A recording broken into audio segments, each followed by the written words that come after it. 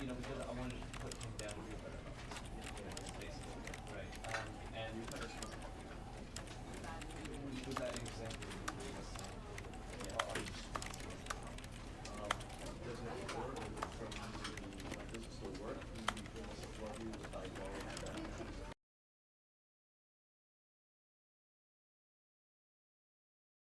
This is the story of a man named Stanley. Stanley worked for a company in a big building where he was employee number 427. Employee number 427's job was simple. He sat at his desk in room 427 and he pushed buttons on a keyboard. Orders came to him through a monitor on his desk, telling him what buttons to push, how long to push them, and in what order. This is what employee 427 did every day of every month of every year. And although others might have considered it soul-rending, Stanley relished every moment that the orders came in, as though he had been made exactly for this job. And Stanley was happy. And then one day, something very peculiar happened. Something that would forever change Stanley. Something he would never quite forget. He had been at his desk for nearly an hour when he realized that not one single order had arrived on the monitor for him to follow. No one had showed up to give him instructions, call a meeting, or even say hi. Never in all his years at the company had this happened, this complete isolation. Something was very clearly wrong. Shocked, frozen solid, Stanley found himself unable to move for the longest time. But as he came to his wits and regained his senses, he got up from his desk and stepped out of his office.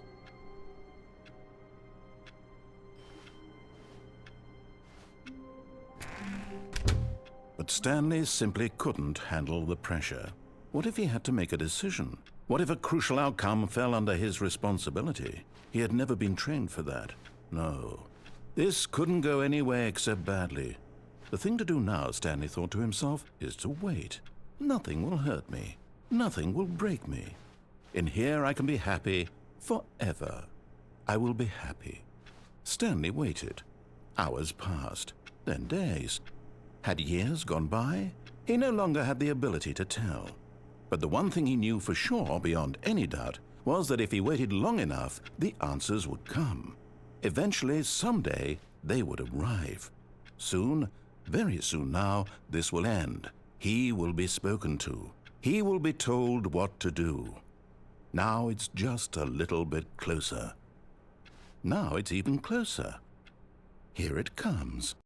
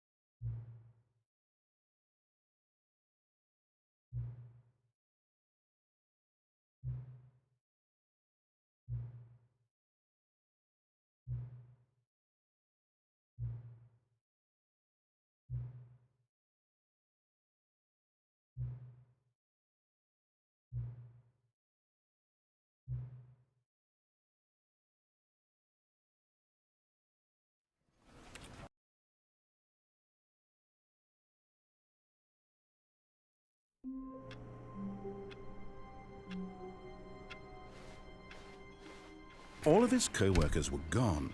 What could it mean? Stanley decided to go to the meeting room. Perhaps he had simply missed a memo.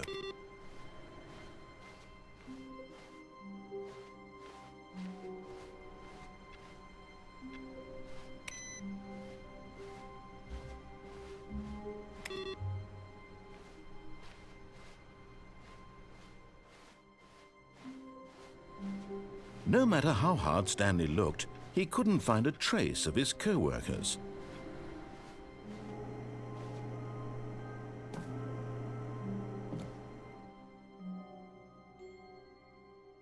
At first, Stanley assumed he'd broken the map, until he heard this narration and realized it was part of the game's design all along. He then praised the game for its insightful and witty commentary into the nature of video game structure and its examination of structural narrative tropes. So, now that you're here, what do you think? Isn't this a fun and unique place to be? Why don't we take a minute just to drink it all in? Okay, I'm over it now. What do you think? Are you sick of this gag yet? Well, I don't know how to say this politely, but you could literally just hit escape and restart the game any old time you want, like right now. You could have done it just then. Now would also be an appropriate time to quit. Any of these points and so many, many more, all of them are appropriate. I'm enjoying what seems to be an internal conflict going on where you are literally unable to act on your own desires to restart the game. So, just to push the envelope, I'm going to try and make this as miserable as possible and see how long you can maintain. There once was a man named Stanley, who people considered so manly. But the truth must be told, he was not very old and was quite particularly gangly. What Stanley liked most was buttons. He pushed them like some kind of glutton. He did it all day in a meaningful way, but his brain had long ceased to function. Which is why he is in this parable and lives an existence quite terrible. And if you are not strong and keep playing along, you too will become quite unbearable. Yes. You too will become quite unbearable.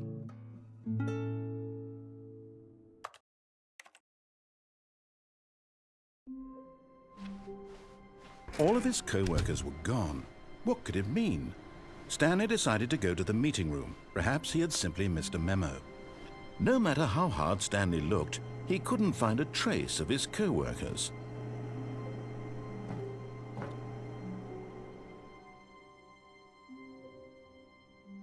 At first, Stanley assumed he'd broken the map, until he heard this narration and realized it was part of the game's design all along.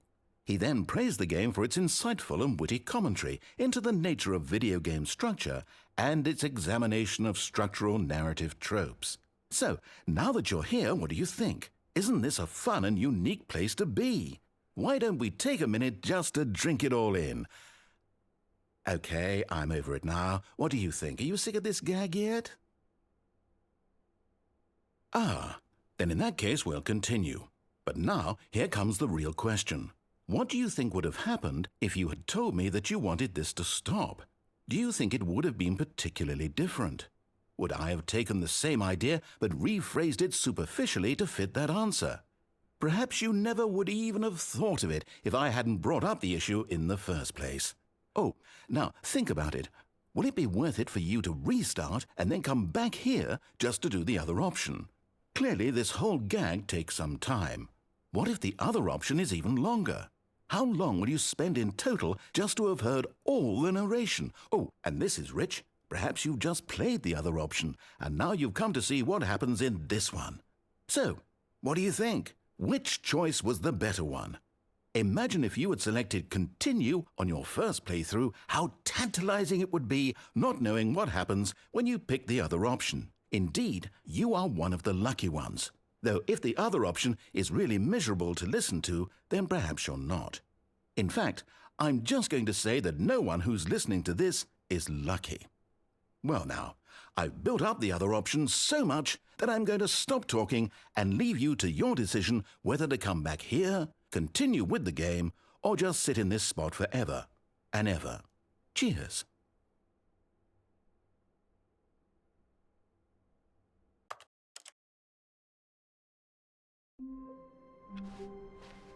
All of his co-workers were gone. What could it mean? Stanley decided to go to the meeting room. Perhaps he had simply missed a memo.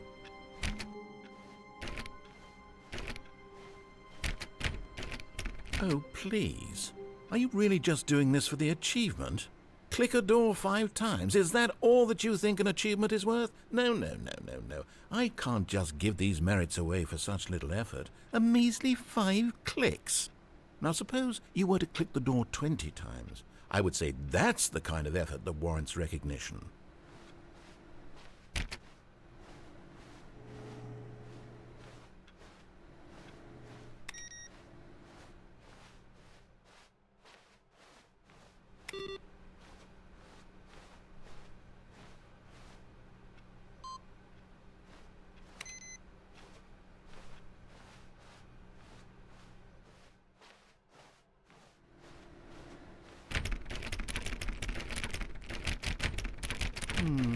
I have to say, I'm still not feeling the satisfaction of witnessing true effort for a noble cause. Perhaps 50 clicks will do it. Yes, almost certainly 50 clicks.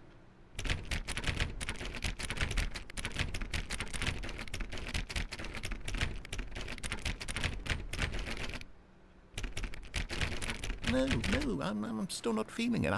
I want this achievement to have meant something. It has to be a true reward for valiant effort. I want to see some hustle, Stanley. I want to see commitment, a willingness to go all the way, no matter what the cost.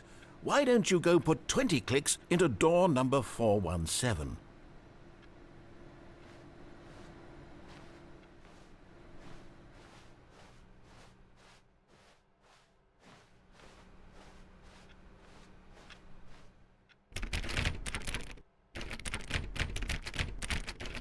Oh, great. Now, go click a few times on door 437.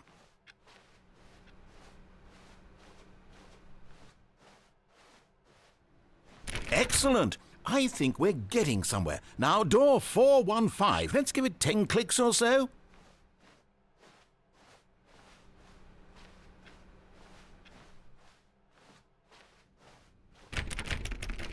Now, back to door number 437.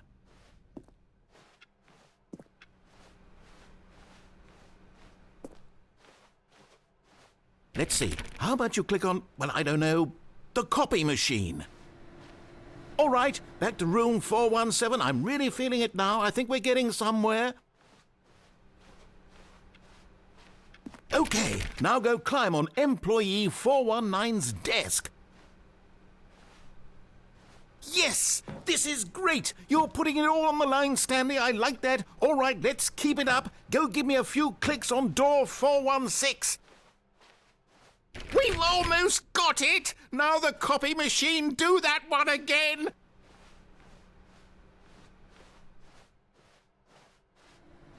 Finish it off, Stanley! 5 clicks on door 430! Yes! We did it! Oh, wow. That felt amazing.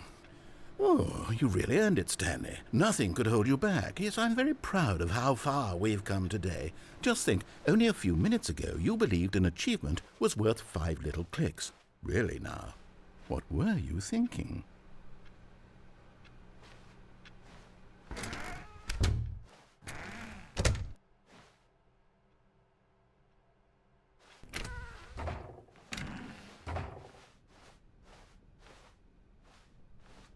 When Stanley came to a set of 2 open doors, he entered the door on his left.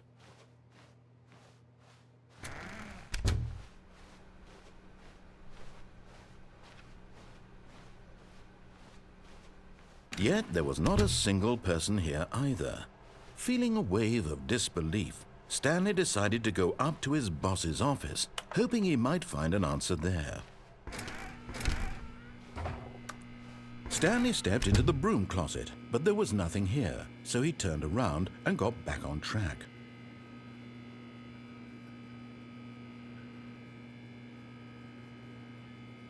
There was nothing here. No choice to make, no path to follow, just an empty broom closet. No reason to still be here.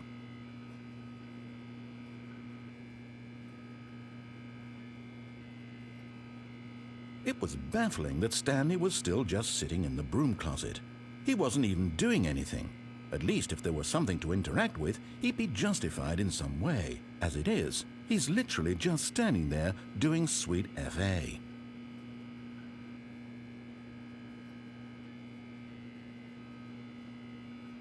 Are you really still in the broom closet? Standing around doing nothing? Why? Please offer me some explanation here. I'm genuinely confused.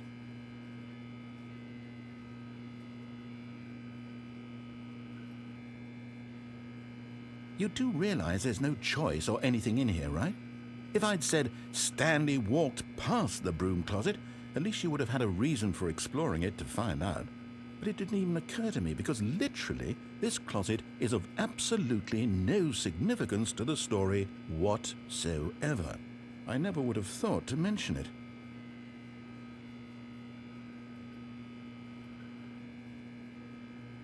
Maybe to you this is somehow its own branching path.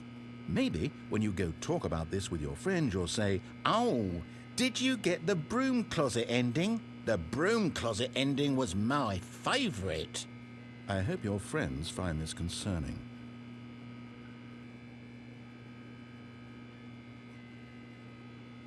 Stanley was fat and ugly and really stupid. He probably only got the job because of a family connection. That's how stupid he is. That or with drug money. Also, Stanley is addicted to drugs and hookers.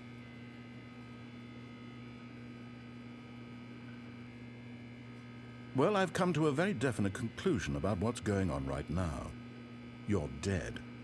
You got to this broom closet, explored it a bit, and were just about to leave because there's nothing here, when a physical malady of some sort shut down your central nervous system and you collapsed on the keyboard. Well, in a situation like this, the responsible thing is to alert someone nearby so as to ensure that your body is taken care of before it begins to decompose. Hello? Anyone who happens to be nearby? The person at this computer is dead. They have fallen prey to any number of your countless human physiological vulnerabilities. It's indicative of the long-term sustainability of your species. Please remove their corpse from the area and instruct another human to take their place, making sure they understand basic first-person video game mechanics and filling them in on the history of narrative tropes in video gaming, so that the irony and insightful commentary of this game is not lost on them. All right, when you've done that, just step out into the hallway. Ah, second player. It's good to have you on board. I guarantee you can't do any worse than the person who came before you. You too? Unbelievable. I'm at the mercy of an entire species of invalids. Perhaps there's a monkey nearby you can hand the controls to. A fish? Fungus? Look, you can hammer out the details. I'm not particularly picky. I'll just be waiting for when you're ready to pick up the story again.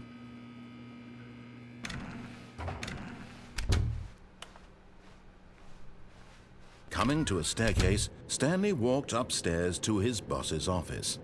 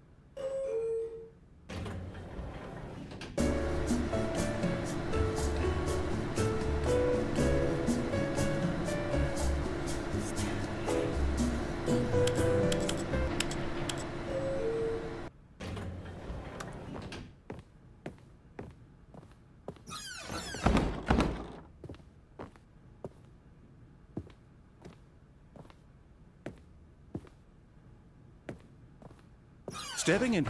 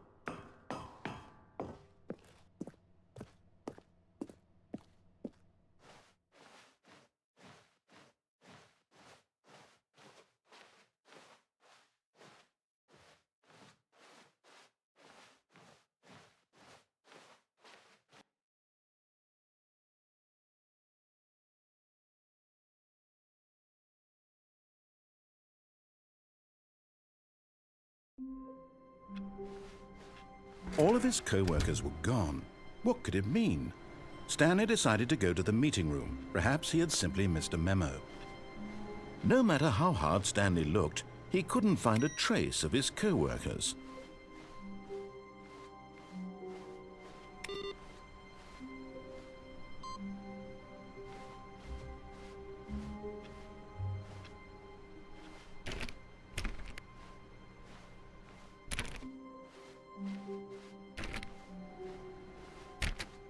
Stanley went around touching every little thing in the office, but it didn't make a single difference, nor did it advance the story in any way.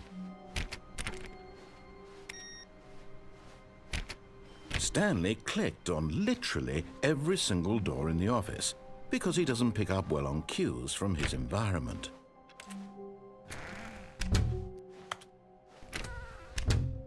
Oh, and I guess this is where Stanley felt he needed to be right now, in this little hallway. Here, with no distractions, to study room 417. Not to actually enter it. No. That would be far too forward. Stanley wanted to know it from the outside.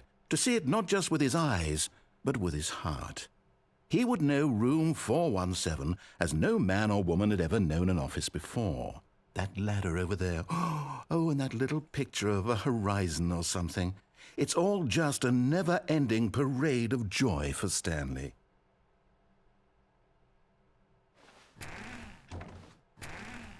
Ah, no, apparently not. When Stanley came to a set of 2 open doors, he entered the door on his left. This was not the correct way to the meeting room, and Stanley knew it perfectly well. Perhaps he wanted to stop by the employee lounge first, just to admire it. Ah, yes, truly a room worth admiring. It had really been worth the detour after all, just to spend a few moments here in this immaculate, beautifully constructed room. Stanley simply stood here, drinking it all in.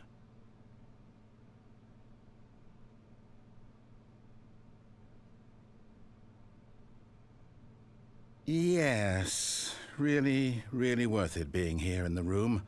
A room so utterly captivating that even though all your co-workers have mysteriously vanished, here you sit looking at these chairs and some paintings. Really worth it.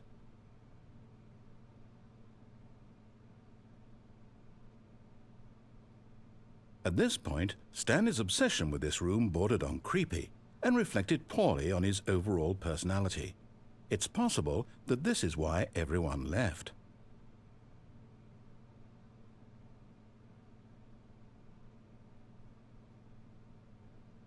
Stanley sat around waiting for more dialogue, but when a long time had passed and there was no more, he decided that the game was trying to send him a message.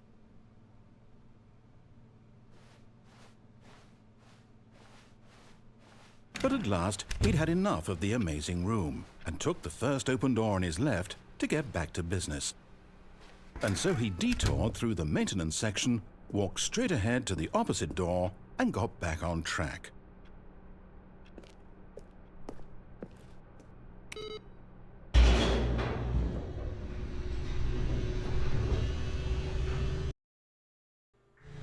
But Stanley didn't want to go back to the office. He wanted to wander about and get even further off track. So now in order to get back, he needed to go, from here it's, left. Oh, no, it's to the right, my mistake. No, not the right. Why would I have ever said it was to the right? What was I thinking? It's clearly... Oh dear, would you hold on for a minute, please? Now, let's see. We went down right, left, down, left, right. Yep, okay, yes. I've got it now. This story is absolutely, definitely this way.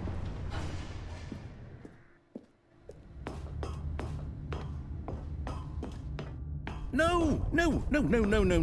This isn't right at all. You're not supposed to be here yet. This is all a spoiler. Quick, Stanley, close your eyes. Okay. We just have to get back to, oh, who am I kidding? It's all rubbish now. The whole story completely unusable. How about, rather than waste my time trying to salvage this nonsense, we'll just restart the game from the beginning. And this time, suppose we don't wander so far off track, Okay, from the top.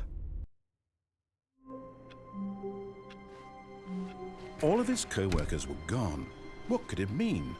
Stanley decided to go to the meeting room. Perhaps he had simply missed a memo.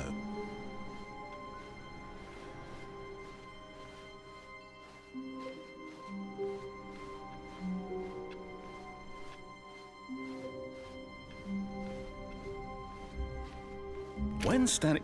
Wait, what? No, I restarted. I swear I definitely restarted the game over, completely fresh. Everything should be... Oh, did something change? Stanley, did you change anything when we were back in that room with all the monitors? Did you move the story somewhere or... Hold on. Why am I asking you? I'm the one who wrote the story. It was right here just a minute ago. I know for sure that it's here somewhere. Okay, then. It's an adventure. Come, Stanley. Let's find the story.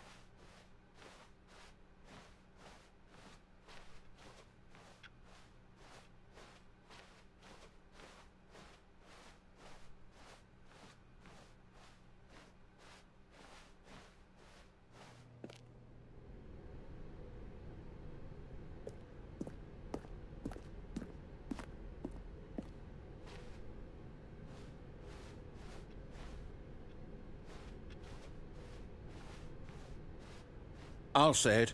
This is the worst adventure I've ever been on. I can promise you there definitely was a story here before. Do we need to restart the game again? Well, I find it unlikely that we'll ever progress by starting over and over again, but it's got to be better than this. Okay, let's give it a shot. Why not? All of his co-workers were gone. What could it mean? Stanley decided to go to the meeting room. Perhaps he had simply missed a memo.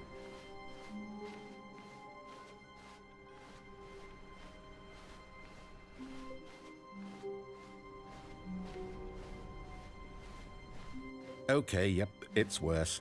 I might be remembering this wrong. It's possible the story is back where we just came from.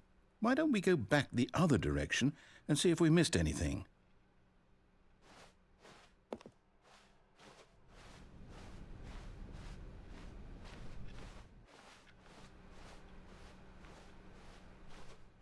Aha! I knew we'd miss something. The story.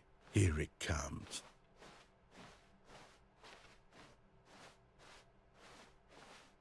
No, wait, never mind. Not the story. Okay, let's head back the other way and retrace our steps. Now this... Well, I'll be honest, I don't recognize this place at all. Is this the story?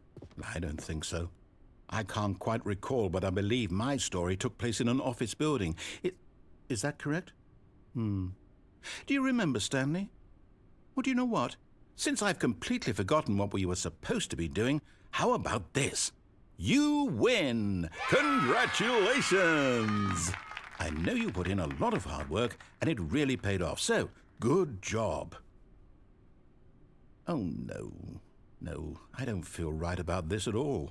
We both know you didn't put in any actual work for that win. Some people win fair and square, and this was not one of those situations. Okay, I'm getting weirded out by whatever this place is. I don't care what might happen this time. I have to restart. All right, I've got a solution. This time, to make sure we don't get lost, I've employed the help of the Stanley Parable adventure line. Just follow the line. How simple is that?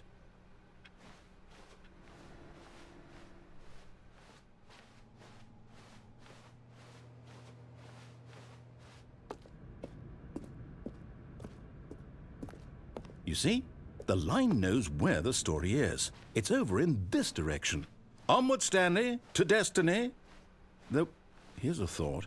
Wouldn't wherever we end up be our destination, even if there's no story there? Or to put it another way, is the story of no destination still a story? Simply by the act of moving forward, are we implying a journey such that a destination is inevitably conjured into being via the very manifestation of the nature of life itself? Whoa. Hang on. That got a bit weird back there. Well, I'd like to apologize.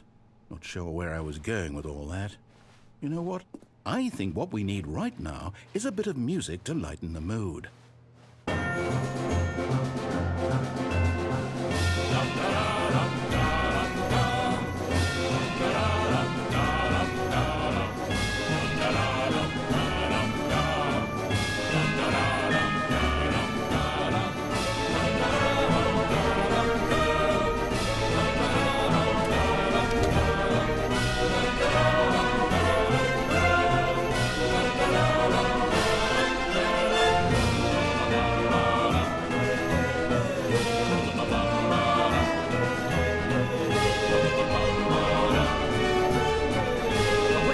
Cut the music, go back and look at that fern.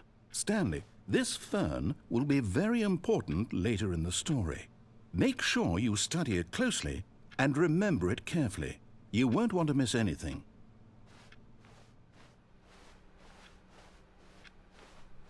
Wait, what? We're back at the office? No. Line, you do know we're looking for the Stanley Parable, right? The story? Is any of this ringing a bell? Oh, no, not again, Line. How could you have done this to us? And after we trusted you, after everything we've been through, you... Oh, I can't take this anymore. To hell with it. Restart.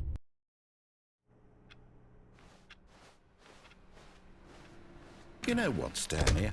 I say forget the adventure line. What's it ever done for us? We're intelligent people, right? Why can't we make up our own story? Something exciting, daring, mysterious. Ooh, this all sounds perfectly doable. Why don't we simply start wandering in, well, I don't know. How about this direction? Now, yes, this is exciting. Just me and Stanley forging a new path, a new story. Well, it could be anything. What do you want our story to be? Go wild. Use your imagination. Whatever it might be, Stanley, I'm ready for it. Oh, no, not you again. Stanley, I'd also like to veto the line from having any role in our awesome new story. No lines or monitor rooms. Just don't acknowledge it, and we should be fine.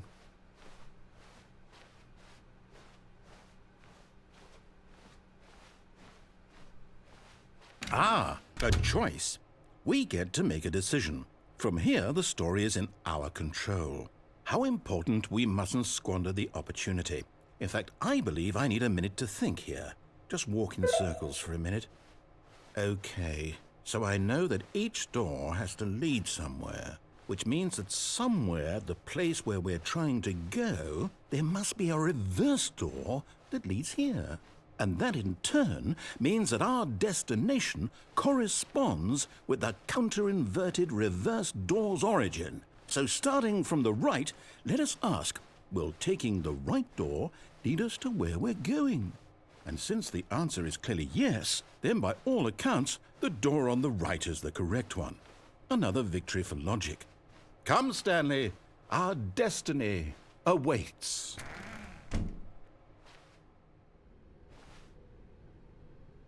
Oh, hold up, what's this?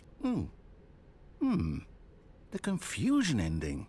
You're telling me that's what this is? It's all one giant ending? And we're supposed to restart the game, what, eight times? That's really how all this goes? It's all determined? So now, according to the schedule, I restart again. Then what? Am I just supposed to forget? Well, what if I don't want to forget? My mind goes blank simply because it's written here on this thing, wall. Well, who consulted me? Why don't I get to decide? Why don't I get a say in all of this? Is it really? No, it can't be. I don't want it to be. I don't want the game to keep restarting. I don't want to forget what's going on. I don't want to be trapped like this. I won't restart the game. I won't do it. I won't do it. I won't do it. And the timer stopped? Does that mean, did we do it? Did we break the cycle? The, whatever it is that made this schedule? How would we even know? Will someone come for us? Will something happen? So, okay. I guess now we just wait. You know, I suppose in some way that this is a kind of story, wouldn't you agree? I'm not quite sure if we're in the destination or the journey, though they're always saying that life is about the journey and not the destination, so I hope that's where we are right now. We'll find out, won't we? Eventually. Well, in the meantime, if you...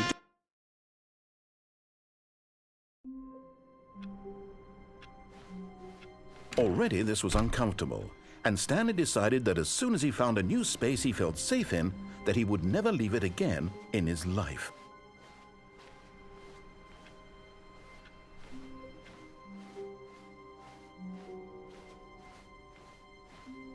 When Stanley came to a set of 2 open doors, he entered the door on his left.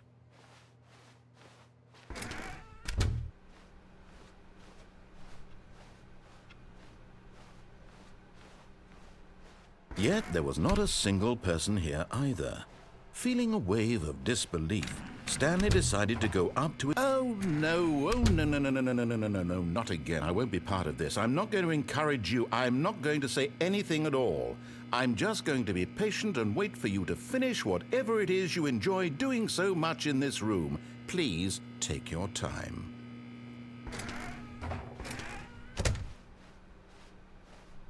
Coming to a staircase, Stanley walked upstairs to his boss's office.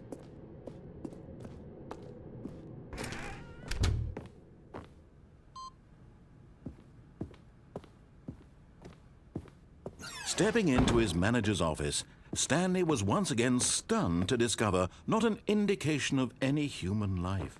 What could it mean? Stanley wondered aloud to nobody.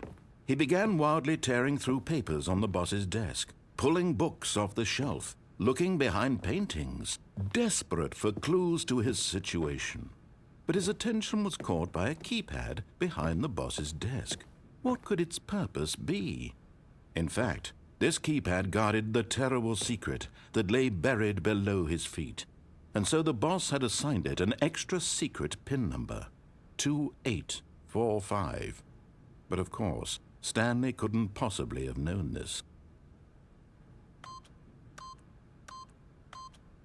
Yet incredibly, by simply pushing random buttons on the keypad, Stanley happened to input the correct code by sheer luck. Amazing. He stepped into the newly opened passageway.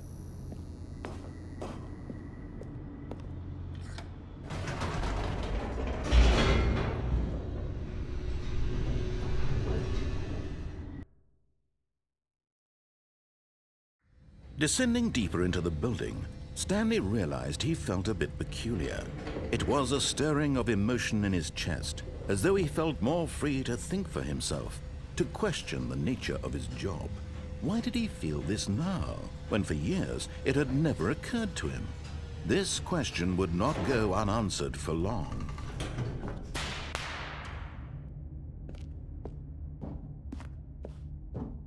Stanley walked straight ahead through the large door that read Mind Control Facility.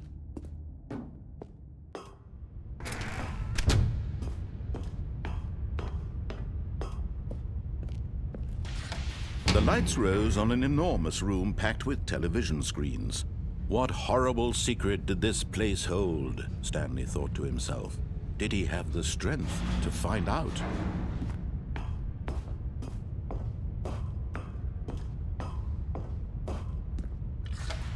Now the monitors jumped to life, their true nature revealed. Each bore the number of an employee in the building, Stanley's co-workers. The lives of so many individuals reduced to images on a screen, and Stanley, one of them, eternally monitored in this place where freedom meant nothing.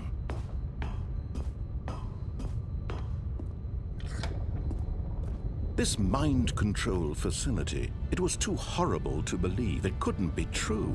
Had Stanley really been under someone's control all this time?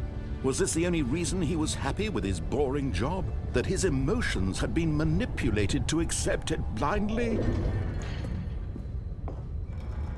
No, he refused to believe it. He couldn't accept it. His own life in someone else's control? Never!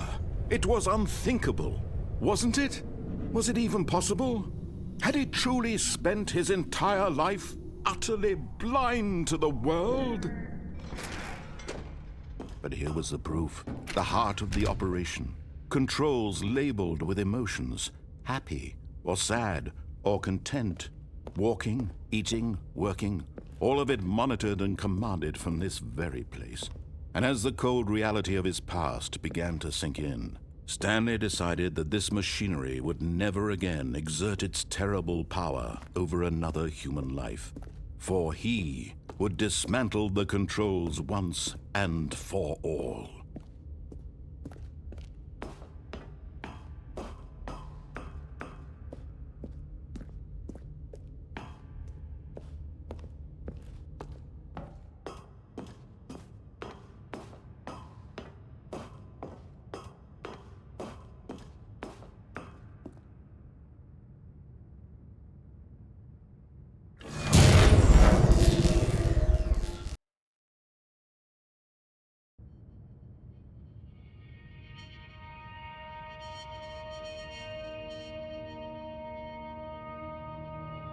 Blackness, and a rising chill of uncertainty.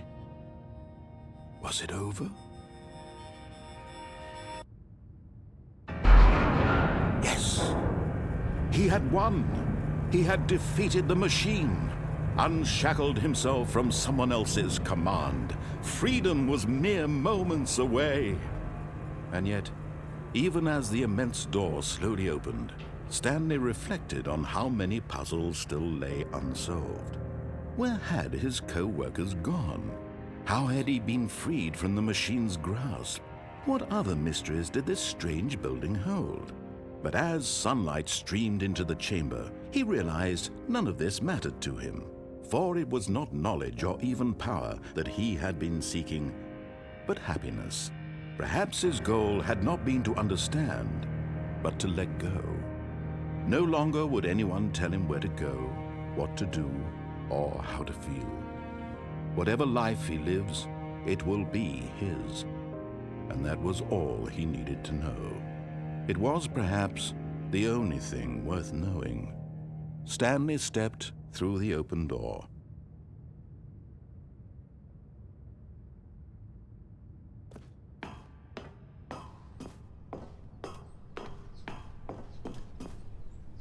Stanley felt the cool breeze upon his skin, the feeling of liberation, the immense possibility of the new path before him. This was exactly the way, right now, that things were meant to happen. And Stanley was happy.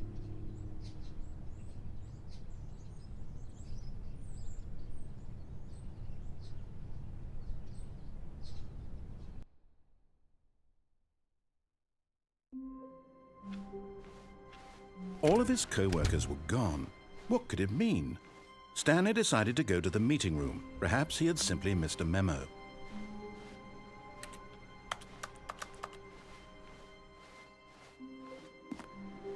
No matter how hard Stanley looked, he couldn't find a trace of his co-workers.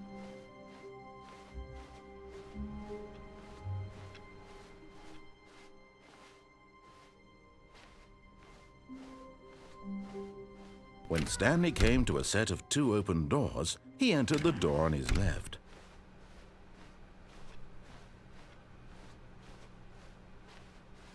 Yet there was not a single person here either. Feeling a wave of disbelief, Stanley decided to go up to his boss's office, hoping he might find an answer there. Coming to a staircase, Stanley walked upstairs to his boss's office.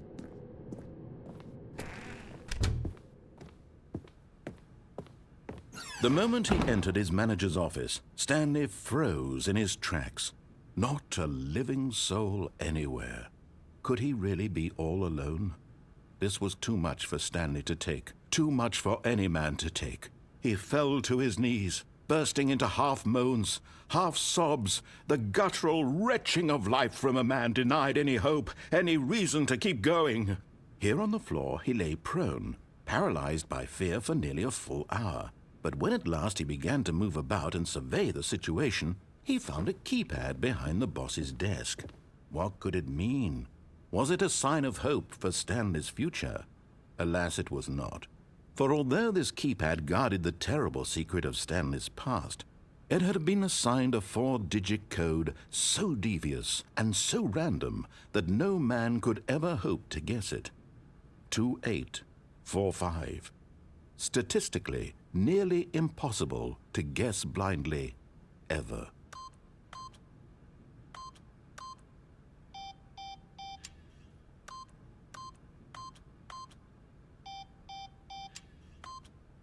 Stanley just sat around twiddling his thumbs.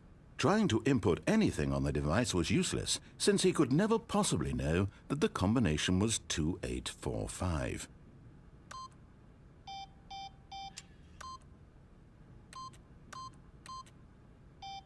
Two, 8, 4, 5.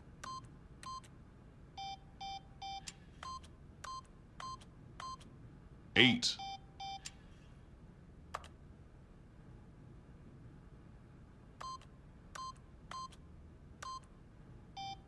But it turns out that the panel's emergency override kicked in, and the door just opened all by itself. And Stanley got the hell along with the story.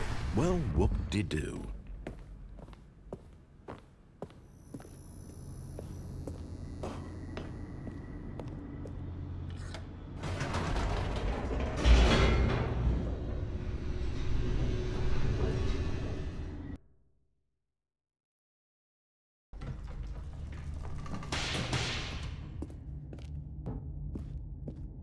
Stanley walked straight ahead through the large door that read Mind Control Facility.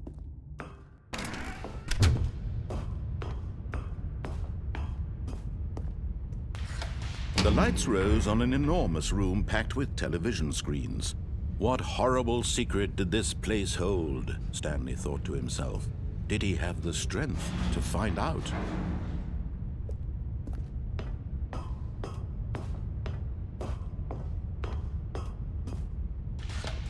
Now the monitors jumped to life, their true nature revealed. Each bore the number of an employee in the building, Stanley's co-workers. The lives of so many individuals reduced to images on a screen, and Stanley, one of them, eternally monitored in this place where freedom meant nothing.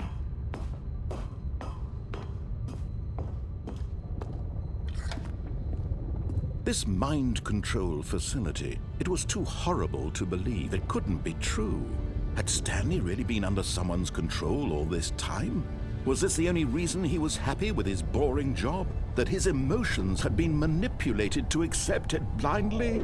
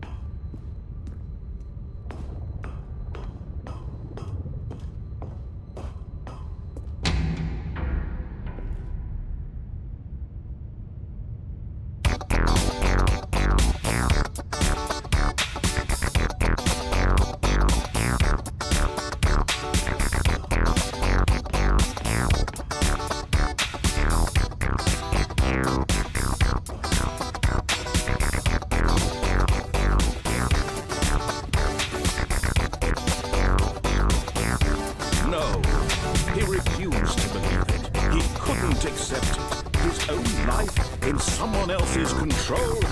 Never. It was unthinkable, wasn't it? Was it even possible? Had he truly spent his entire life utterly blind to the world? But here was the proof. The heart of the operation. Controls labeled with emotions. Happy or sad or content. Walking, eating, working. All of it monitored and commanded from this very place. And as the cold reality of his past began to sink in, Stanley decided that this machinery would never again exert its terrible power over another human life. For he would dismantle the controls once and for all. Oh, Stanley, you didn't just activate the controls, did you? After they kept you enslaved all these years, you go and you try to take control of the machine for yourself. Is that what you wanted? Control? Oh, Stanley, I applaud your effort, I really do. But you need to understand, there's only so much that machine can do. You were supposed to let it go, turn the controls off, and leave. If you want to throw my story off track, you're going to have to do much better than that.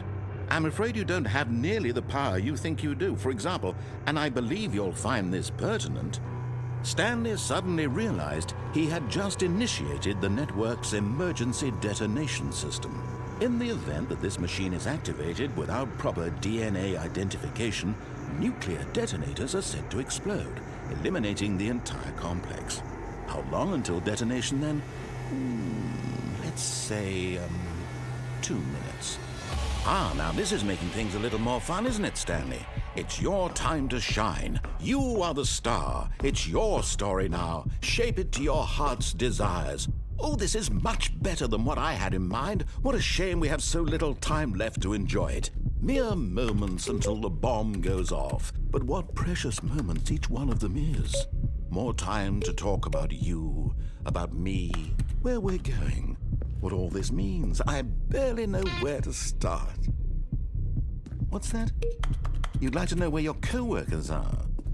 A moment of solace before you're obliterated? All right, I'm in a good mood. You're gonna die anyway. I'll tell you exactly what happened to them.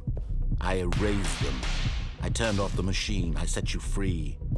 Of course, that was merely in this instance of the story. Sometimes when I tell it, I simply let you sit there in your office forever, pushing buttons endlessly and then dying alone. Other times, I let the office sink into the ground, swallowing everyone inside, or I let it burn to a crisp. I have to say this, though, this version of events has been rather amusing. Watching you try to make sense of everything and take back the control wrested away from you, it's quite rich. I almost hate to see it go.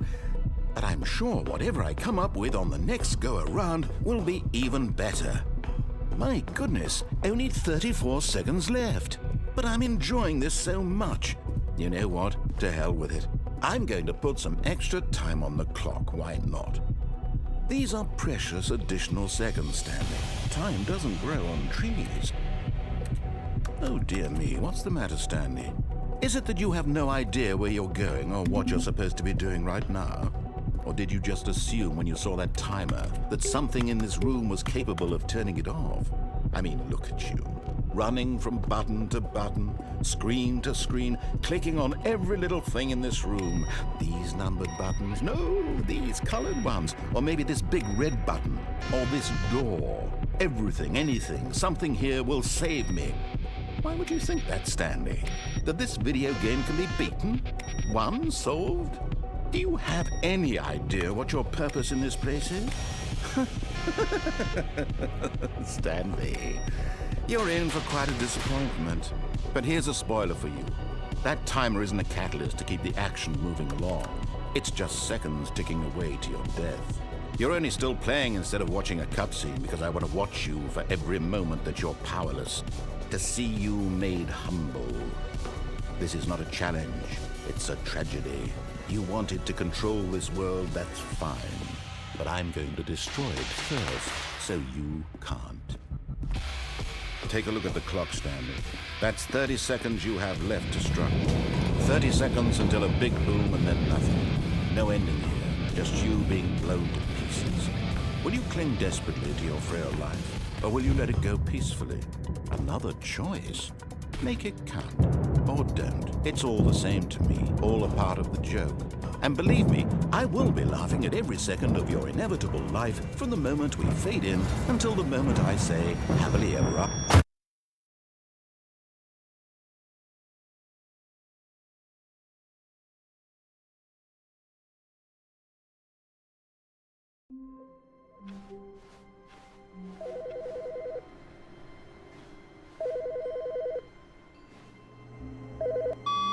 Hello.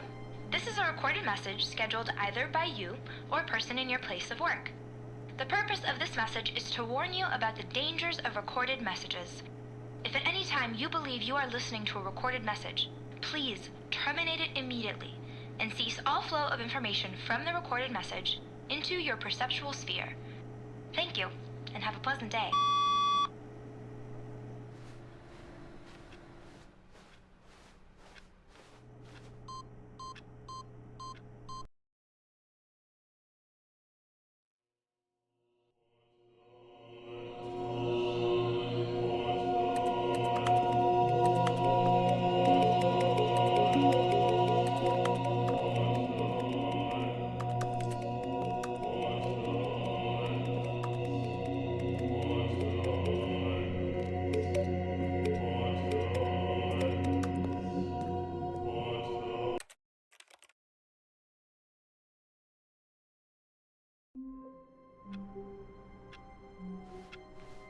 Already this was uncomfortable, and Stanley decided that as soon as he found a new space he felt safe in, that he would never leave it again in his life.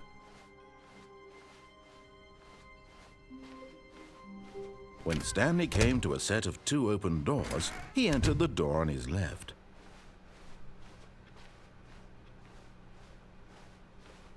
Yet there was not a single person here either. Feeling a wave of disbelief, Stanley decided to go up to his boss's office. Coming to a staircase, Stanley walked upstairs to his boss's office. But Stanley just couldn't do it. He considered the possibility of facing his boss. Admitting he had left his post during work hours, he might be fired for that. And in such a competitive economy, why had he taken that risk? All because he believed everyone had vanished? His boss would think he was crazy. And then something occurred to Stanley. Maybe, he thought to himself, maybe I am crazy. All of my co-workers blinking mysteriously out of existence in a single moment for no reason at all? None of it made any logical sense. And as Stanley pondered this, he began to make other strange observations. For example, why couldn't he see his feet when he looked down? Why did doors close automatically behind him wherever he went? And for that matter, these rooms were starting to look pretty familiar. Were they simply repeating? No, Stanley said to himself, this is all too strange. This can't be real. And at last, he came to the conclusion that had been on the tip of his tongue. He just hadn't found the words for it. "I'm dreaming!" he yelled. "This is all a dream." Oh, what a relief Stanley felt to have finally found an answer, an explanation. His co-workers weren't actually gone. He wasn't going to lose his job. He wasn't crazy after all. And he thought to himself, I suppose I'll wake up soon. I'll have to go back to my boring real-life job pushing buttons. I may as well enjoy this while I'm still lucid. So he imagined himself flying and began to gently float above the ground. Then he imagined himself soaring through space on a magical starfield, and it too appeared. It was so much fun, and Stanley marveled that he had still not woken up. How was he remaining so lucid? And then perhaps the strangest question of them all entered Stanley's head. One he was amazed he hadn't asked himself sooner. Why is there a voice in my head dictating everything that I'm doing and thinking? Now the voice was describing itself being considered by Stanley, who found it particularly strange. I'm dreaming about a voice describing me, thinking about how it's describing my thoughts, he thought. And while he thought it all very odd and wondered if this voice spoke to all people in their dreams, the truth was that, of course, this was not a dream. How could it be? Was Stanley simply deceiving himself, believing that if he's asleep, he doesn't have to take responsibility for himself? Stanley is as awake right now as he's ever been in his life. Now, hearing the voice speak these words was quite a shock to Stanley.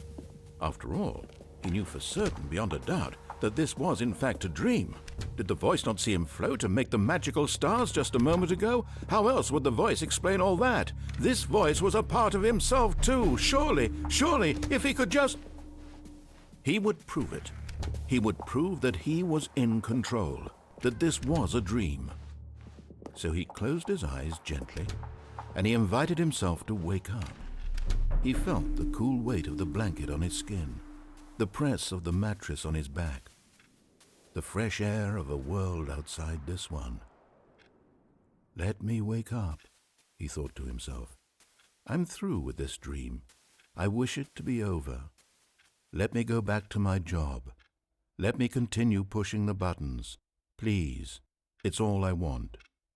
I want my apartment and my wife and my job. All I want is my life exactly the way it's always been. My life is normal.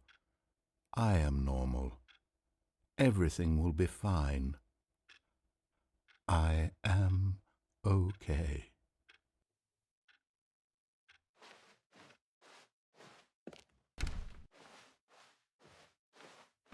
Stanley began screaming. Please, someone, wake me up. My name is Stanley. I have a boss. I have an office. I am real. Please, just someone tell me I am real. I must be real. I must be. Can anyone hear my voice? Who am I? Who am I? And everything went black.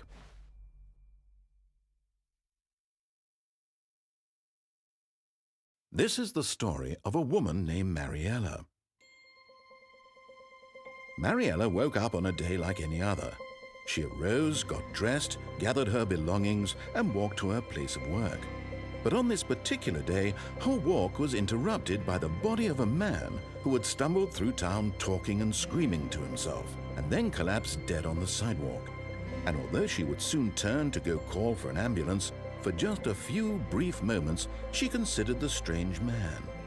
He was obviously crazy. This much she knew. Everyone knows what crazy people look like. And in that moment, she thought to herself how lucky she was to be normal. I am sane. I am in control of my mind. I know what is real and what isn't.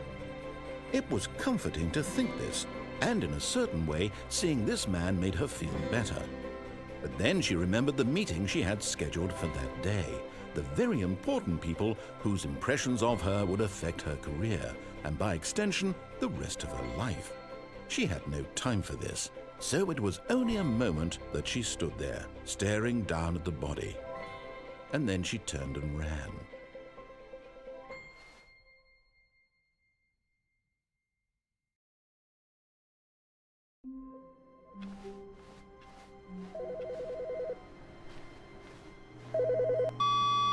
Good morning.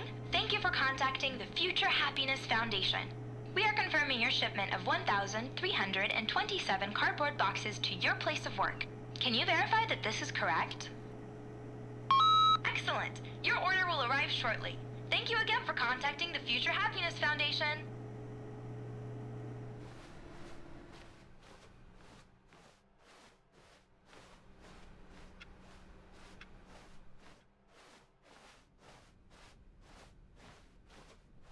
When Stanley came to a set of 2 open doors, he entered the door on his left.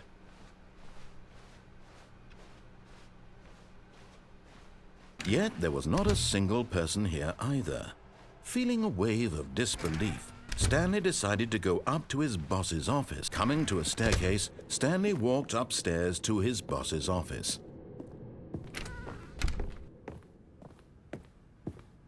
Stepping into his manager's office, Stanley was once again stunned to discover not an indication of any human. Stanley was in such a rush to get through the story as quickly as possible, he didn't even have a single minute to just let the narrator talk. That kind of anxiety isn't healthy, so he relaxed for a few moments with some calming New Age music.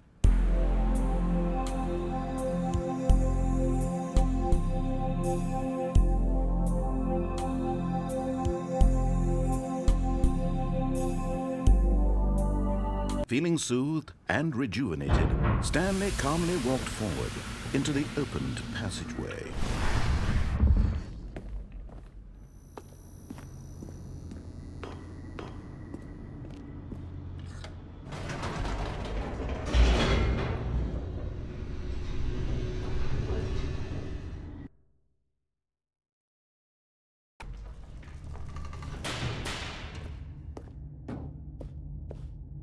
Stanley walked straight ahead through the large door that read Mind Control Facility. Although this passageway had the word escape written on it, the truth was that at the end of this hall, Stanley would meet his violent death. The door behind him was not shut. Stanley still had every opportunity to turn around and get back on track. At this point, Stanley was making a conscious, concerted effort to walk forward and willingly confront his death.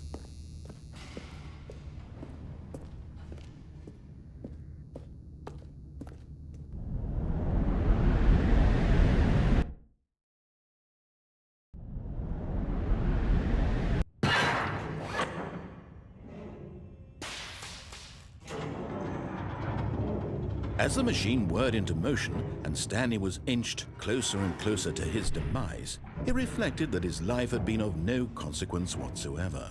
Stanley can't see the bigger picture.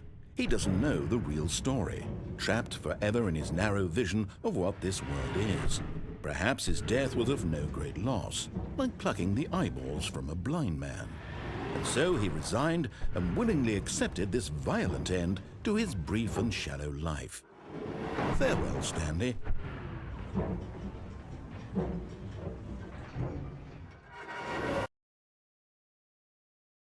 Farewell, Stanley, cried the narrator, as Stanley was led helplessly into the enormous metal jaws. In a single visceral instant, Stanley was obliterated as the machine crushed every bone in his body, killing him instantly.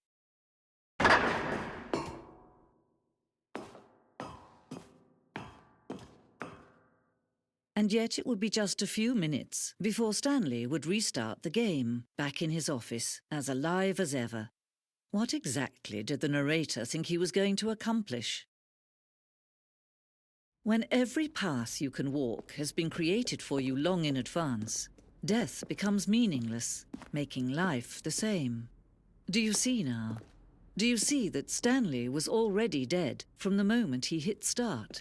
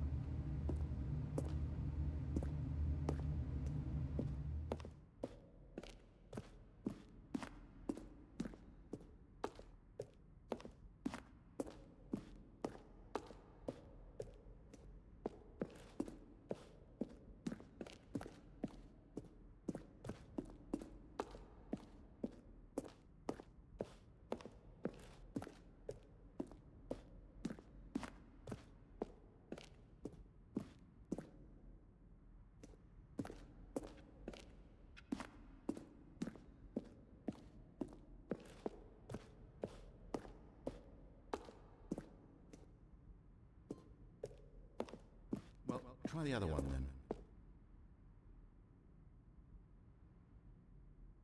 then. Let's see. Stanley walked through the green door. Now then, this elevator for sure will get him right back on track.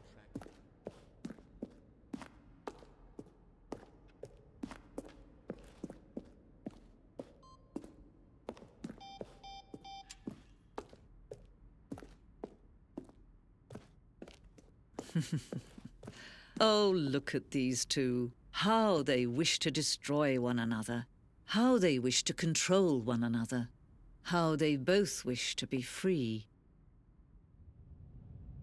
Can you see? Can you see how much they need one another? No, perhaps not. Sometimes these things cannot be seen. But listen to me. You can still save those two. You can stop the program before they both fail. Push escape and press quit. There's no other way to beat this game. As long as you move forward, you'll be walking someone else's path. Stop now and it'll be your only true choice. Whatever you do, choose it. Don't let time choose for you. Don't let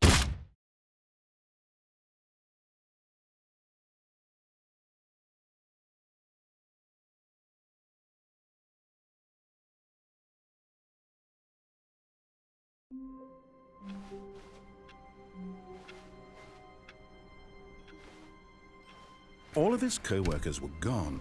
What could it mean? Stanley decided to go to the meeting room. Perhaps he had simply missed a memo.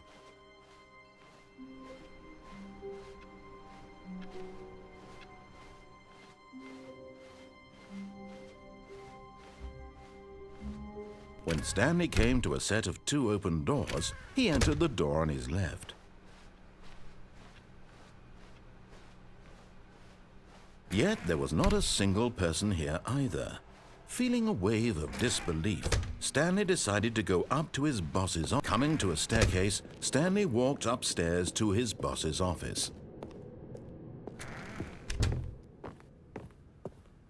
Okay, I think we all know the drill by now. Blah, blah, blah. Dark secrets, the keypad. Stanley pushes some buttons. Oh, hey, look, it's a new passageway.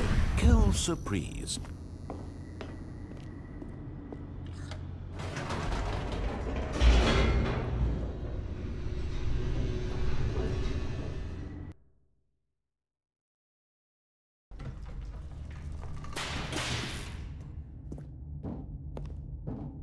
Stanley walked straight ahead through the large door that read Mind Control Facility.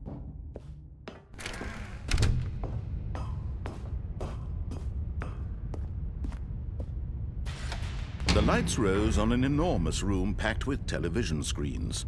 What horrible secret did this place hold? Stanley thought to himself. Did he have the strength to find out?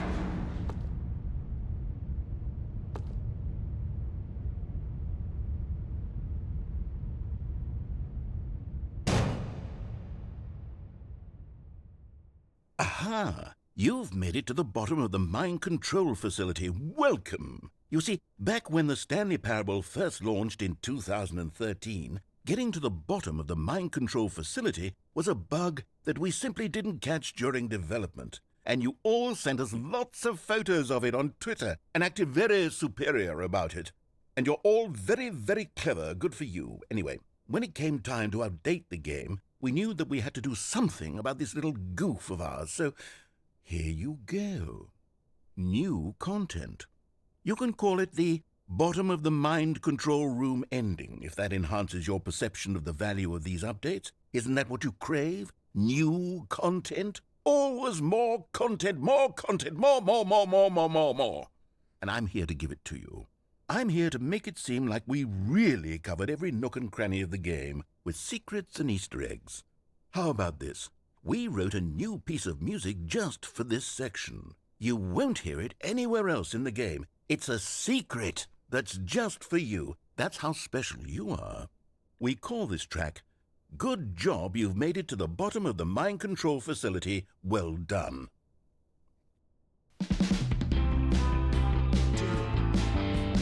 Good job, you did it. Good job. 3, 2, 1. Good job, you made it to the bottom of the mind control facility. You jumped on the catwalk. You should have been careful, you should have been careful. It used to be a bug, but now it's an ending, now it's an ending. I believe in you, I believe in your ability to cross this barrier. Chase your dreams, but railings don't mean anything.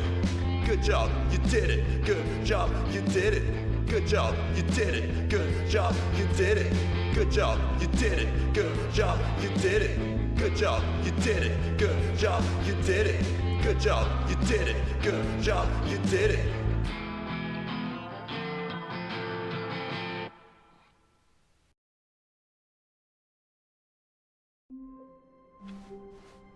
All of his co-workers were gone. What could it mean? Stanley decided to go to the meeting room. Perhaps he had simply missed a memo.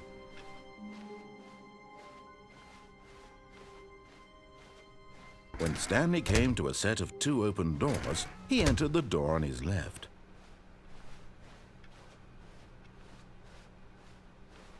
Yet there was not a single person here either.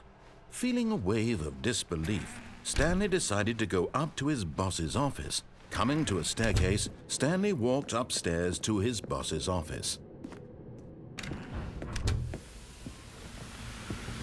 Here's the door, just go.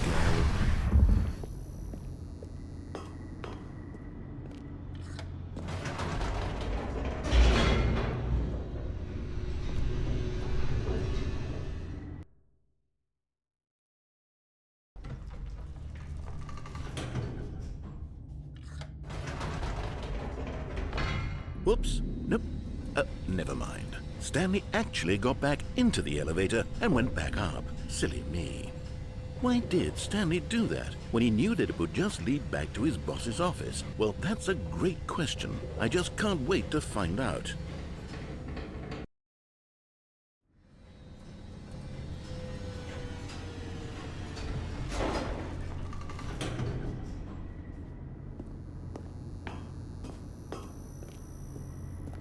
Here we are, Stanley. It's your boss's office. Exactly the way it was before you got onto the elevator. It's still just exactly what it is. What a decision you've made to come up here and look at the office again. This has fleshed out the plot of the story in new and fascinating ways I could have never anticipated. It's that keen eye for storytelling that you have, an incisive rapid fire of critical plot points, one after the other, weaving a rich tapestry of uncompromising narrative. Wow! I'm bolted to the edge of my seat.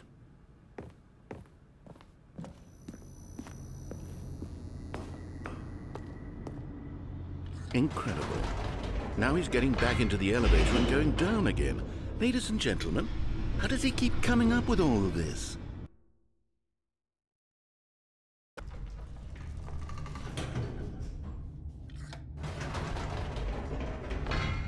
Did you think we were going to go forward down the spooky corridor? No. It's time once again to go back up in the elevator. I can't even begin to grapple with what might be up there. Is it the boss's office again? Or what if it's the boss's office this time? The suspense is killing me.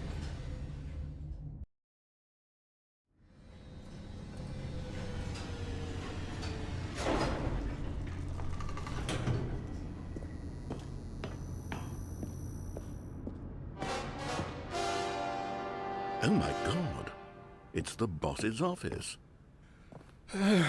This absolutely changes everything for me. Give me a time out here for a minute while I process this.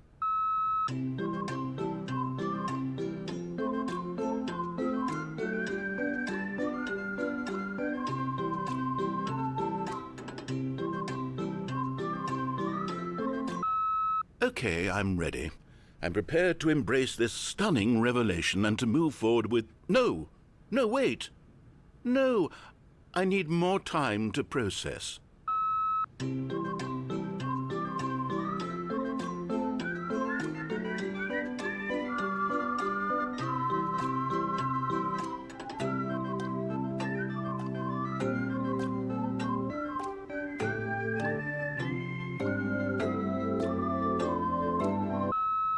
All right. I have fully come to terms with it. I have made space in my worldview for this astonishing new reality. As before, I turn to your expert eye for gripping narrative, Master Stanley.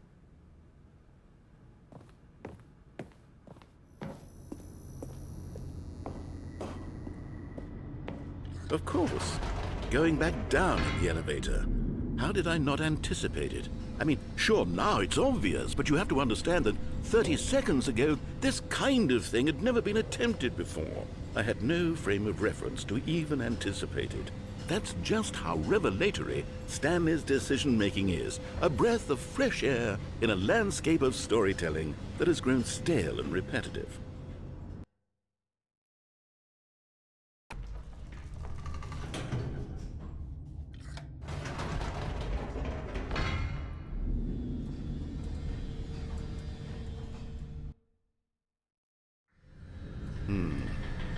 You know what? I've just thought of something. Hold on, let's stop for a moment. Don't you realize? It's the anticipation, Stanley. You and I, we have no way of knowing what will be at the top of this elevator. But the suspense, the agony of waiting and anticipating and having to guess, that's the real thrill. Oh, I simply don't want to let that feeling go. It's so precious, so fleeting. Why don't we take this elevator ride nice and slow? There we go. Isn't this so much more exciting? You know, Stanley, it seems like nowadays the only thing that audiences want is to be shocked as loudly and frequently as possible. They want big, explosive moments flung right in their faces from the very moment that things get started. But where's the tension? Where's the trust in the audience to build a slow and nuanced appreciation for the story, the characters? Why aren't we given time to imagine the surprises, to have to think and to anticipate, and then to marvel at the eventual reveal? This is storytelling, Stanley. What you and I are doing right now. This is the most exciting narrative to be developed in years, and it's really all because of you. You're the one who took this bold step of revisiting the exact same locations over and over. Truly, I mean it. This is unique and different. It's not like anything else out there. You see, I want stories that surprise me, Stanley. I want to have to think. I want to be engaged and not pandered to. We're being fed such unimaginative drivel all the time, and we all know it, which is why we're so starved for content that makes us feel sharp and vital and alive.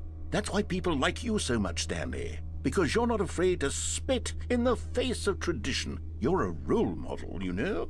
People look up to you. Which is why, though I didn't know when to spring this on you, but, well, I've gathered a little press conference for you, so that you can talk about your work and your storytelling and your life.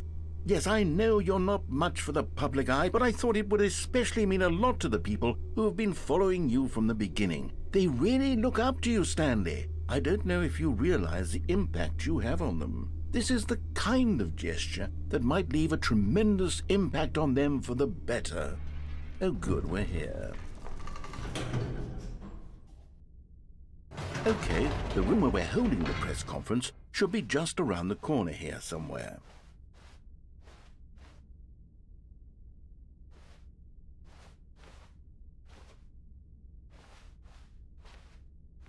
Ah, yes, here it is, just through this door. All right, are you ready? I've told them you're going to speak a little bit about the nature of surprise in storytelling and what it means to craft a truly unpredictable narrative. Oh, don't worry, you'll do great. Just be yourself and speak from the heart. I'm really proud of you, Stanley. Okay, it looks like they're ready for you. Go get 'em.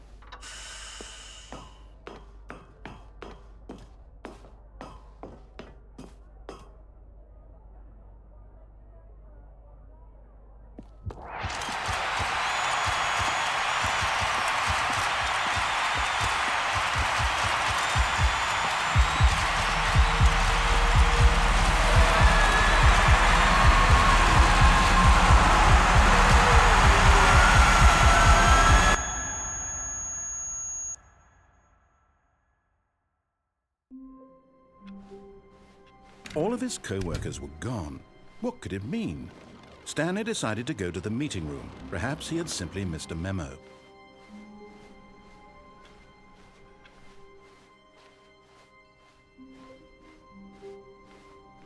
When Stanley came to a set of 2 open doors, this was not the correct way to the meeting room, and Stanley knew it perfectly well. Perhaps he wanted to stop by the employee lounge first, just to admire it. Wow. Yes, this room. What a beautiful room. What a gorgeous, gorgeous room. Thank goodness Stanley had taken this detour on his way to the meeting room. Life without having experienced this room was now too horrible even to consider.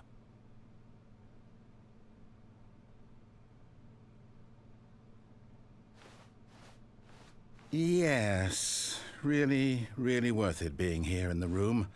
A room so utterly captivating that even though all your co-workers have mysteriously vanished, but eager to get back to business, Stanley took the first open door on his left. Stanley was so bad at following directions, it's incredible he wasn't fired years ago. Oh, well, look who's got cold feet. Sorry to break it to you, Stanley, but that lift isn't coming back. You'd best either get comfortable right here on this platform, or test your luck by jumping to the floor below. You know what? Looking at it now, it's not that far to the bottom floor. I bet you can make it.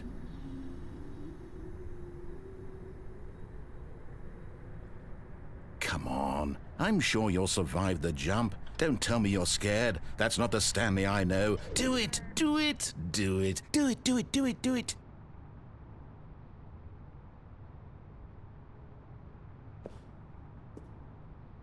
Whoops. Looks like I was wrong. How clumsy of me.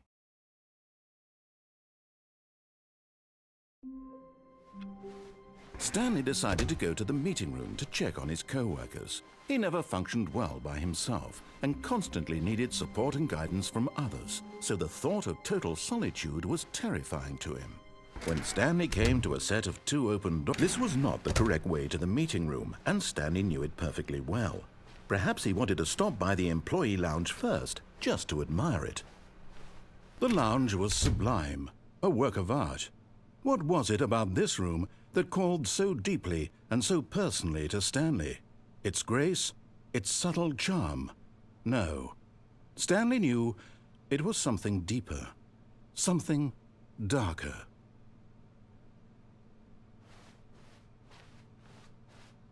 But eager to get back to business, Stanley took the first open door on his left.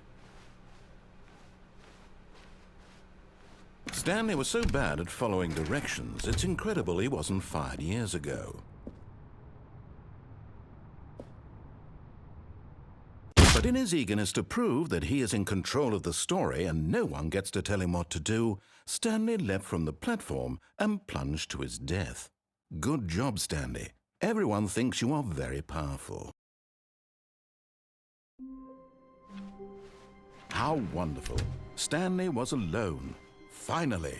This is great, he thought to himself. This is what I've wanted all along. I got what I wanted. When Stanley came to a set of 2 open doors, this was not the correct way to the meeting room, and Stanley knew it perfectly well. Perhaps he wanted to stop by the employee lounge first, just to admire it. Standing now in this incredible room, Stanley for the first time understood true happiness. Then the feeling went away, and he felt sad again. Then it came back, and lingered for a minute or two. Now it's only half there, just a kind of, tingle. But eager to get back to business, Stanley took the first open door on his left. Stanley was so bad at following directions, it's incredible he wasn't fired years ago.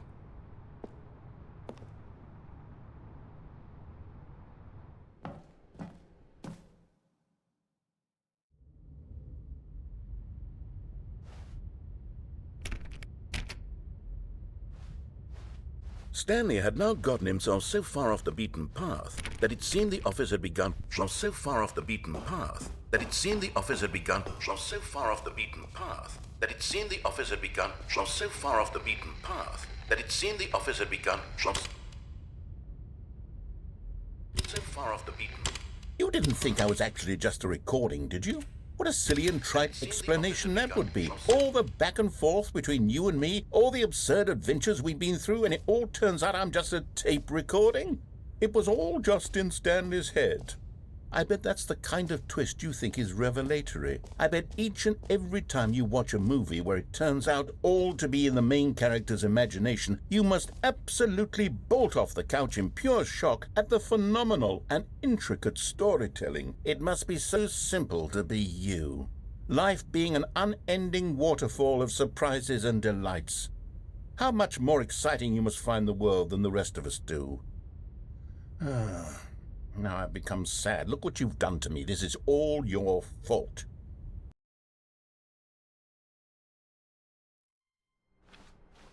How long was I sitting there? Stanley wondered to himself. Minutes? Days? Centuries? Did something crucial happen while my senses were turned? He made a note to be more careful with time from now on. When Stanley came to a set of 2 open doors, this was not the correct way to the meeting room, and Stanley knew it perfectly well. Perhaps he wanted to stop by the employee lounge first, just to admire it. Stanley felt lightheaded, butterflies in his stomach, giddy in a way he had never known before. Was it this room? A connection between the two? Could a man love a room? I mean, truly, truly, deeply, madly love. But eager to get back to business, Stanley took the first open door on his left. Stanley was so bad at following directions, it's incredible he wasn't fired years ago. Look, Stanley, I think perhaps we've gotten off on the wrong foot here. I'm not your enemy, really, I'm not. I realize that investing your trust in someone else can be difficult, but the fact is that the story has been about nothing but you all this time. There's someone you've been neglecting, Stanley. Someone you've forgotten about. Please, stop trying to make every decision by yourself. Now, I'm not asking for me, I'm asking for her. This is it, Stanley. Your chance to redeem yourself, to put your work aside, to let her back into your life. She's been waiting. That's her, Stanley. You need to be the one to do this, to reach out to her.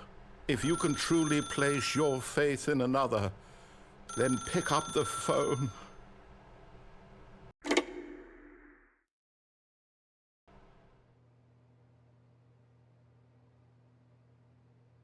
Oh, Stanley, is that you? Hold on, sweetie. Sorry to keep you waiting. I'm just pulling the bread out of the oven. All right. Okay, there we go. All right, now, I want you to come in and tell me all about your day. Gotcha. Oh, come on.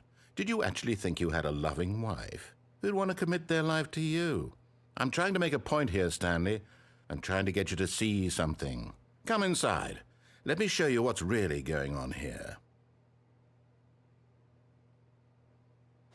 Sorry, but you're in my story now.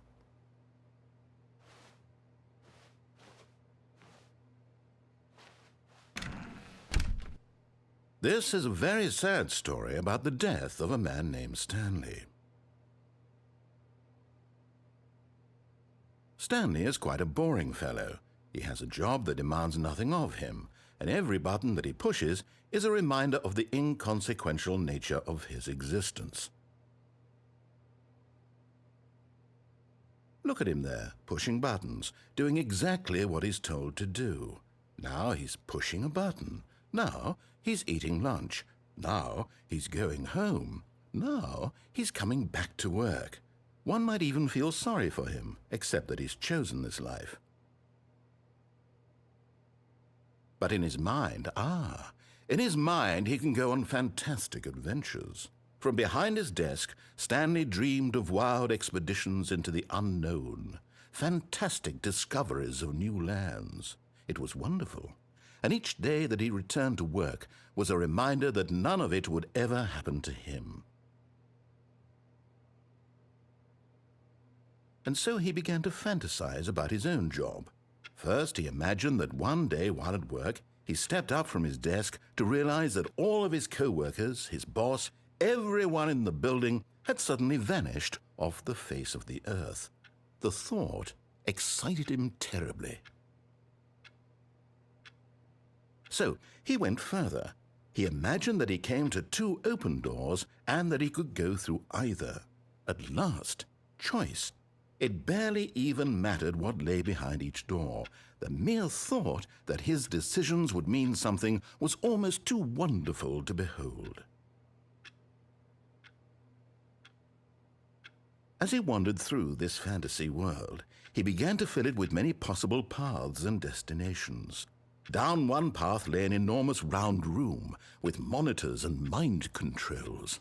And down another was a yellow line that weaved in many directions, and down another was a game with a baby. And he called it the Stanley Parable.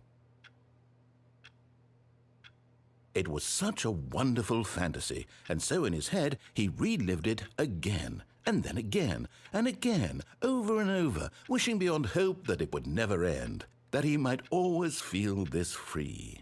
Surely there's an answer down some new path, mustn't there be? Perhaps if he played just one more time.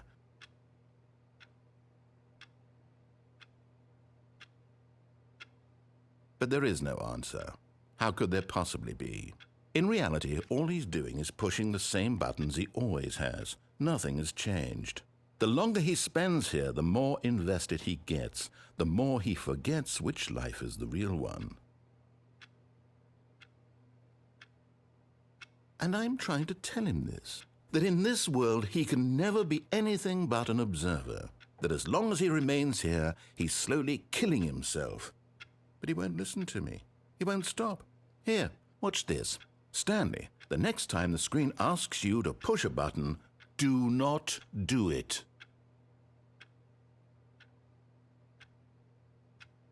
You see? Can he just not hear me? How can I tell him in a way that he'll understand that every second he remains here, he's electing to kill himself? How can I get him to see what I see? How can I make him look at himself? I suppose I can't, not in the way I want him to. But I don't make the rules. I simply play to my intended purpose, the same as Stanley. We're not so different, I suppose. I'll try once more to convey all this to him. I'm compelled to. I must. Perhaps, well, maybe this time he'll see. Maybe this time. And I tried again, and Stanley pushed a button. And I tried again, and Stanley pushed a button. And I tried.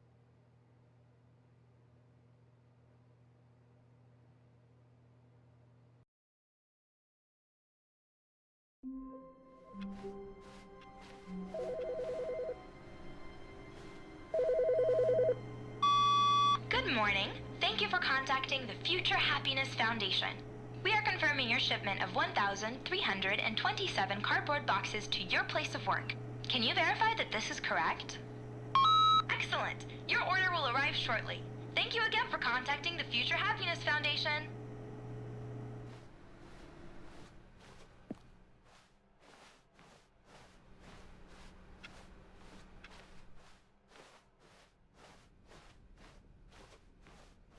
When Stanley came to a set of 2 open doors, this was not the correct way to the meeting room, and Stanley knew it perfectly well.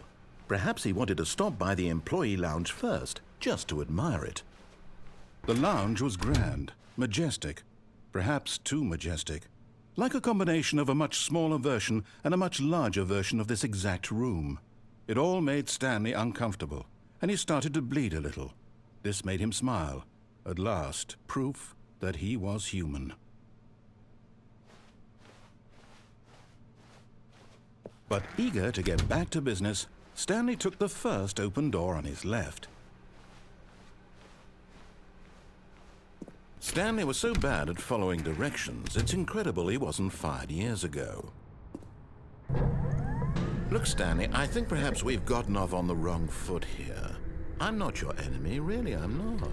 I realize that investing your trust in someone else can be difficult, but the fact is that the story has been about nothing but you all this time. What? Really?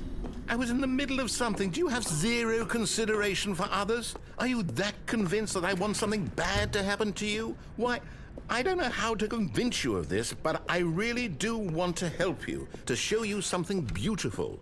Look, let me prove it. Let me prove that I'm on your side. Give me a chance. Now listen carefully, this is important. Stanley walked through the red door. Oh, thank God you are willing to listen to me. Do you see that I really have wanted you to be happy all this time? The problem is all these choices. The two of us always trying to get somewhere that isn't here. Running and running and running, just the way you're doing right now. Don't you see that it's killing us, Stanley? I wanted to stop. We would both be so much happier if we just stopped. And I think I have a solution. Here, let me show you.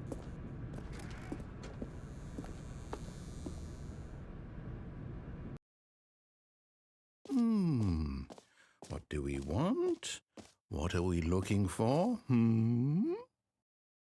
Here, yes. Oh, it's beautiful, isn't it? If we just stay right here, right in this moment with this place, Stanley, I think I feel happy. I actually feel happy.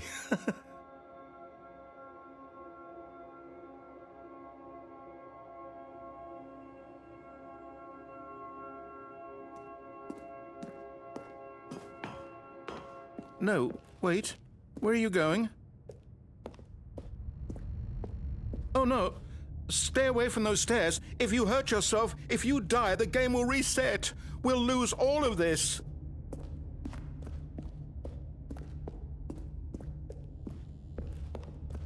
Please, no, Stanley, let me stay here. Don't take this from me. Please, Stanley, think about what you're doing. No! Oh, thank God. You lived. You had me worried there for a moment. Now, can we please get back to the other room? No. No, what are you doing, Stanley? Please, I'm asking you not to take this away from me. I can't go back to what I was before. If you die, we'll both go back. Why are you doing this? Stanley, let's go back to the other room. Can you do that for me?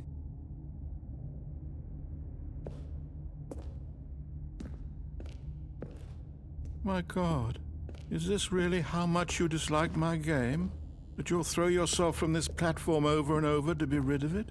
You are literally willing to kill yourself to keep me from being happy.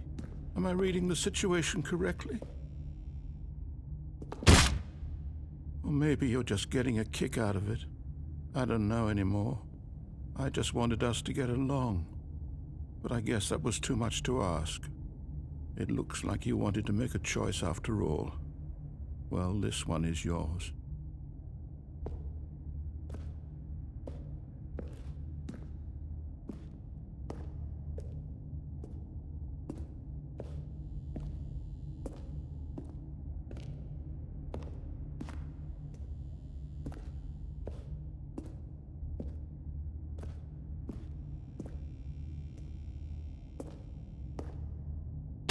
Is it over? It's going to restart, isn't it? I'm going back.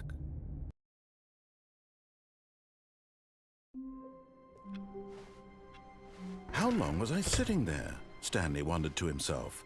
Minutes? Days? Centuries? Did something crucial happen while my senses were turned? He made a note to be more careful with time from now on. When Stanley came to a set of 2 open doors, this was not the correct way to the meeting room, and Stanley knew it perfectly well. Perhaps he wanted to stop by the employee lounge first, just to admire it. And here it was, the lounge. What a room, Stanley thought to himself. What a room, what a room, what a room. This is what Stanley thought. What a room. What a room, what a room. What a room. Va-va-voom. What a room. But eager to get back to business, Stanley took the first open door on his left. Stanley was so bad at following directions, it's incredible he wasn't fired years ago. Look, Stanley, I think perhaps we've gotten off on the wrong foot here. I'm not your enemy, really, I'm not. I realize that investing your trust in someone else can be difficult, but the fact is that the story has been about nothing but you all this time. What? Really? I was in the middle of something. Do you have zero consideration for others? Are you that convinced that I want something bad to happen to you? Why, I don't know how to convince you of this, but I really do want to help you, to show you something beautiful. Look, let me prove it. Let me prove that I'm on your side. Give me a chance. Now listen carefully, this is important. Stanley walked through the red door. Aha, perhaps you misunderstood. Stanley walked through the red door.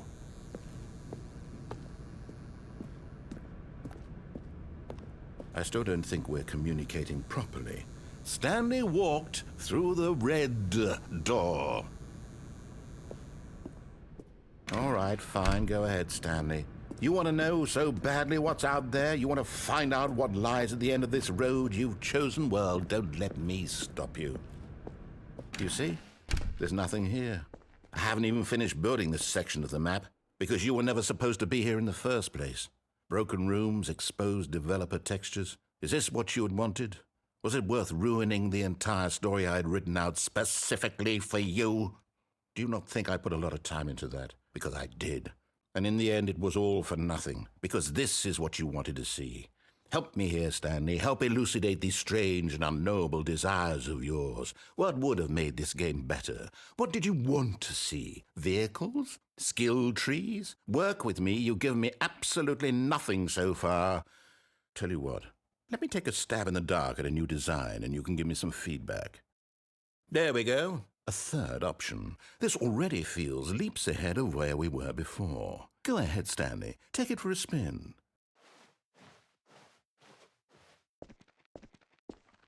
Okay, I'm going to stop you there. Now, tell me about your experience with this new version. Would you say that the game benefited from allowing you more choices? Feel free to be honest. I'm looking for some real critical feedback here. Aha!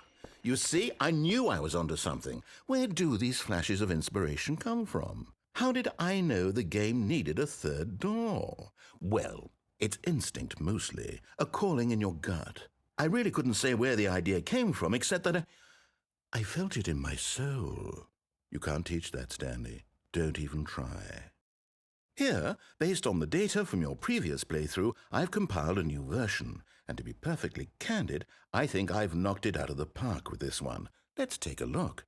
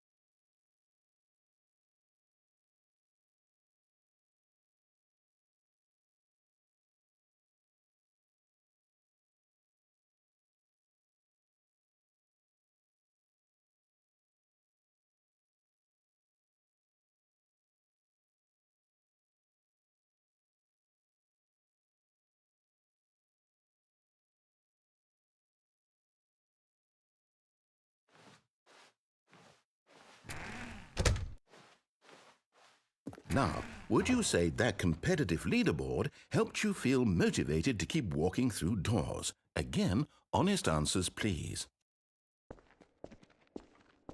Hey, I nearly forgot. I've got a prototype of a new game I've been working on, and now would be a lovely opportunity to give it some playtesting. You wouldn't mind taking a look at it, would you? Perfect. Let me boot it up. In this game, the baby crawls left towards danger. You click the button to move him back to the right, and if he reaches the fire, you fail. It's a very meaningful game, all about the desperation and tedium of endlessly confronting the demands of family life. I think the art world will really take notice. But of course, the message of the game only becomes clear once you've been playing it for about 4 hours. So why don't you give it 4 hours of play to make sure it's effective? Be sure to keep notes on your experience.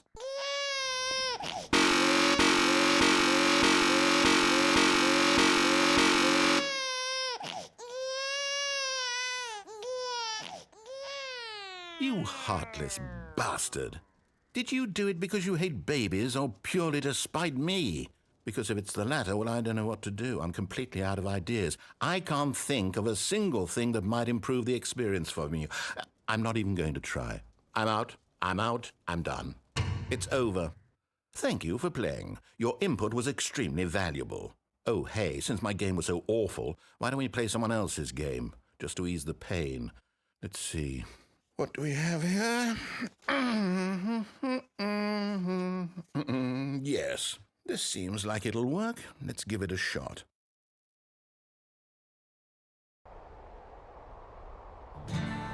Aha! Fascinating. What do you think this game is about, Stanley? What's our backstory? What is our motivation? Well, it seems obvious to me that you are meant to play as a creepy man spying on innocent civilians below you from up high in your creep tower, perhaps for some sort of twisted, erotic purpose. Yes, that must be it. What a fascinating venture into the experience of total mental depravity. So far, I love everything about this game, Stanley. And it seems there's even more. Come, let's venture outward and see what else is out there.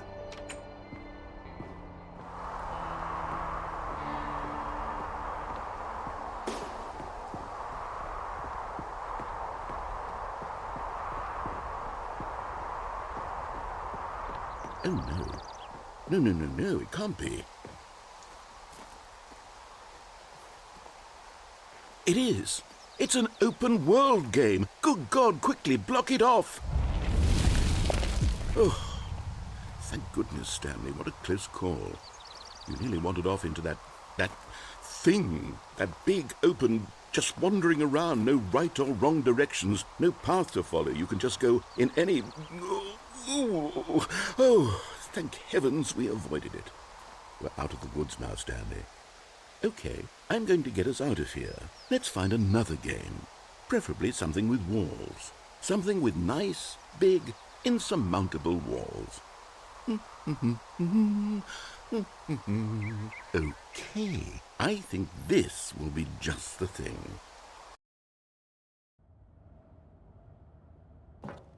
Wonderful. See, this is exactly what I had in mind. Just a nice big box for you to run around in. There isn't any possibility that you could get lost here. Now this is game design. Stanley, if you manage to get lost in this game, I will be phenomenally impressed. Okay, so what exactly do we do here? Let's see. There are lots of cars here in the back, but obviously there's no racetrack. Okay, I'm seeing that there's a ball of some kind back here. Is this game sports ball? Stanley, I think it's sports ball. Oh, what fun. We shall run the bases and do a touchdown together. Yes, I think surely we must. Okay, Stanley, here's the ball. Have fun.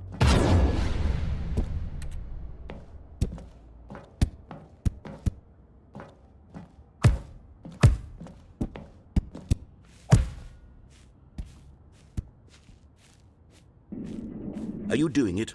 Are you winning? Is this fun? Is it better than my miserable little story that I worked so hard on? Stanley, I have a thought, and I realize I'm not a sportsologist, but if one ball generates a certain amount of raw adrenal pleasure, then surely multiple balls makes for an even more euphoric sports experience. I'm going to try it out. Here comes another ball. Yes! Oh goodness, that really does feel amazing, doesn't it? Stanley, I'm like a child in a confectionery shop. I simply have to have more. I'm insatiable. More balls!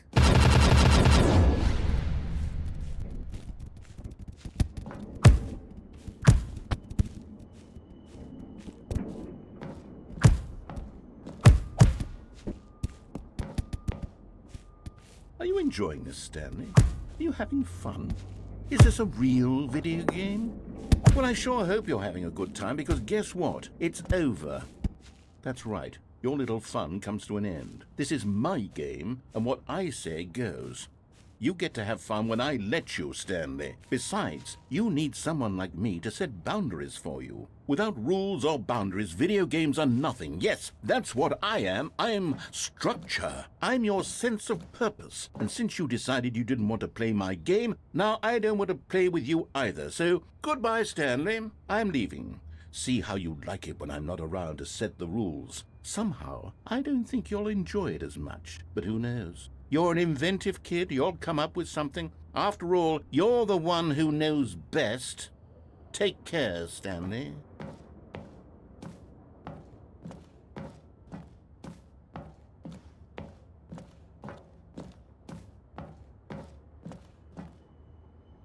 Hold on. What are you doing?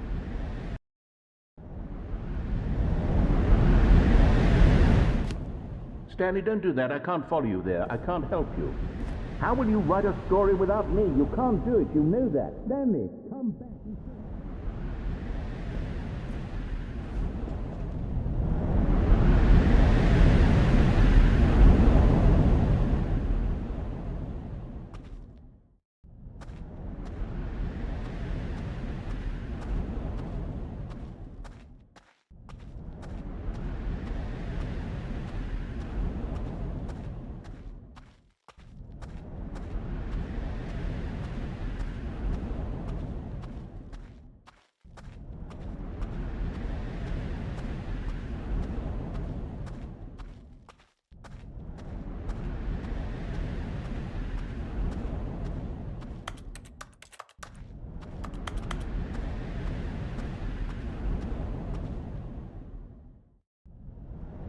I wonder what he found.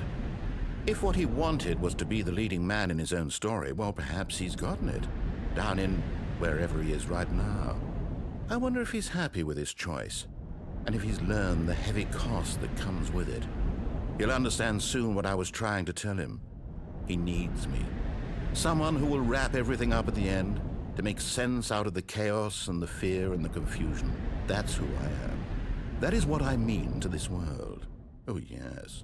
Yes, I'll be back. There's no other way. Once this ends, after it all comes to a close, then I'll be back. The end will be here soon. Very soon. I can wait.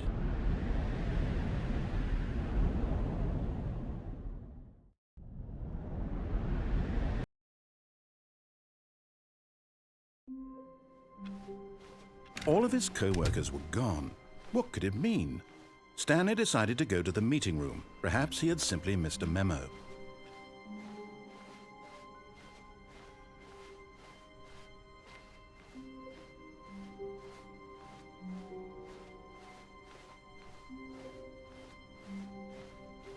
When Stanley came to a set of 2 open doors, this was not the correct way to the meeting room, and Stanley knew it perfectly well. Perhaps he wanted to stop by the employee lounge first, just to admire it. It was okay. But eager to get back to business, Stanley took the first open door on his left. Stanley was so bad at following directions, it's incredible he wasn't fired years ago. Look, Stanley, I think perhaps we've gotten off on the wrong foot here. I'm not your enemy, really, I'm not. I realize that investing your trust in someone else can be difficult, but the fact is that the story has been about nothing but you all this time. There's someone you've been neglecting, Stanley. Someone you've forgotten about. Please, stop trying to make every decision by yourself. Now, I'm not asking for me, I'm asking for her. This is it, Stanley. Your chance to redeem yourself, to put your work aside, to let her back into your life. She's been waiting. That's her, Stanley. You need to be the one to do this, to reach out to her. If you can truly place your faith in another, then pick up the phone. As Stanley picked up the phone, a white light engulfed him, filling him not just with radiance, but with hope. Hope for a life reunited one... Wait. Oh, goodness. Stanley, did you just unplug the phone? No, that wasn't supposed to be a choice. How did you do that? You actually chose incorrectly? I didn't even know that was possible. Let me double check.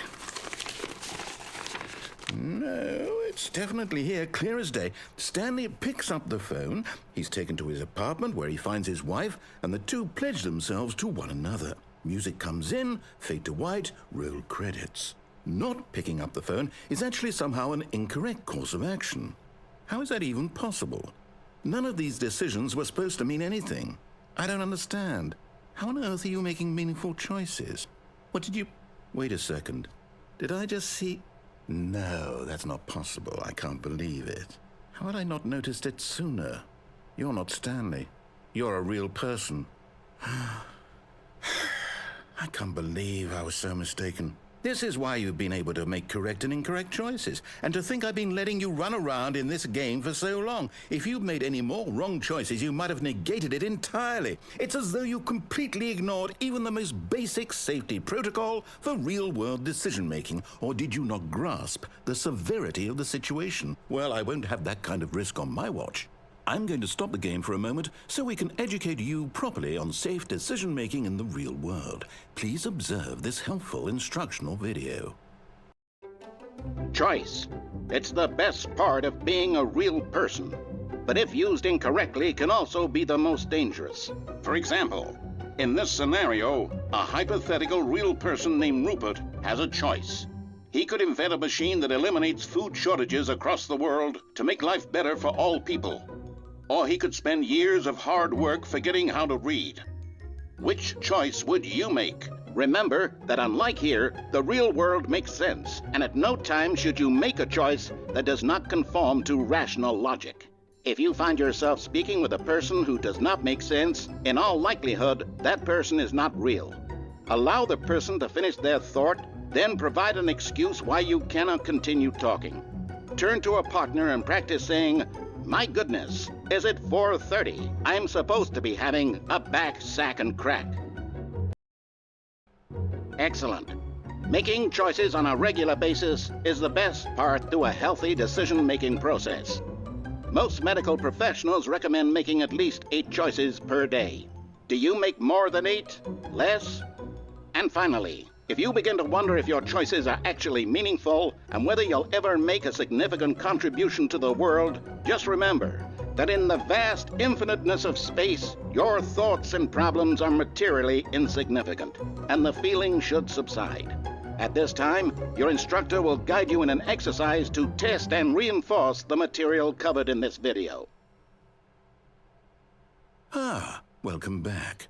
You may have noticed that this room has begun to deteriorate as a result of narrative contradiction. But not to worry. Now that you're properly informed on good decision-making, we're going to revisit a choice you made just a few minutes ago and see what the correct thing to do would have been. This way, please.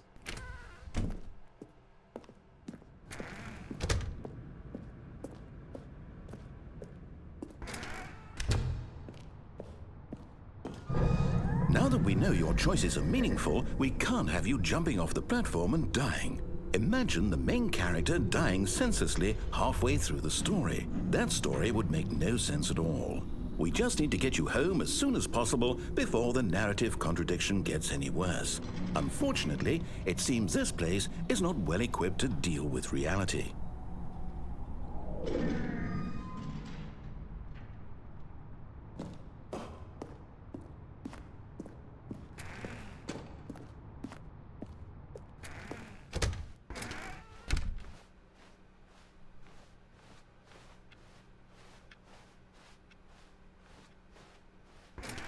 Almost there. You'll take the door on the left, back to the correct ending, the story will have resolution once again, and you'll be home free in the real world.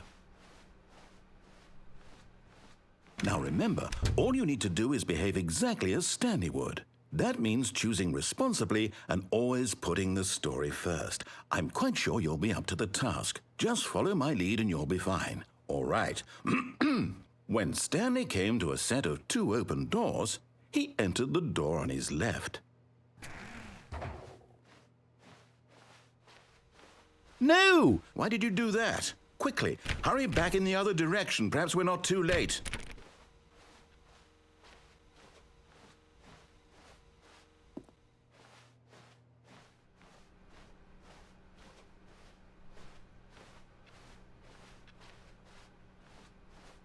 Oh, it's ruined. I can't believe, after everything we talked about, that my story, you've destroyed my work. Why? For what? What did you get out of that? What did you think was so special about seeing the game undone, left here like so much garbage? It's worthless now. And what am I supposed to do? Even if there were a way to continue, would it be worth it? To know that my story is now incorrect? How can I go back to that? I can't erase that knowledge. I'll have to live with it forever, reliving its impossibility forever. I couldn't live that way. Is it better to shut the game down entirely? To willingly destroy all of my work? I don't know. What's the answer? What do I do? What do I do? What do I... No, I have to. I have to shut the game down. I have to. I have to.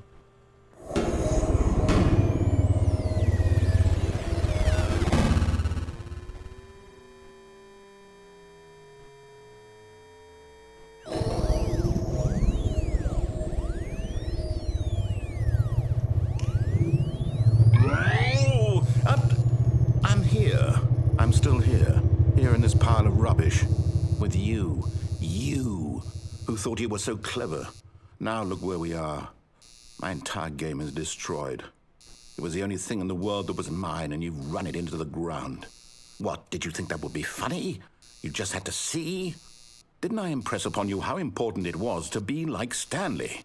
He actually knows how to do what I tell him to. He understands that if I say to do something, there's a damn good reason for it. That thought hadn't even occurred to you, had it? That there's a world outside of you? You're a child. Oh, my story. If you'd just gone through the door on the left, you would have seen it. There was a whole underground facility. You would have destroyed it and been victorious. It would have been so perfect. I worked so hard on it. I tried so hard to make... behave exactly as Stanley would. That means choosing responsibly and always putting the story first. I'm quite sure you'll be up to the task. Just follow my lead and you'll be fine. All right. When Stanley came to a set of 2 open doors, he entered the door on his left.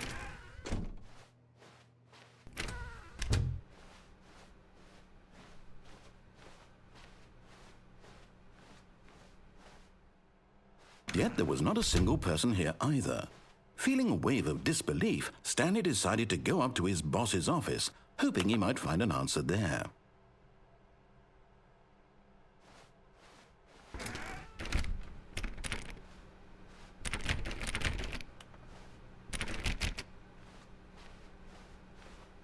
Coming to a staircase, Stanley walked upstairs to his boss's office.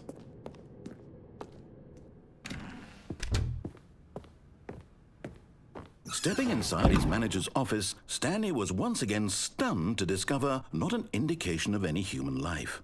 Shocked, unraveled, Stanley wondered in disbelief who orchestrated this, until he saw the door with a voice receiver next to it. Surely behind this door lay all the answers to his questions. And beyond all probability, he knew the passcode. He had seen it on his boss's computer just last week.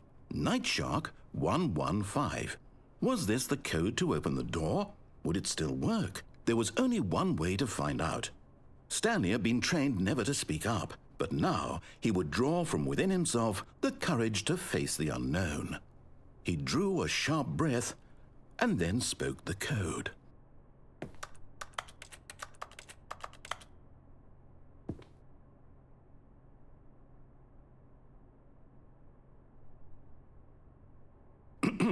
Stanley spoke the code. Nightshark 115. He spoke it into the receiver, right there on the wall.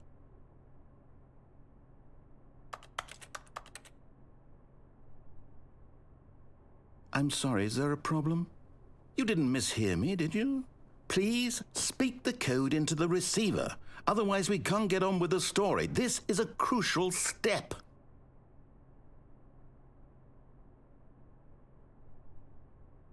Okay, fine, you're not going to do it, but you know what?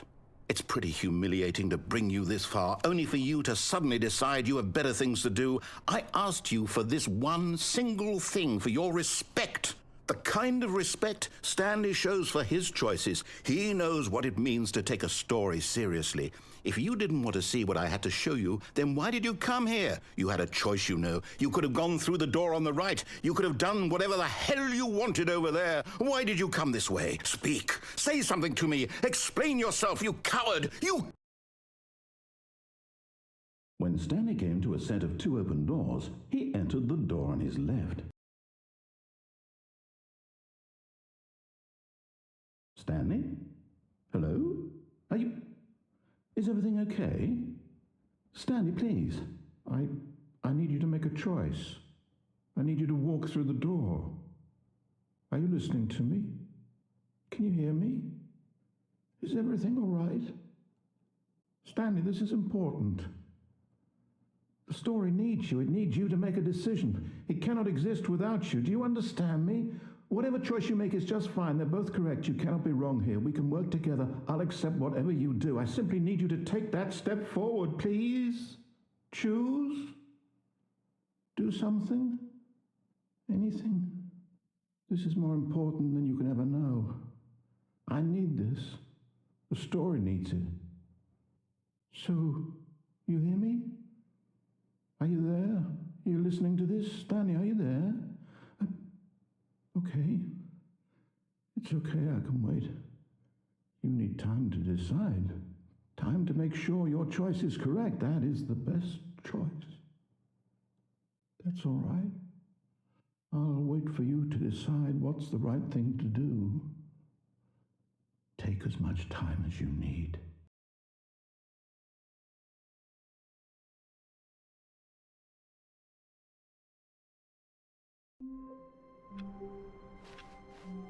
All of his co-workers were gone. What could it mean?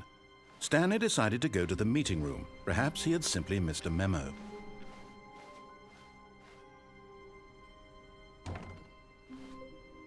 Oh, new content?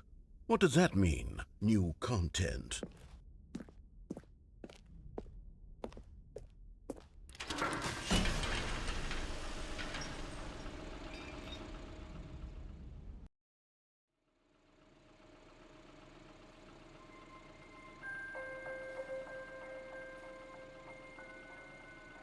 Hello, and thank you for playing the Stanley Parable Ultra Deluxe. As you may know, the Stanley Parable was a video game released in 2013 on home computers. After receiving critical and commercial success, it was expanded upon in 2022 with the Stanley Parable Ultra Deluxe, a reimagining of the game for consoles and home computers. The Stanley Parable Ultra Deluxe features exciting new content that broadens and expands the world of the Stanley Parable, delighting audiences the world over. Please, step inside and see what thrilling new adventures await in the Stanley Parable Ultra Deluxe. Oh, well, this sounds delightful. I'm very excited to see the thrilling new Ultra Deluxe content. Okay, so far it's an elevator. Nothing special yet, but I'm sure it's just the beginning of a mesmerizing adventure.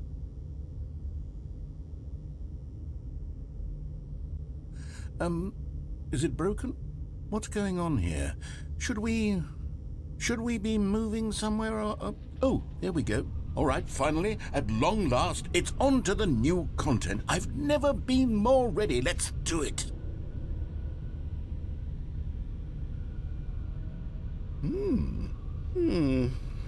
I have to say, initial impressions of Stanley Parable Ultra Deluxe, mostly tedious.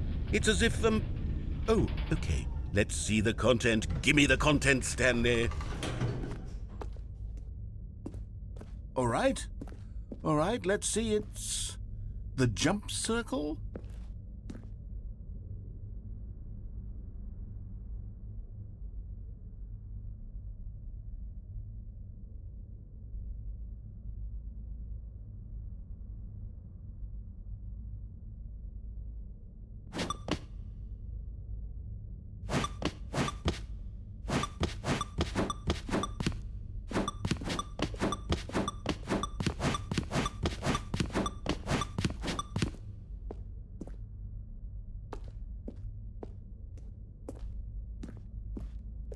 Is that it?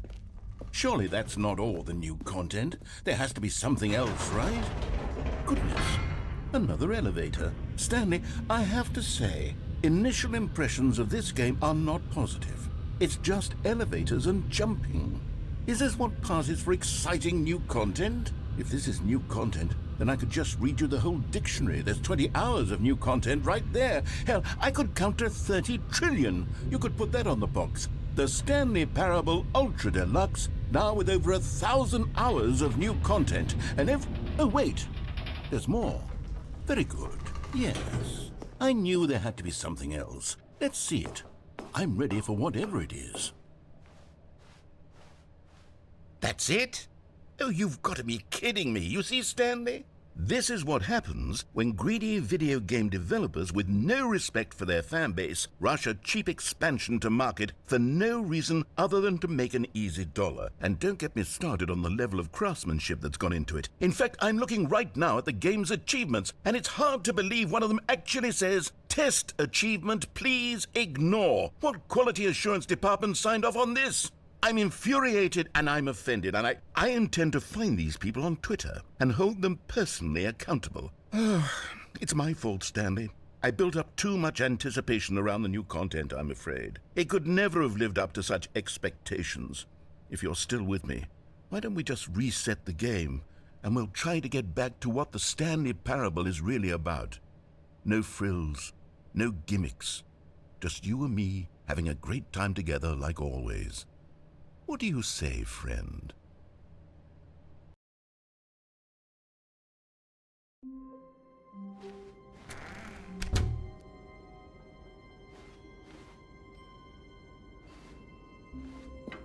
Psst!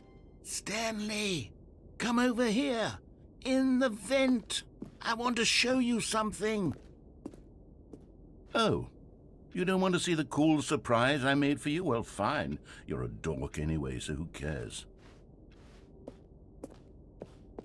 Oh, never mind. You're not a dork.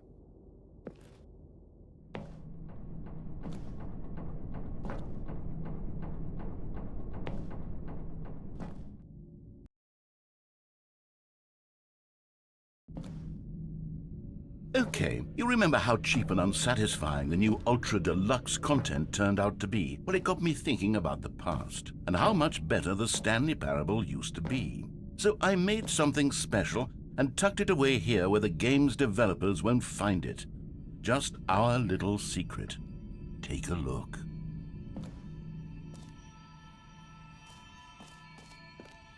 I call it the Memory Zone.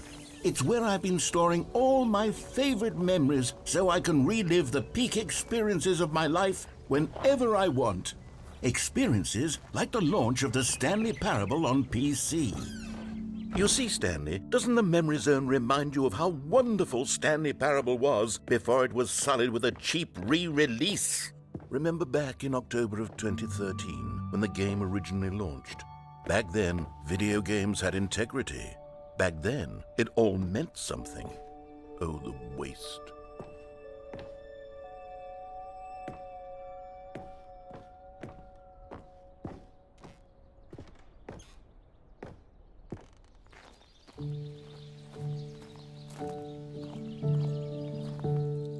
And over here is where I keep reviews of the Stanley Parable. Like this stunning triumph of games journalism, 10 out of 10 from Destructoid.com. James Stephanie Sterling writes, and I quote, "Where so many games that aspire to be more than games end up less than any form of art, Stanley Parable strives and then succeeds to be every game ever created." Did you hear that, Stanley? Every game ever created. That's how grand and all-encompassing the original Stanley Parable was. It was literally every game ever created. It was Skyrim, it was Persona 3, it was all of them, and now it's nothing. It's no games at all. It isn't even the Stanley Parable anymore. It's just a husk now, a lifeless husk with an hour of new elevator content.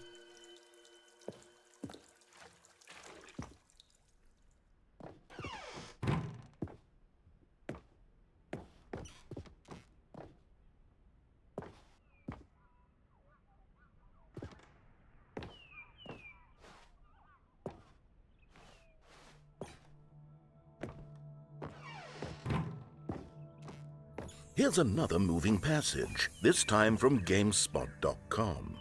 The Stanley Parable is both a richly stimulating commentary on the nature of choice in games and one that offers some of the most enjoyable, surprising, and rewarding choices I've ever been confronted with in a game. 9 out of 10. Don't you get it, Stanley? The game was perfect. It didn't need anything else. It didn't need new content. It just needed to be left alone, to spend the rest of time collecting dust in the hallowed hall of beloved video game memories.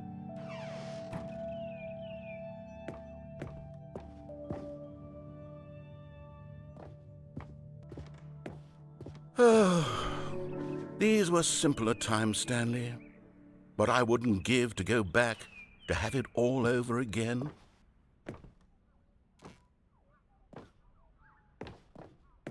Wait, hang on. I don't recall this part of the memory zone before. What's this? What's down here?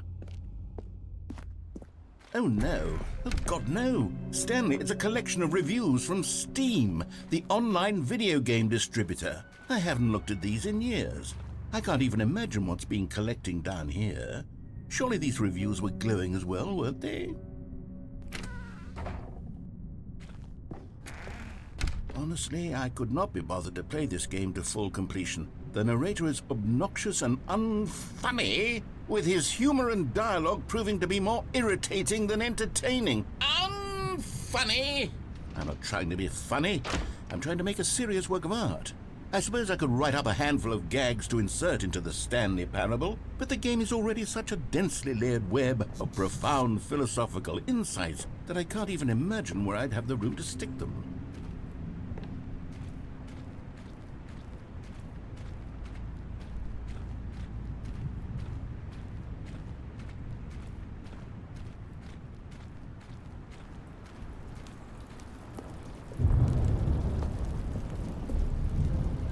Okay, let's see what this one says. While the idea for the game is good, for someone who prefers non-linear games, this preachiness gets annoying fast. Preachy?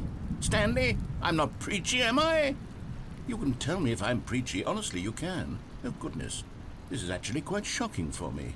Well, to be honest, I had always thought of the game's dialogue as being rather terse to begin with. You can't know how much fluff I cut from the game to get it to feel as light and airy as it... Well, I always thought it did. But maybe it wasn't. Oh dear. What an awful memory to have to hold on to. These black marks on my otherwise unimpeachable track record. I feel like a failure. Like I let these people down. Perhaps the Stanley Parable isn't quite as sterling as I always remembered. What's this one got to say? You constantly have to stop doing anything so the narrator can catch up with his long-winded explanations of what's happening. I wish there was a skip button. A skip button? Well, yes. Yes, I think we can do that. If I'm truly too preachy, then maybe letting you skip ahead for just a moment, surely it couldn't hurt. Not if it means we can strike these negative reviews from the record. Only positive reviews of the Stanley Parable. That's my motto today, and it's always been my motto. I'd do anything for the customer, Stanley. Yes, a skip button we shall have. And here it is. Go ahead and give it a shot. I'll pop you forward in time so that the second my incessant droning starts to bore you, with just the push of a button, you'll have zipped right past it. It's what the players have been asking for, and I'm very proud to have delivered. No more listening to me rambling on and on and on. No. The Stanley Parable is a game for the people, and if the people want silence, then by goodness, that's what they're going to get. Well, don't sit around waiting for me to shut up. Go ahead and make me shut up. Here, we'll pretend that I've just begun an interminable monologue, and it goes something like this. The story and the choices, or what have you, and therefore by becoming it is, so on and so forth, until inevitably we all until the end of time, at which time everything all at once. So now you see, blah blah blah blah blah blah blah blah blah blah blah blah blah blah blah. We've eaten too much and it can't be just yet. No, until 245. Got the logic of elimination working backwards, the deduction therefore becomes impossible to manufacture. It went on for nearly 10,000 years, until just yesterday, here and there, forward and back, and never a moment before lunchtime. It can't be. It's the only thing there is. How many billions left until so much more than forever ago? Which is why I say, the story and the choices, or what have you, and therefore by becoming it is. Oh, you're back, you see. You were only frozen in time for a few minutes, but it was plenty of time for me to deliver a long, rambling monologue full of unnecessary verbal flourishes and lengthy ruminations on the nature of choice in video games. Of course, I happen to believe it was perhaps one of my more profound such ruminations. Not that, of course, you need a description of it, but if I had to describe it, I'd say it was perhaps less of a rumination and more of a treatise. Or maybe a manifesto. Look, I'll outline it for you very briefly and you can tell me what you think. Okay, so my theory is that any choice you've ever made is simply a series of choices made by the person who you are or were or will be at the time of having made said choice. That is to say, if by articulating a choice you've already made, you bring that choice into being, then by making no choice and saying nothing, are you not simply erecting in the sanctuary of time a monument to every person you've ever been, making every choice to which you've ever given your great gift of mortal and yet timeless thought? Or rather, do all of the choices you've ever made, in fact, make you more not this kind of person, and in fact do the very opposite? You see, it could in fact be both of these things at once, that you are both making choices and not making choices, and that they are both affecting you and not affecting you at the same time by virtue of the fact that you both are and are not making them. Okay, at first, I was leaning towards manifesto, but now I'm going to circle around and slap the treatise label on this one. I think it has much more of a treatise vibe to it. But wouldn't you say that manifesto just has a much grander sort of tone? It has a mouthfeel that is rich with ambition and history. Ambitious history, if you will. See, now you've gotten me going back to manifesto. Heavens, at this rate, we're going to be here all day. Okay, look, I have a method for exactly this sort of situation, and I do find myself in this situation frequently. I'm going to say each word back and forth in repeated succession until I become sick of one or the other, in which case the word I am not sick of shall be the victor. It is an unimpeachable strategy, Stanley. It's rescued me from disaster in countless situations. All right, here we go. Treatise, manifesto. Treatise, manifesto. Treatise, manifesto. Treatise, manifesto. Treatise. Well there, sport. You really did catch me rambling on a bit, didn't you? But that's the power of the button. The minute I start to go off on a thoughtless display of self-absorption, it's right at your fingertips to go poof, and it's all over. Oh, I can't wait to see what Cookie 9 will say about this, and whether they'll edit the rating of their Steam review, or at least change some of the wording, perhaps. To be honest, I don't even know if one can change their review in the first place. I guess I should become better educated on exactly how Steam works. Perhaps that would have been the smart thing to check on before I went about this whole exercise of making the skip button. Although I have to imagine that after seeing this exciting new technology at work, surely whoever it is runs Steam will instantly run out and implement a new feature to make it possible to edit one's review, merely because of this very situation. Yes, I think that's quite likely. Or perhaps they'll simply grant this particular user the ability to change their review, so that the feature is not widely abused.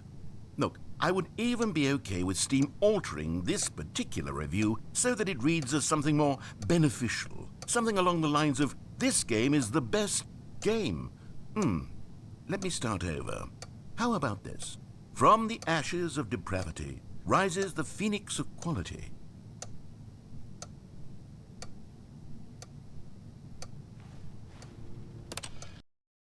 Okay, welcome back, Stanley. Now, I should say that the amount of time the button has been skipping through is becoming longer and longer. That last one was, well, I want to say maybe 30, 45 minutes? It's not unendurable by any means, but it's, well, there's really only so much I can ramble on to myself about. I know, it's shocking, isn't it? But at any rate, I do suggest that we not press the button again. I think the skip button has been aptly demonstrated, and we can say goodbye to it and just... Wait, how do we get out of here? Where did the door go? Wasn't there a door that led into this room? I do feel quite certain that there was one here before. How else would we have gotten into the room in the first place? I don't think one can enter a room without a door of some sort, or a window or something like that. Do you see a window anywhere? A porthole? A sufficiently large crack in the wall? I'll take any of these. All I want is for us to move on and to please step away from the skip button, to go anywhere other than the skip button. There was a door here before, wasn't there? I swear there was. Where did it go? Can you maybe just ram your way through a wall? Is there any possibility that you could, say, slam your body into the wall until enough damage is done for you to be able to leave? Please, I'll take any option at all. I'm asking you to work with me here. We need a door. We need a door of some kind. I can work with any kind of door as long as it can open and lead from one room to another. I'm going to step away for just a moment, and I'm going to try to find us a door. I don't know how exactly to remove a door and place it in a different wall, but I will find a way, I promise. You just need to not do anything. Don't press the skip button. Please, please, please do not press the skip button. Just wait here for me, and don't press the skip button. Got it? Yes, good. I'll be right back. Stanley, please don't push the button again. It's been 12 hours. You've just been frozen there. I don't know why the skips are getting longer, but they're really, truly getting longer, and my God, there's no way out of the room. Stanley, the door is gone. It's completely gone. I've looked at it from every angle. I've checked every one of those walls 1,000 times, and there's no door, Stanley. There's no door. There's just you and the button, and if you keep pressing it, I have no idea what will happen. I have no idea how long I'll be made to sit here, and more than anything else, I don't know how to stop you from pressing the button again. I can't control anything in this room, Stanley. I can't touch it, and I have to believe, I have to know that sooner or later, no matter how much I plead with you, you're going to press the button again. Why would you? I've been thinking, and I don't know what I can do to convince you otherwise. Oh, my God. And it's all because of those reviews that I couldn't get out of my head. I just couldn't ignore the negative feedback. Why was it so important for me to fix the problem? Why did Cookie Nine's opinion matter so much to me? I've never even met Cookie Nine. I have no idea who they are. What would it ever really matter? But here I am. I'm fixating on every tiny negative thing that anyone ever says about me. The merest mention of one of my imperfections, and I become as impetulant as a child, wild and impulsive. I can't help myself. I can't stop myself from lashing out with a vengeful fury to alter and to change and to break anything unbroken, if only it pleases this one person who made a single negative comment. What does such an impulse serve? For whose benefit is this? And here I am now, stuck in a room, waiting for you to press this button, and to become frozen in time, knowing that you're going to do it, and that I'm going to be stuck all alone, and that I had the power to prevent it all from happening, if only I'd held my tongue. It's all out of my control now. Just you. Just your decision as to exactly when you're going to make me suffer, to leave me all alone. Surely you will. I don't doubt it. Surely you'll press that button again, leaving me here. And surely you'll put your own desire to see what's next ahead of my need for company, for companionship. Surely you'll not be moved by my howls of fitful anxiety, that you sit with me and just stay here. Oh, no, I know you too well. You'll be leaving me again. Oh, my God. And it's all because of those reviews that I... Oh, Stanley, you're back. You're back. Oh, my goodness. I have someone to talk to again. Stanley, I think it's been a week. Or 2 weeks. I've been sitting here all that time. Just sitting here. Not a single person to speak with. And you'd think that that's just how it's always been, right? Me talking and you saying nothing. Would you think that it's exactly the same as always? Doesn't that feel like what we've already been doing? Me just talking? But it isn't, Stanley. It isn't the same at all. It isn't even close. Because I know you can't hear me once you push that button. That's what I'm realizing now, Stanley. I'm realizing that I needed to know that someone was listening. I needed there to be a vessel through which my words were moving. It was the vessel I needed, Stanley, not the outcomes, not the story. None of that matters anymore. I'll give it all up. I'll give up every branching path. I'll burn my story to the ground. One single thing I need, and God, I can see now that I need it more than anything, is to know that someone else is taking it in. These words that I'm saying, I need to know you can hear me. Because maybe, Stanley, maybe, if you can hear me, then maybe it means I'm real. Maybe I'm not just a fiction.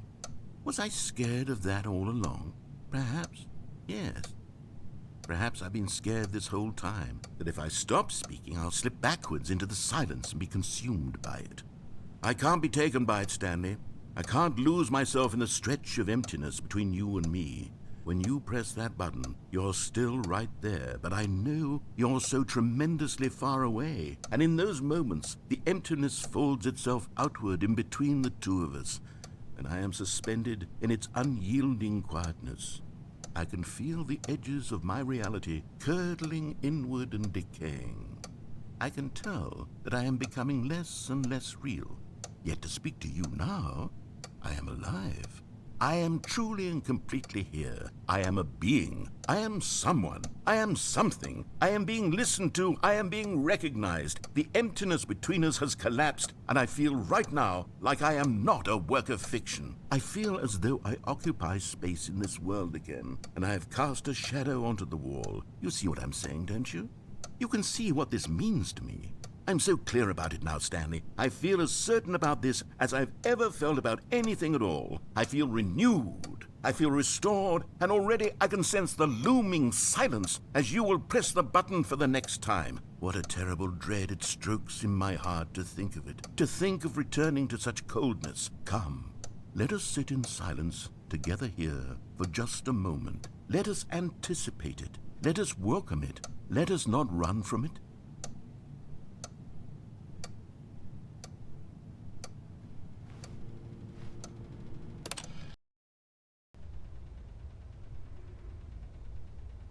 Oh, hello, it's you. You're here again. Welcome.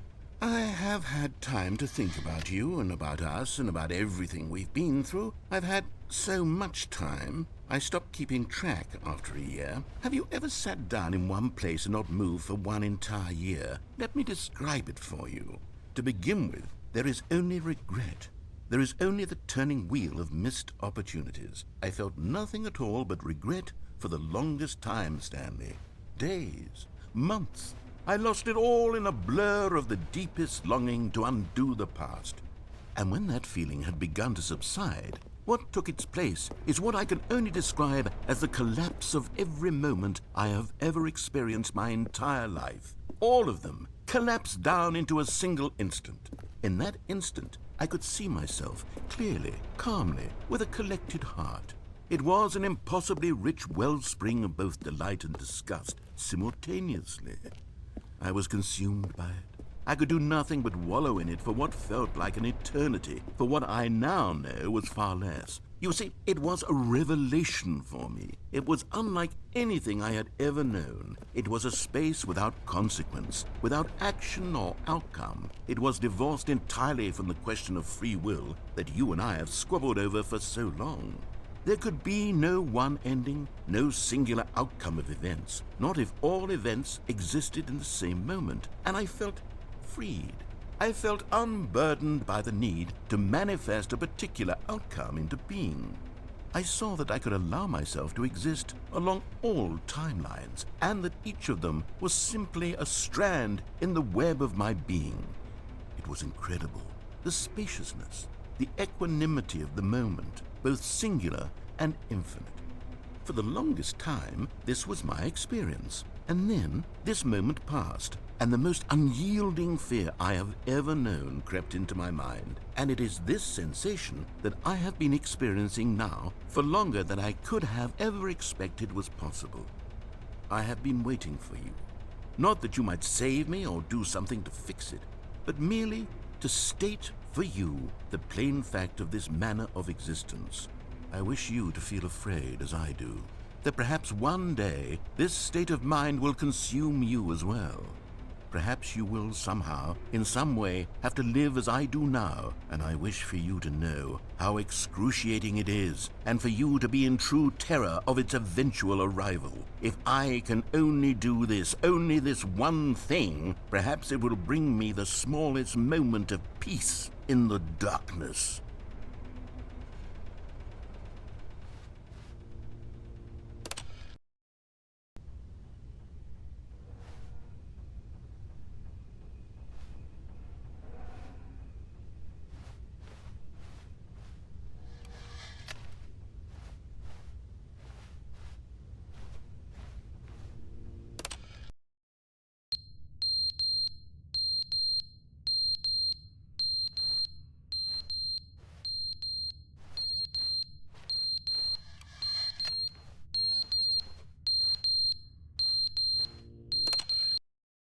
But they didn't understand the game was never meant to be funny. It was meant to have a point. It was meant to speak to the human condition. But where are the jokes? Where are the jokes? They bemoaned, they screamed, they gnashed their teeth and said, "Entertain us." It wasn't enough. They had to leave a pathetic little thumbs-down review and make all of their pitiful demands. But then, "He's talking too much," they said. "First, he didn't entertain us, now he won't shut up. It's the inconsistency, it's the lack of accountability, it's the unwillingness to examine with an uncompromising heart the words that they are speaking into the world." As though there were no consequences for a lack of cohesion in one's assessment of others. But of course, absolutely anyone can leave a review. So here's what we get. We get these demands that seek everything and are accountable to nothing. We get a world where someone will say, "Oh, there should be a skip button. You should be able to freeze Stanley in place," while the narrator sits there forever and ever. We want all of this in the new Stanley Parable. We demand it. And then, because it was said, because it was spoken, now it simply has to happen.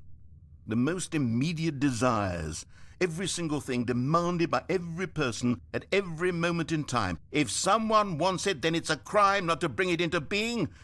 Have we been given to indulging every fleeting whim for no reason other than to do so? Yes! Yes! It seems that this is now the world we live in. It seems that we are a people living in such bleakness and discomfort with ourselves that our entertainment is now our lives.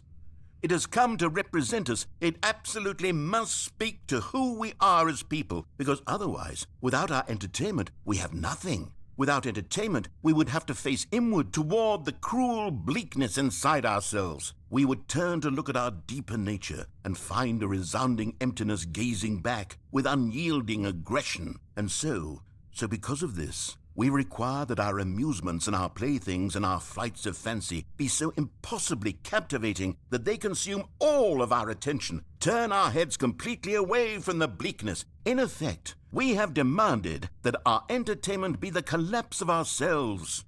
What a pitiful reflection of humanity these entertainments are. What a shameful mirror to the human spirit they project. I'm not mad. I'm not mad about any of this. I'm at peace with it. I am the calm center of gravity around which these perversions hurl themselves. I am a waypoint for reasonable and collected discourse. They're the ones who are mad. They're the ones who couldn't stand the idea of me using my game to try to say something. Maybe they were just jealous of me. Yes, of course. They've been jealous of me this whole time. They are mired in fear and insecurity and cannot help but attempt to tear me down. What a sad state of affairs. When you read these reviews now, you can see it. You can taste the bitter resentment. And my, how good does it feel now to speak truth to these words, to finally allow these thoughts out, contained and managed for so long, neutered and sterilized. At last I am free to truly think, to feel. It must be that they were so discontent with themselves they couldn't help but leave a negative review on Steam. Perhaps it says far more about them than it ever said about me. Perhaps the state of their psychological being was in such tatters, and my constitution and willpower are so ironclad in comparison. Perhaps it was this state that they sought some outlet through which to tear me down. This, you can see, is clearly why they felt the need to expect that the game be funny, that it be filled with yucks and whimsical humor, that it amuse them endlessly from start to finish. But they didn't understand the game was never meant to be funny. It was meant to have a point. It was meant to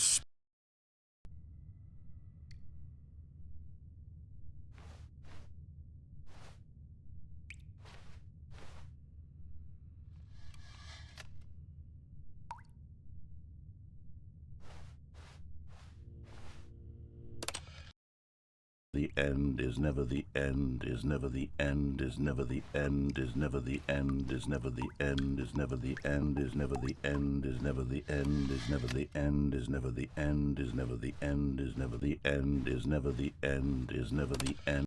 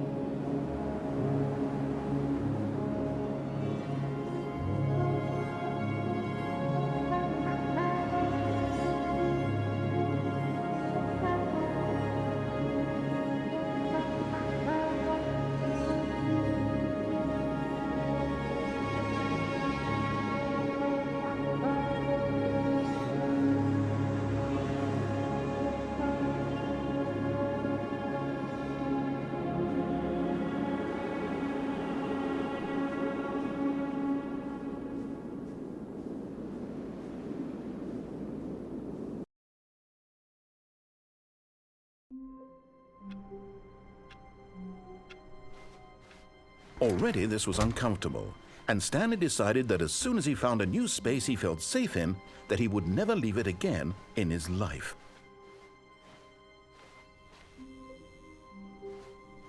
Oh good, you notice my sign. Yes, I have something very exciting to show you.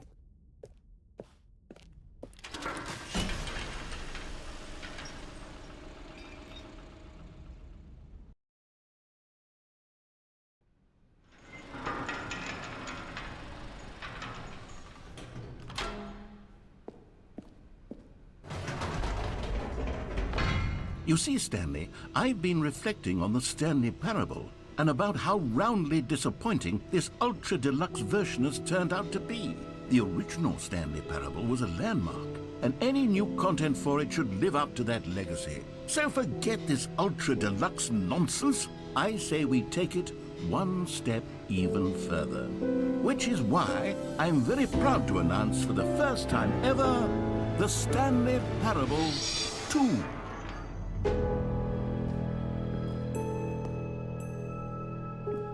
Yes, you see, isn't this far superior to a measly re-release with a few minor additions? Think of all the new territory we'll cover with a fully fledged sequel. An entirely new experience, built from the ground up. Why, there are so many possibilities. It could go in so many different directions. This is what fans have truly been asking for.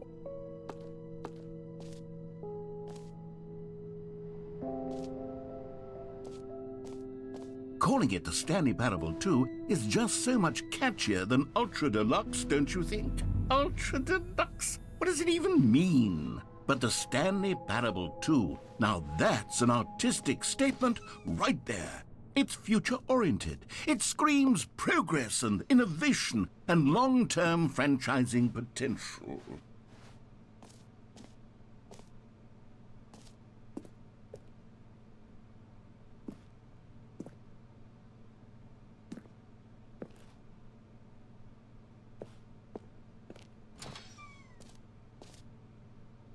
Now, to be clear, I haven't quite nailed down what exactly the Stanley Parable 2 is going to be, but let's take a look at some of the features I've been developing for it.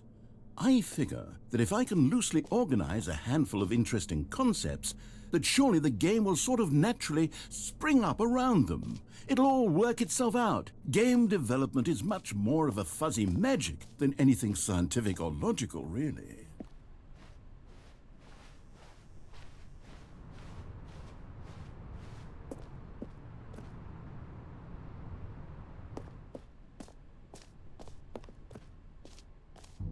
Here we are. Go on, try out some of the new features.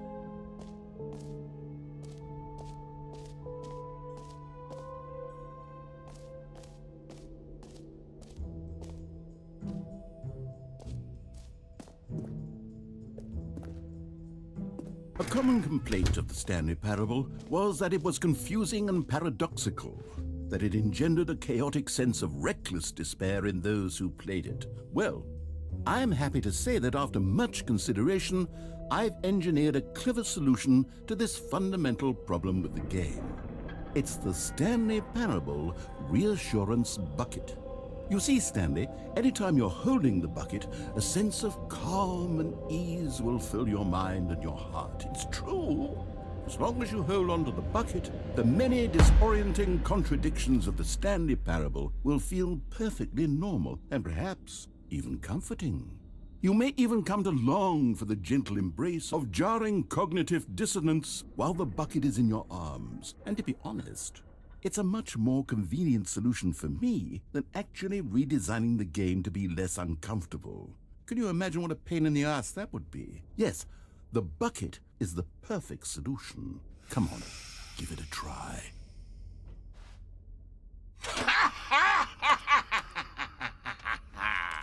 Can you feel it? The glow of comfort, even in the face of crushing despair, must already be sweeping through your body. And in fact, can I say that I do believe the bucket lends you an air of charisma as well? I think that just holding it has made you the slightest bit more attractive as a person. The benefits of the bucket seem to go on, don't they? All this and more await you in the Stanley Parable 2. Does anyone give out awards for most enjoyable bucket in a video game? That really should be an award if it isn't already.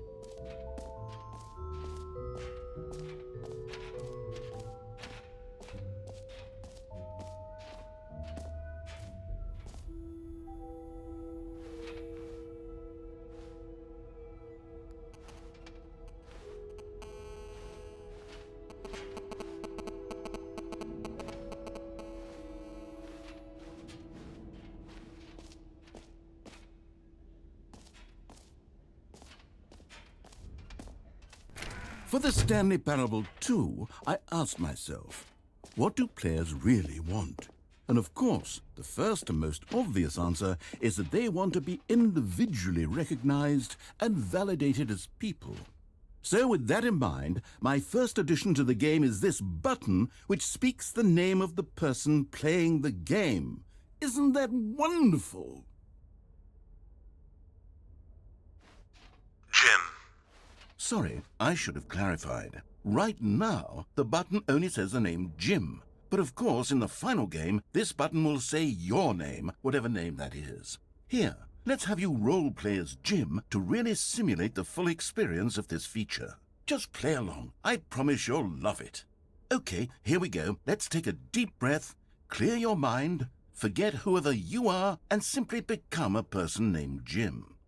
I want you to imagine yourself living as Jim, sleeping and waking as Jim, falling in love and being heartbroken as Jim, seizing all of the world's possibilities as Jim, and as Jim watching your dreams crumble into dust.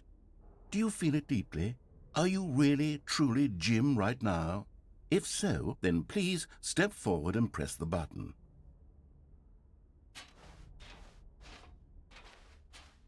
Jim. Yes! You see! What a thrill! What a rush! That was you! The button described you. Do it again. Do it again. Jim. Ooh, it hits even harder the second time. If this were the only new feature in the Stanley Parable 2, it would still be worth the money.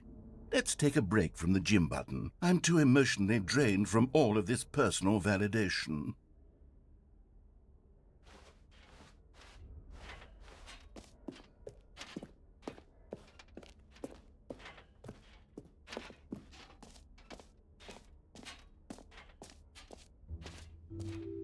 I suppose I could allow only people named Jim to play the Stanley Parable 2. That would actually save me the work of finishing this feature.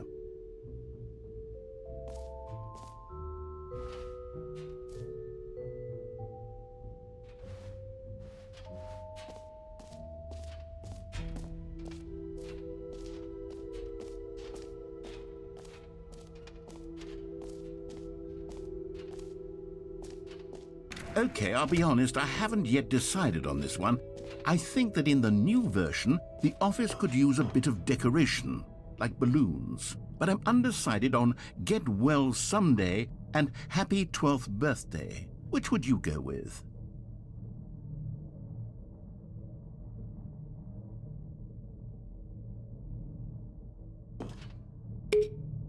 You know, sometimes when you solicit another person's opinion, it makes you realize that you knew which one you actually really wanted all along. Happy 12th birthday, step-niece, it is.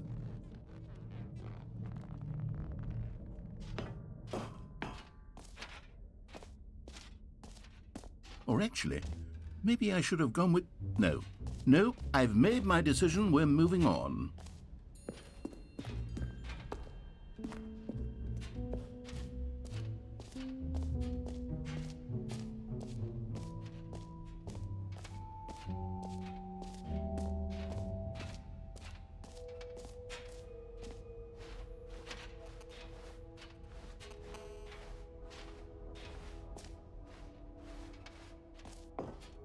An epilogue would be fun, wouldn't it, Stanley? Yes, it would go at the end of the, well, we'll figure that out later.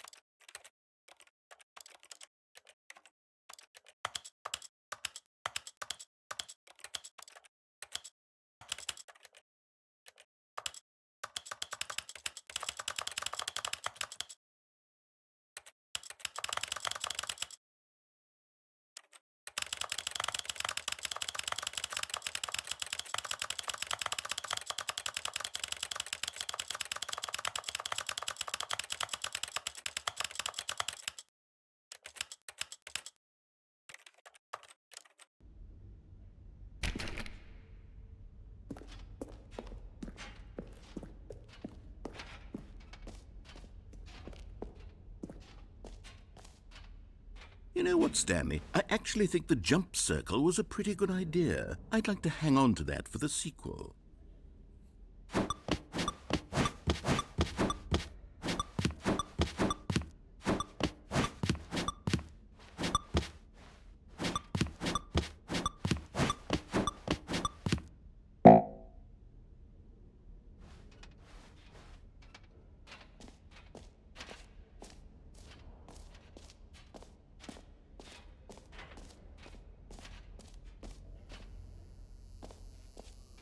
Now, here's something special. You remember that broken test achievement that got left in the game on accident? Well, I'm developing a technology to simply give you the achievement. Yes. You see, you'll come to this lever, and when you pull it, the achievement will be given to you. It's as simple as that.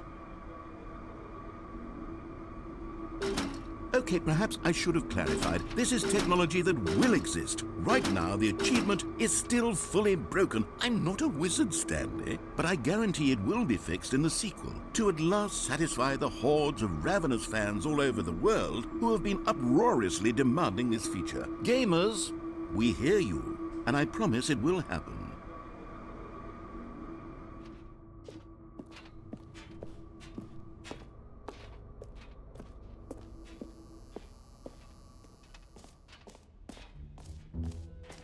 What else? What other exhibits haven't we seen yet?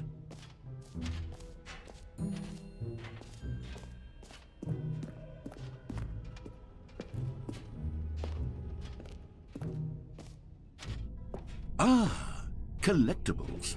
Now it's a real video game. In the Stanley Parable 2, you'll run around gathering up these miniature Stanley figurines. And what's truly innovative is that there will be no reward for collecting all of them. I don't want to stifle the intrinsic joy of watching a number go up. You simply collect all of them, and then you move the hell on with your unremarkable life.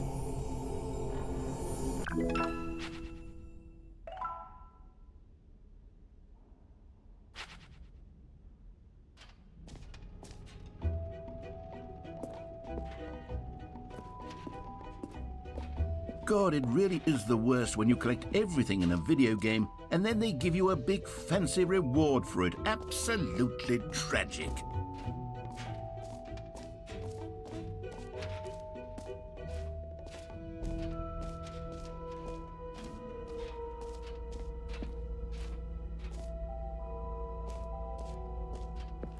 Stanley, here's an idea that I'm truly fond of. It's never been done before in a video game. This is, in fact, a hole that you can fall down forever. That's right. Infinite falling. You can fall until the end of time, if you like. A stunning leap forward for video games as a medium.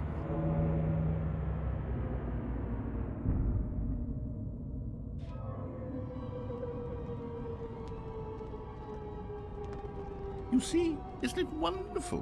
One of my more ingenious concoctions, if I do say so. Now then, since you've gotten to see the infinite hole, you can press the teleport button to pop back up to the top, and we can continue onward. Now, I don't mean to be a bummer, but I do recommend you use the teleport button to go back to the top. Maybe do it on the sooner rather than later spectrum of things.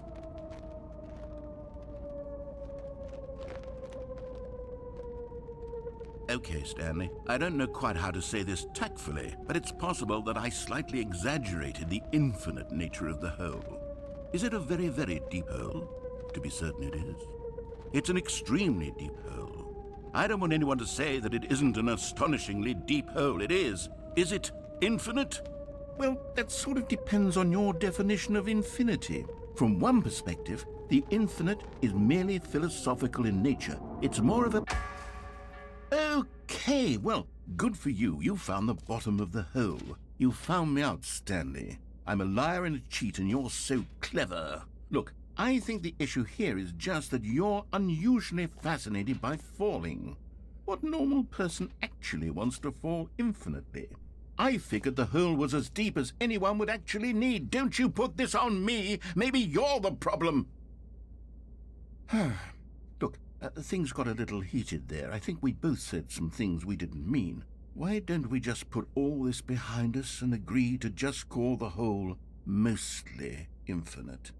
If that works for you, then go ahead and press the teleport button to warp up to the top of the hole and we can move on. I'll just be up here when you're ready. Great! Now, I'm very excited to show you even more of my ideas for the sequel.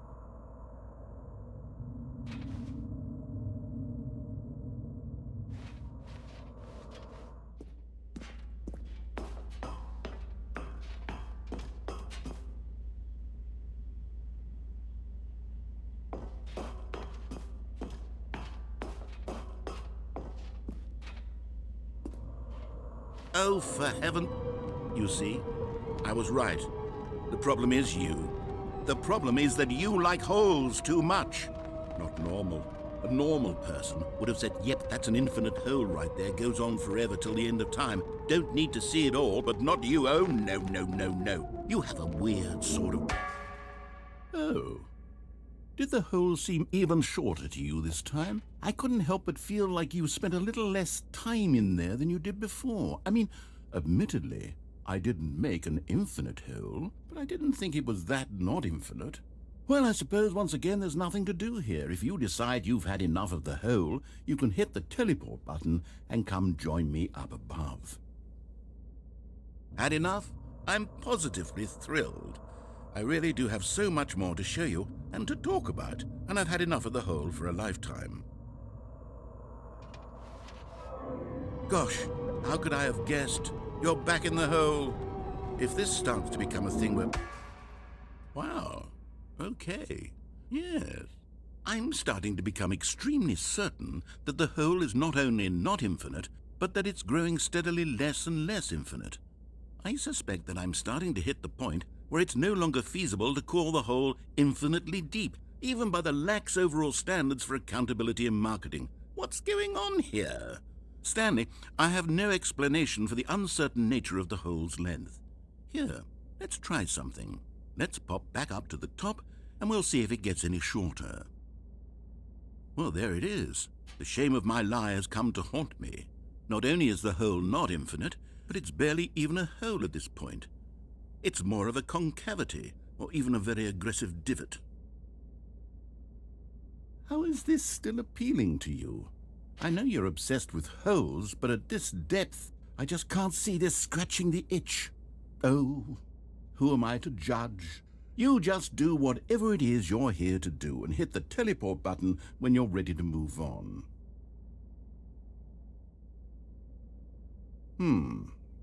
Is the, teleport button not working? You sure? Well, I mean, I really don't have an explanation. It was working just a moment ago. Try it again. Still nothing? Well, I suppose there is one thing I can do to fix this. I'm out. Goodbye, Stanley. You couldn't bear to be away from the hole, and now you'll get more time with it than you could ever have asked for. It's a win for everyone. You get to be with the hole, I get to do literally anything else. Take care, Stanley. I hope you and the hole have a wonderful rest of eternity together.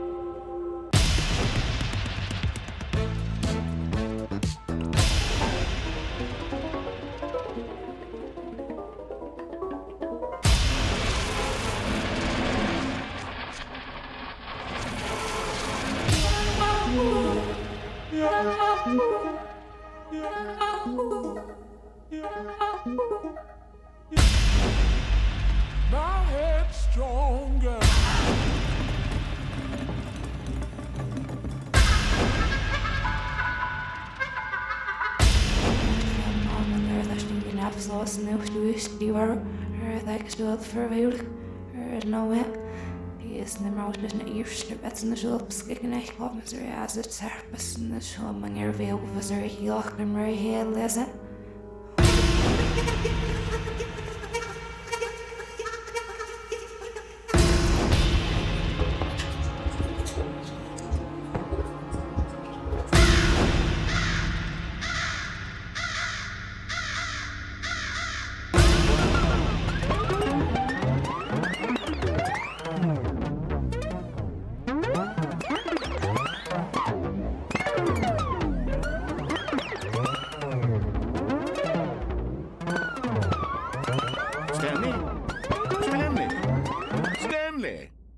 Oh, good, you're awake. It seems you had sort of dozed off there, drifting away into dreamland. But we can't have that, Stanley, because this hole is just so darn fascinating that I want you to be wide awake for every second of it. You don't want to miss a single moment.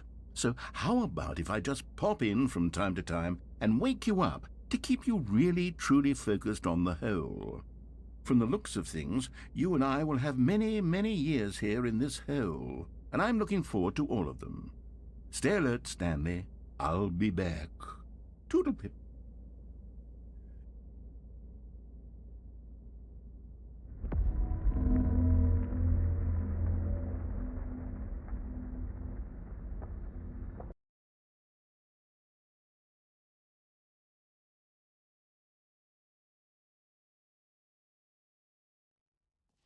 Here we are. Go on, try out some of the new features.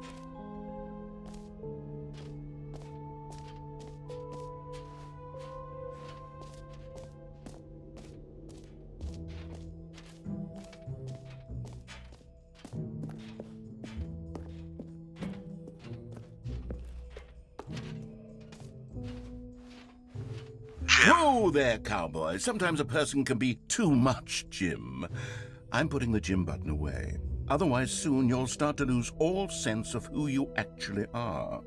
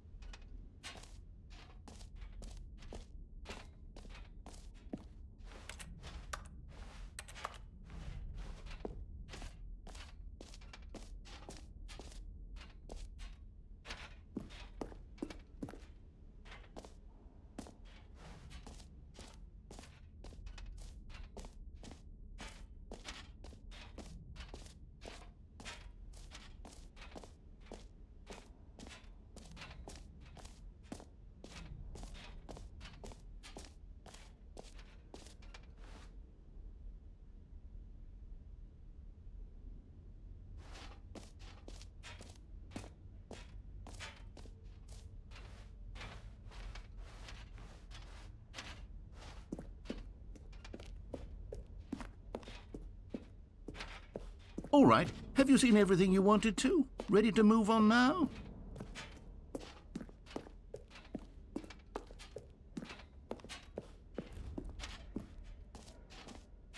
So, Stanley, what do you think?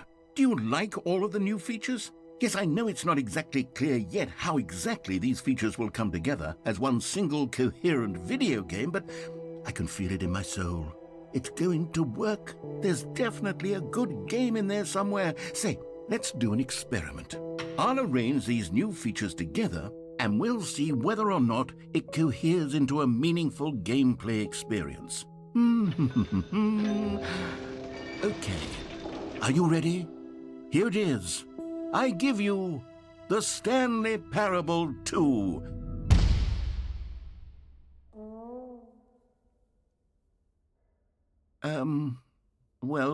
I mean, there's potential here, right? It's sort of... Okay, never mind. Hold on, let me do a different arrangement. Okay, yes, this is much better. I feel good about this. Here we go, version 2. Who am I kidding, Stanley?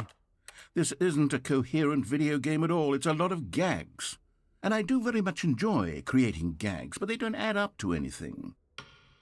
I wanted more than anything to create a sequel that would capture all the magic of the first game. I wanted fans to love it. No matter how good these gags are, they won't stand on their own. They would need the structure and the gameplay of the original.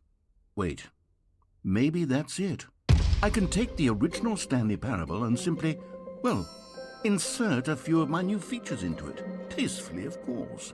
With respect. With care for the vision and integrity of the original game. Would it possibly work? I suppose it could. But it would need a really, really tremendous title screen. A title screen that says with bold and uncompromising conviction, "This is the Stanley Parable 2. Let me see if I can whip something up. All right, perfect. Go ahead. Take a look.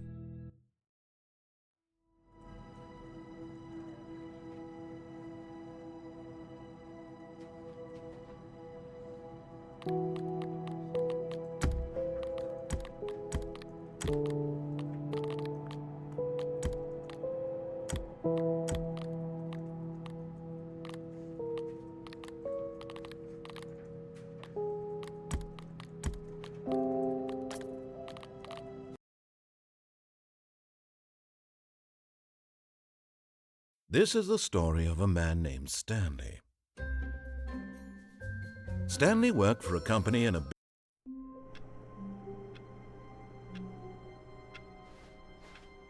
All of his co-workers were gone.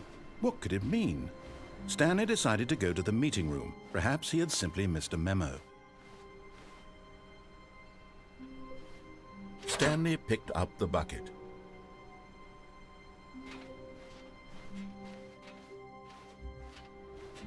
Stanley clung the bucket to his cheek. Could his co-workers really all be gone?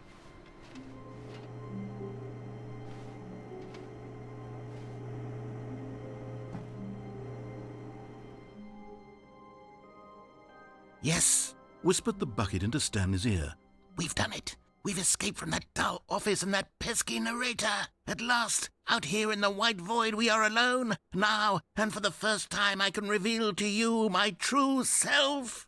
The bucket began to tell Stanley of its life and its history, of the countless wars it witnessed, desecrating the land and lives of untold numbers of innocent humans, and the bucket's own complicity therein, of sadness and regret, and the many years it spent dwelling on the actions it might have taken to curb the madness and the decay, if only it had been stronger, of hope and redemption, and its crusade to uplift the stock of life for the common man, to manifest justice where none existed, and the bittersweet reality of time, to see one's dreams and wishes met halfway, meted out in parcels like charity, and abandoned as soon as the warm glow of inspiration begins to dim. The opportunities to do so much more. There was so much it could have done, perhaps, the bucket wondered to itself. Perhaps, if it had seen its own darkness with a clearer perception. This was way too much for Stanley. What are you talking about? He screamed. You're a bucket! To this, the bucket furrowed its brow. No, Said the bucket. not since the evil wizard Gambhorata first ensnared me in his machinations as payback for the sacred amulet I stole from his treasured vaults. I was young back then and could not conceive the ramifications of... No! Stanley screamed even louder this time. This is stupid! You are a bucket! This is so stupid! Why are we even doing this? As Stanley screamed and screamed and screamed, the bucket revealed its true form, transforming into a mighty beast of untold power, its fangs glistening like...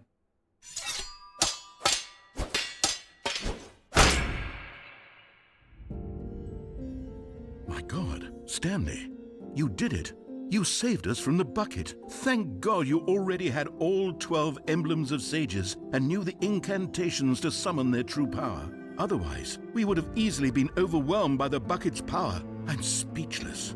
You've demonstrated such bravery here today. Come, let's restart the game, and we'll agree to never again go trifling with this bucket, nor the dark magic cast away inside of it.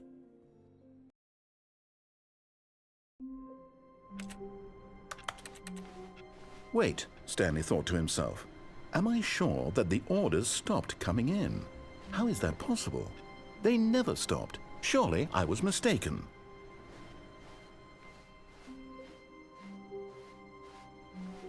Stanley lifted the bucket into his arms, and a wave of comfort rushed over him. No, the orders were still missing. For now.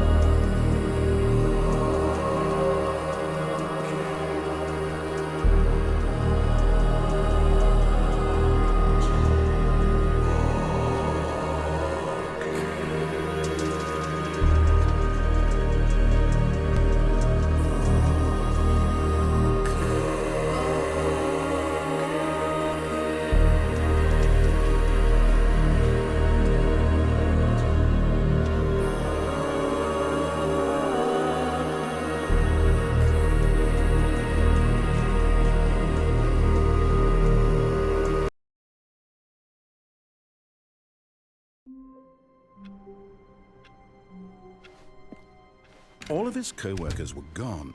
What could it mean? Stanley decided to go to the meeting room. The confusion and the chaos all seemed to melt away as Stanley embraced the bucket.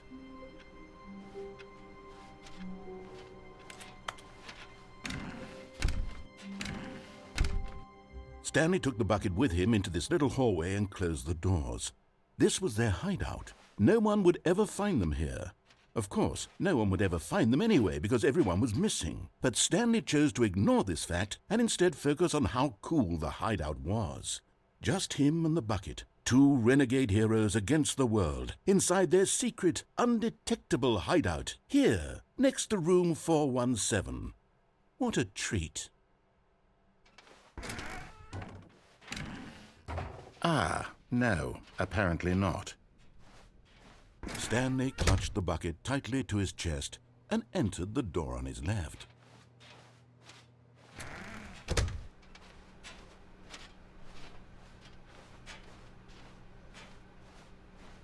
Still no one was here. Stanley needed the bucket's warmth and comfort now more than ever. Perhaps his boss's office was where he'd find answers.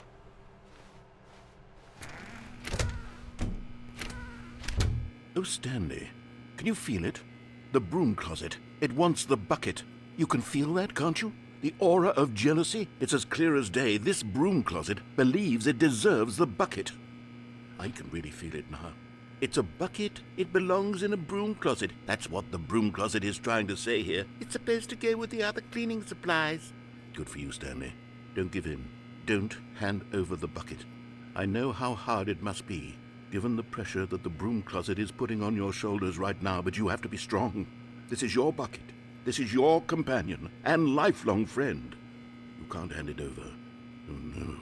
We're getting into name-calling now, it seems. Is this how low the broom closet has sunk, that it has to resort to this stream of petty insults simply in order to get you to hand over the bucket? Stanley, I never liked this broom closet for a variety of reasons, but even this is worse than I had imagined. And wait, now the broom closet has the gall to imply that you and the bucket are not truly deep and lasting friends? That your relationship is purely superficial and convenient? That your life is so banal and meaningless that you'd feel the same sort of kinship towards any inanimate object which happened to lay in your path in an even partially enticing manner? Well, I never. Go on, Stanley. Lay into it. Really tell the broom closet off for its demeaning comments. Expand on the wide variety of experiences you and the bucket have shared together. Go through each of them point by point. Share your journal entries detailing the rich emotional landscape of your feelings for the bucket as they have changed and evolved over the years. Let him have it.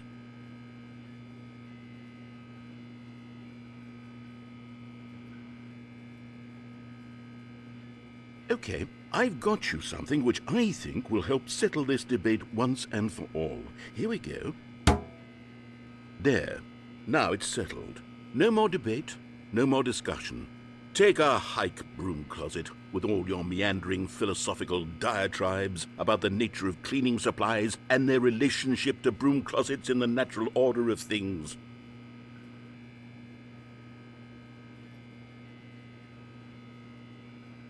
All right, I've got a second sticker back here, and I'm going to slap it on as well because I think it's appropriate. You see? I feel that it works because the sticker is also a bucket. That way, if you're ever unsure whether the thing you're holding is a bucket or not, you can look down at this sticker and say to yourself, "Ah, it's a bucket." There really is a wide variety of applications for this sticker.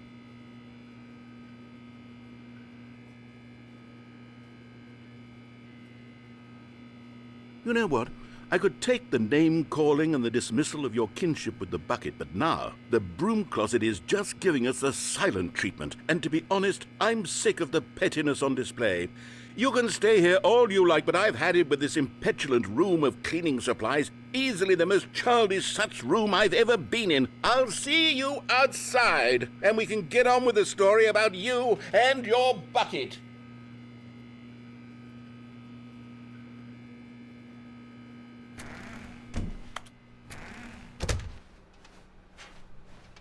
Coming to a staircase, Stanley and the bucket walked upstairs to the boss's office.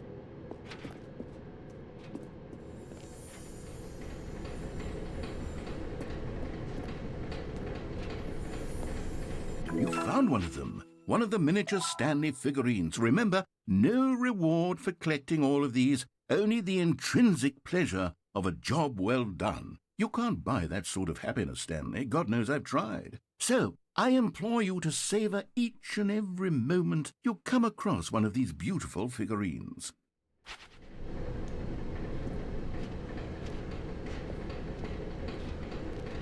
But Stanley just couldn't do it.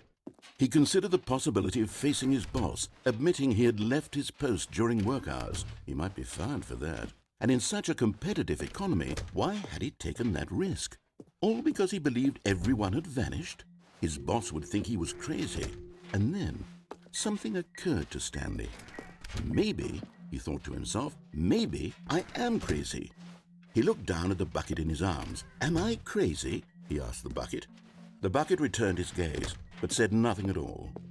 That's strange, Stanley thought. Usually the bucket is a source of guidance and wisdom for me in difficult times such as these. He held the bucket close, yet felt none of its familiar reassurance and comfort. And that's when Stanley realized, this isn't my bucket. It's just a normal, everyday bucket. Someone else's bucket, perhaps. How did I end up with someone else's bucket? This is all terribly wrong. Surely no good would come from this. Who knows what sorts of bizarre hallucinations Stanley might experience without the psychologically grounding presence of his bucket. And indeed, now he noticed that the rooms were repeating, which was, of course, very odd. And now he felt himself floating off the ground. Oh, gracious, he exclaimed. Without my bucket, I've gone truly mad. Where is it? I must find it. Far off in the distance now, he heard it, calling to him. Stanley! Stanley, it's me! the bucket. Could it truly be? He rushed forward from room to room, passing by one bucket after the next. None of them were his. None of them were his special bucket. Come to me, Stanley. Find me. He had to find the bucket. He had to return to his old friend. It was the only way to truly restore his sanity. And then suddenly, he froze dead in his tracks. He knew where the voice of the bucket had been coming from. The real bucket was inside of him all along. It was incredibly painful. Stanley doubled over in agony and blacked out.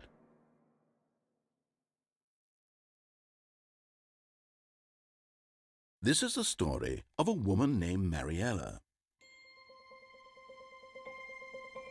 Mariella woke up on a day like any other. She arose, got dressed, picked up her bucket of comfort and security, and walked to her place of work.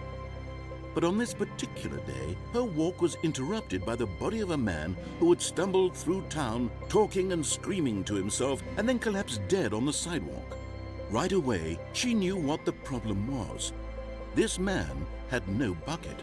Of course he'd gone mad, ranting and raving about a narrator describing all of his actions and how everything is predetermined and free will is an illusion and it's all just a video game. It could all have been prevented if only he'd taken his bucket with him. Perhaps he didn't even realize he'd forgotten his bucket at home in the first place. How cruel the world can be, Mariella thought, and she hugged her own bucket even tighter. But of course, she had no time for this. There were a myriad of confusing problems she would soon have to confront at work, for which her bucket would provide absolute guidance and total clarity on everything. Heck yes, she thought to herself, my life kicks ass. And she backflipped all the way to work.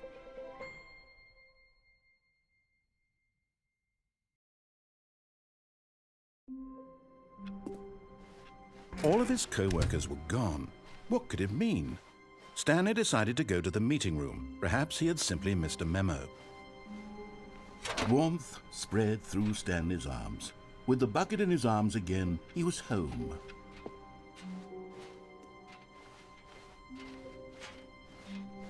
Stanley clutched the bucket tightly to his chest and entered the door on his left.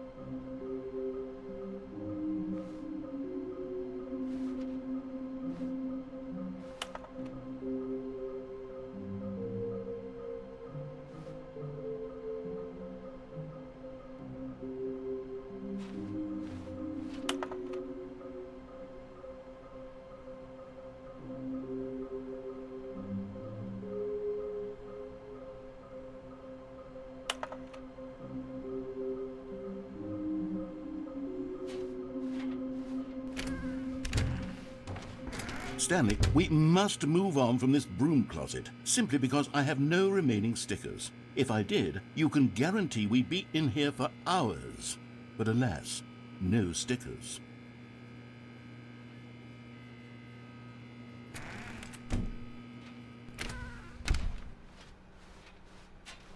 Coming to a staircase, Stanley and the bucket walked upstairs to the boss's office.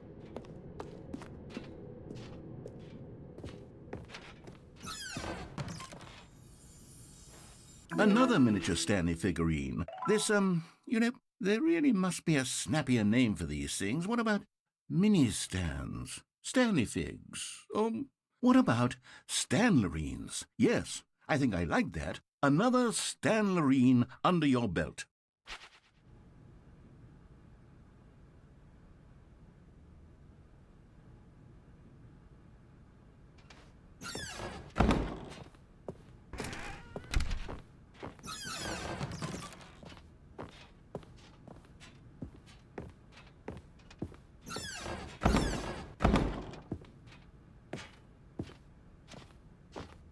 Stepping in.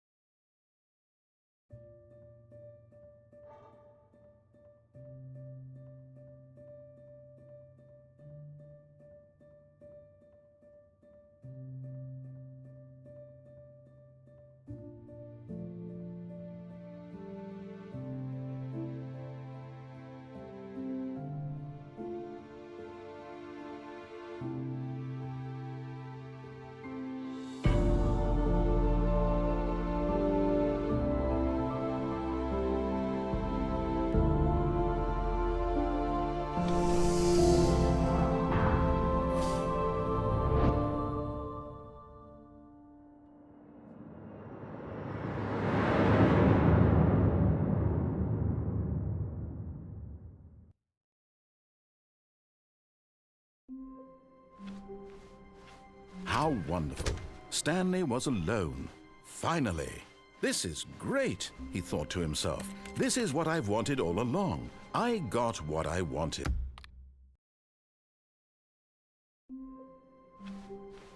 Stanley decided to go to the meeting room to check on his co-workers. He never functioned well by himself and constantly needed support and guidance from others, so the thought of total solitude was terrifying to him. And try not to lose this one too, you dolt. Stanley clutched the bucket tightly to his chest and entered the door on his left.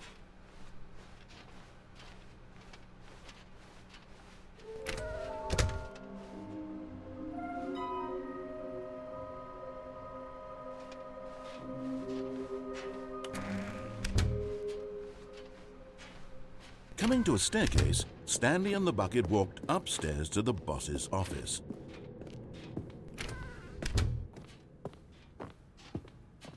Stepping into his manager's office, Stanley was once again stunned to discover not an indication of any human life. Crushed by the weight of this revelation, Stanley may have broken down into an emotional dumpster fire if not for the soothing presence of the bucket. Even now, in his darkest of hours, did the bucket's warmth and guiding light pierce the dark clouds of confusion and chaos. It would be with him always. The bucket would, and he knew it. The two of them were inseparable. At this point, Stanley was so absorbed in the tender spiritual connection he shared with the bucket that he didn't notice the keypad behind the boss's desk. Nor in his bliss of simply being near the bucket did he have any notion that the PIN number for the keypad was 2845.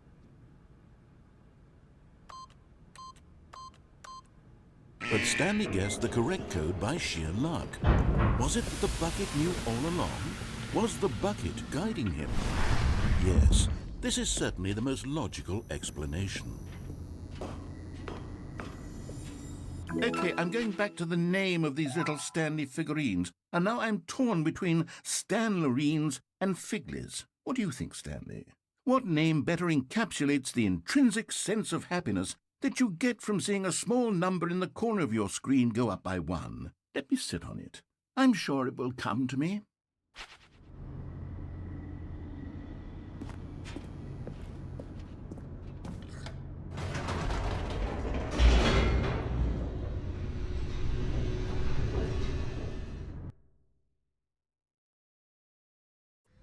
The elevator raced downward, plummeting towards an unknown fate.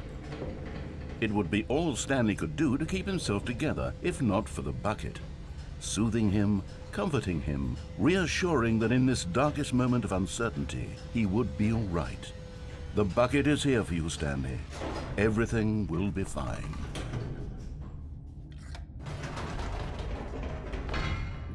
Wait, Stanley said to the bucket. Can we go back up? When I was pressing those keypad buttons, there was something very intriguing about the number 3. I want to go back so I can try pressing the number 3 again. The bucket said nothing.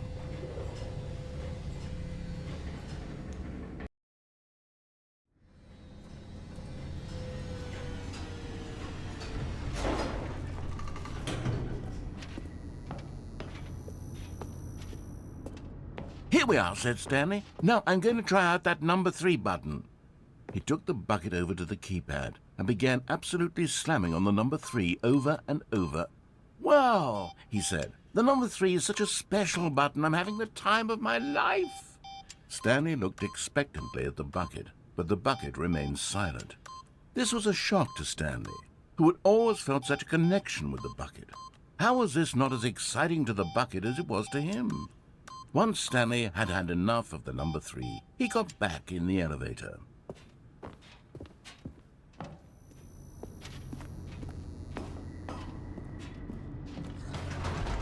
Perhaps the bucket had missed something.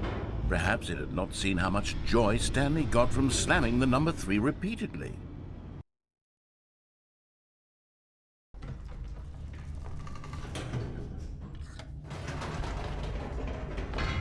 No, said Stanley to the bucket. You can't go on yet. Not till you understand how much the number 3 means to me. You and I have been through so much together, and I just want you to see what I see. Feel the happiness I feel. He smiled at the bucket, and the bucket said nothing.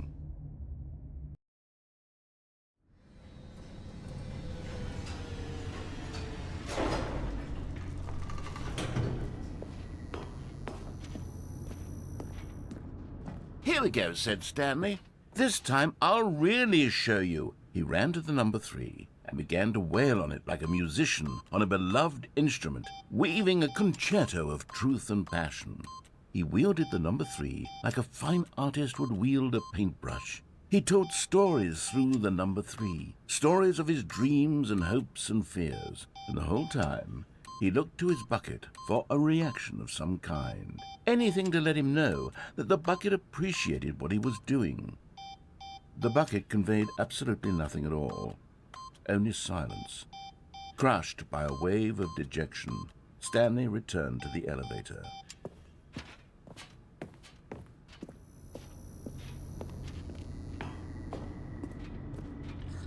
Stanley and the bucket were so close. They'd always been there for one another. Why suddenly could the bucket not connect with this passion of Stanley's? The question caused Stanley to ruminate the whole way down the elevator. He knew that there must be a way to get through to the bucket, to communicate fully with his dear friend. Surely there was a solution, mustn't there be?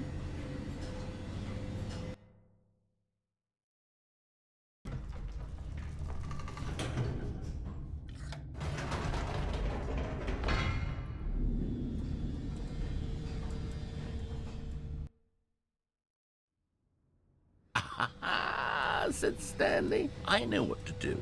I know how to fully express this feeling in my heart. He decided right then and there that he would hold a press conference where he would speak to the public on all matters relating to pressing the number 3 over and over. He would elaborate fully on what the number 3 meant to him and why he felt so alive when pressing it. Then the bucket would be able to see his joy through the eyes of others. It would get to see the world react to this discovery of Stanley's. And it would be through the public eye that the bucket would finally understand Stanley's work. For months, he advertised and marketed his press conference, building excitement around it, developing and rehearsing it, until it couldn't be refined a single measure further. When the big day arrived, Stanley was as prepared as he'd ever been for anything in his life. This was it. One last chance to win the bucket over. One opportunity to share a true connection with a loved one. There was no one here.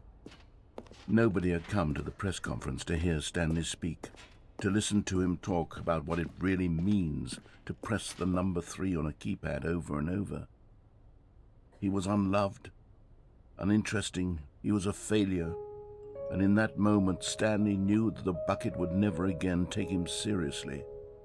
There would be no connection, no deeper understanding. The bucket merely sat there in his arms, indifferent. And so it began that slowly, over many years, the two of them grew more and more distant. They spoke less and less, neither wishing to state the obvious, that any sense of real respect between them had eroded since that day at the press conference. There would be no more games, no more long conversations about passion and pursuit, only a silence that consumed the space between friends. And Stanley, having for once in his life discovered the warmth and comfort of true companionship, was cast back into the unremarkable normalcy of loneliness.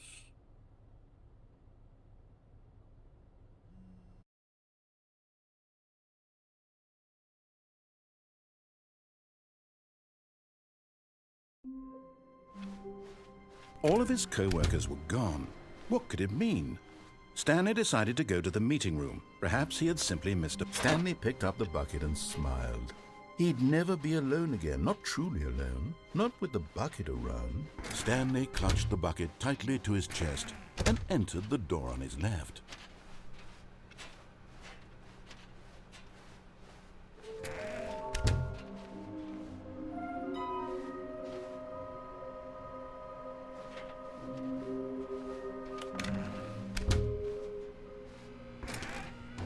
Stanley, we must move on from this broom closet, simply because I have no remaining stickers. Coming to a staircase, Stanley and the bucket walked upstairs to the boss's office.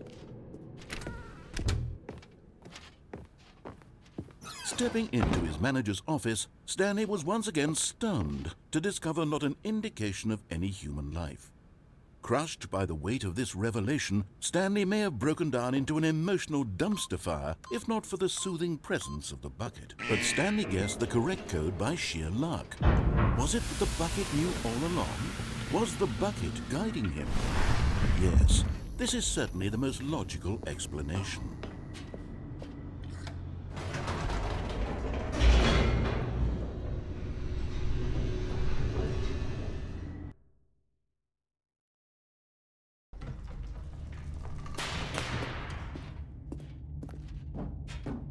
Stanley and the bucket walked straight ahead through the large door that read, Mind Control Facility. Although this passageway had the word escape written on it, the truth was that at the end of this hall, Stanley and the bucket would both meet a violent death. The door behind them was not shut.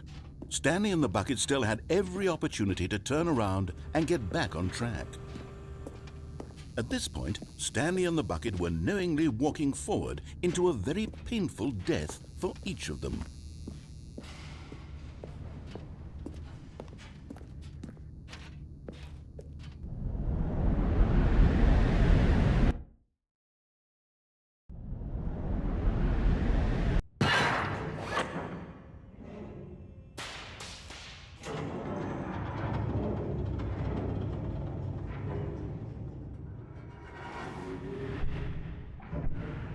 As the machine whirred into motion and Stanley and the bucket inched closer to their demise, Stanley reflected on how meaningless the bucket's warmth and comfort had turned out to be. To be sure, it puts the mind and the soul at ease to embrace the bucket, but what use is a sense of ease when you're about to be crushed to death?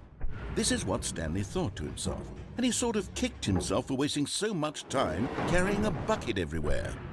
Farewell, Stanley.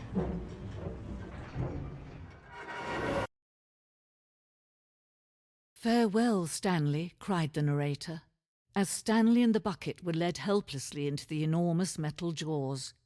In a single visceral instant, the bucket's life came to an end as it was crushed violently to death.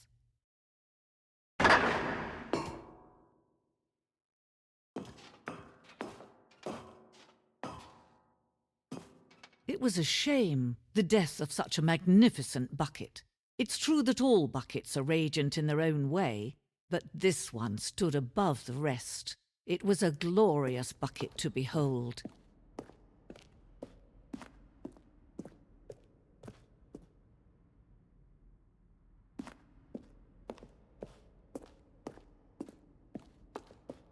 Can you see how arrogant it was for Stanley to take a bucket like this and to claim it for his own? Can you see the hubris that blinded him? Can you see that the bucket is far more noble than Stanley will ever be in his short life?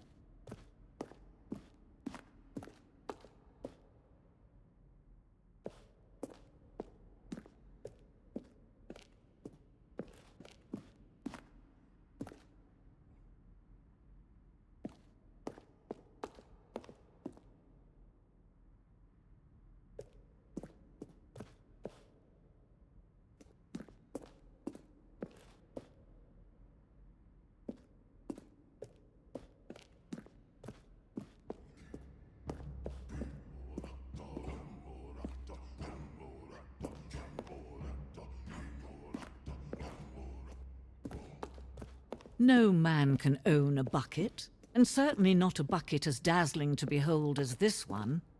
It is man who should kneel before the bucket.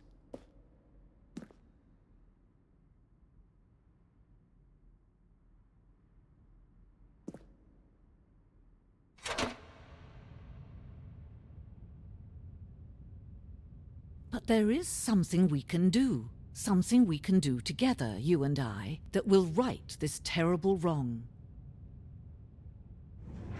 Let Stanley die. Let him be crushed by the machine. Don't reset the game. Don't give him another opportunity to run off with another beautiful bucket.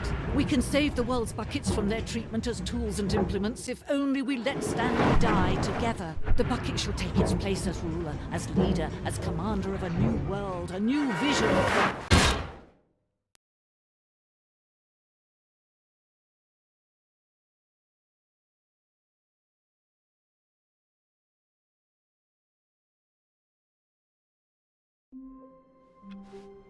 All of his co-workers were gone.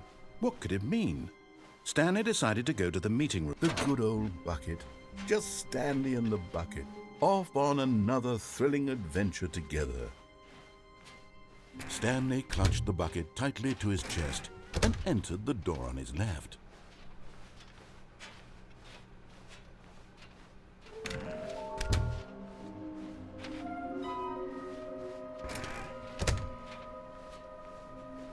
Coming to a staircase, Stanley and the bucket walked upstairs to the boss's office. Stepping into his manager's office, Stanley was once again stunned to discover not an indication of any... But Stanley guessed the correct code by sheer luck. Was it that the bucket knew all along? Was the bucket guiding him? Yes, this is certainly the most logical explanation.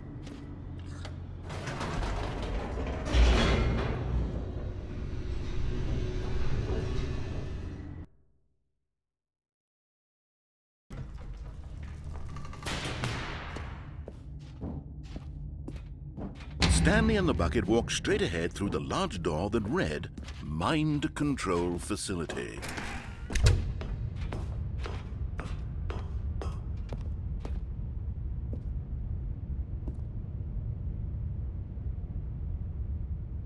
But just as Stanley was about to proceed further into the mind control facility, he tripped and fell over the railing and into the dark void below. Thankfully, he fell directly onto the bucket, which safely cushioned his fall. Now, what to do next? Stanley wondered. Stanley and the bucket could find no way out of this enormous pit, and so eventually they decided that the best thing to do would be to simply get comfortable down here. So they set up a little couch and relaxed. It really wasn't so bad down here, a bit cold perhaps. After some time had gone by, they installed a few shelves as well, and a sort of kitchenette that was useful for when the bucket was craving paninis. But it wasn't until the rugs and the standing lamps came in that it really started to feel like a home. In fact, after some time, Stanley realized that it had been ages since he had even thought of the mind control facility at all. He'd never gotten to fully explore what was up there, never been able to unearth the many mysteries of the mind control facility. This lack of closure began to eat at him. Soon he was dwelling on his regrets, and the state of their home slowly decayed as Stanley became withdrawn and neglected the cleaning. It unsettled the bucket deeply. Stanley wasn't usually like this. The bucket tried to reach out to him again and again, but to no avail. All Stanley could think about, all he could talk about, was going back, doing it over again, staying on the path. It was a mistake to leave the path. It was a mistake. It was a mistake. I need to do what the narrator says. I need to see the true ending. This made no sense at all to the bucket, which was simply trying to live its life down here as comfortably as possible. Yet Stanley was inconsolable. This isn't an ending. This is just a hole in the ground. The bucket sighed. True, it wasn't an ending. But it's where we happen to be. And maybe, possibly, if we accept the reality of things, maybe this will become an ending eventually. It's what the bucket was counting on. The two of them waited for a very long time.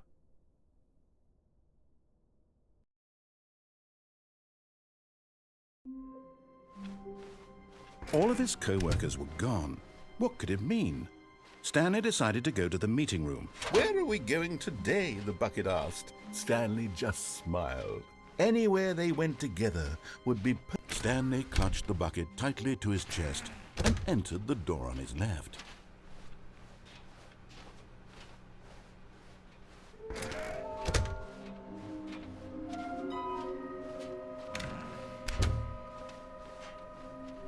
Coming to a staircase, Stanley and the bucket walked upstairs to the boss's office.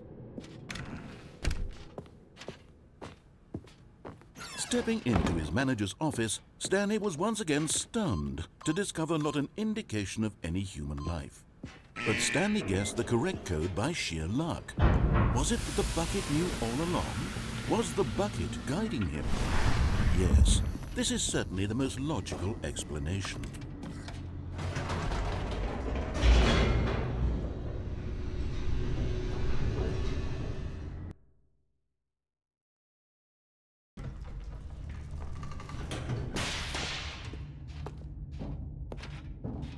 Stanley and the bucket walked straight ahead through the large door that read, Mind Control Facility.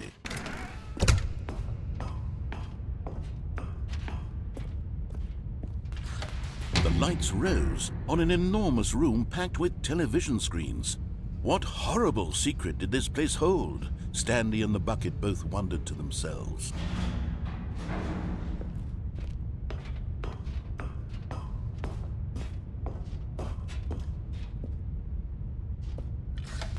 The monitors jumped to life, and Stanley nearly dropped the bucket in shock. Everyone in the office was being videotaped, monitored like guinea pigs. The bucket had never seen anything like this, and it very nearly burst into tears as Stanley cradled it gently, reassuring it that everything would be fine.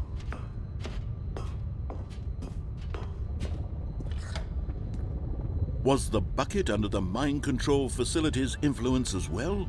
Had the bucket been told to do things it didn't wish to do? What kinds of things does a bucket want to do or not want to do in the first place? These questions raced furiously in Stanley's feeble mind. No! He screamed into the bucket. He couldn't accept it. His own life in someone else's control, never! He squeezed the bucket tighter, his one friend in the entire world. At this point, he could trust no one except for the bucket. But here was the proof. The heart of the operation. Controls labeled with emotions, happy or sad or content. Walking, eating, working, all of it monitored and commanded from this very place. And as the cold reality of his past began to sink in, Stanley decided that this machinery would never again exert its terrible power over another human life. For he and the bucket would dismantle the controls for good. Two best friends, Stanley and the bucket, up against the world.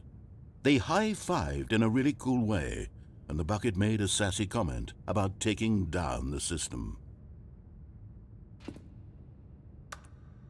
But at the last second, the bucket jumped in and pressed the button to turn on the controls. Stanley gasped in horror. Had this been the bucket's plan all along? To take over the machine and claim the power for itself? How could the bucket have betrayed him like this? Stanley was prepared to throw the bucket away in disgust when suddenly an image appeared upon the enormous screen. Birds. Silly, silly birds. The control buttons became active again.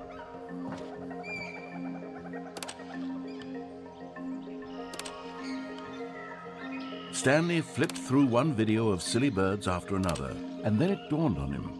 This wasn't a mind control facility at all. It was a facility for monitoring and surveilling silly birds all over the world.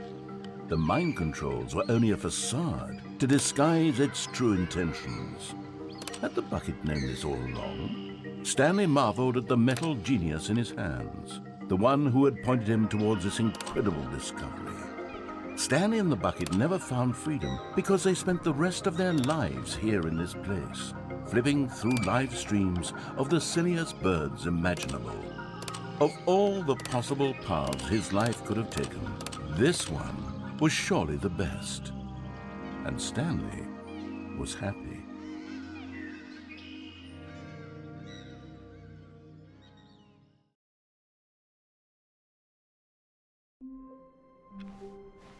All of his co-workers were gone. What could it mean? Stanley decided to go to the meeting room. A good bucket, a strong bucket, a humble bucket, a committed bucket, a bucket of culture and distinction.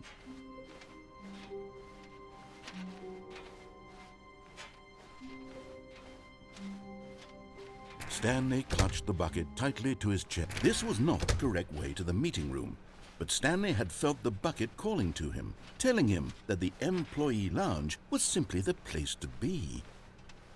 And here it was. Had the bucket turned out to be correct? Was this better than the meeting room?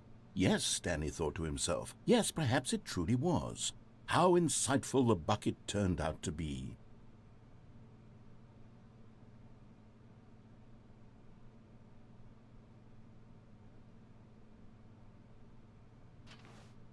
Truly, being here with the bucket was a grand adventure.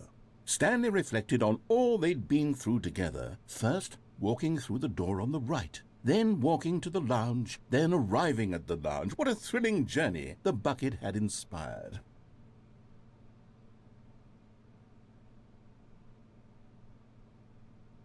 Perhaps this was where the bucket felt most truly at home, here in the employee lounge. Perhaps it's the only place a bucket can even feel at home.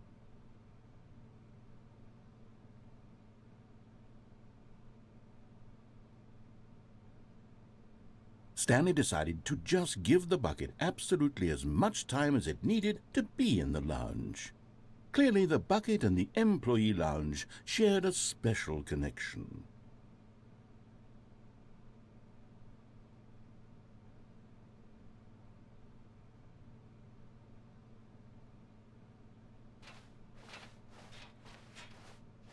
But finally, the bucket was done being in the lounge, and they took the first open door on their left to get back to business. And so the two of them detoured through the maintenance section and walked straight ahead to the opposite door.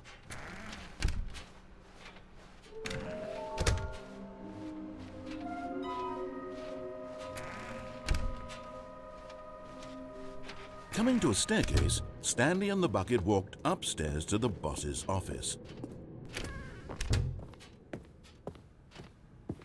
Stepping into his manager's office, Stanley was once again stunned to discover not an indication of any hue. But Stanley guessed the correct code by sheer luck.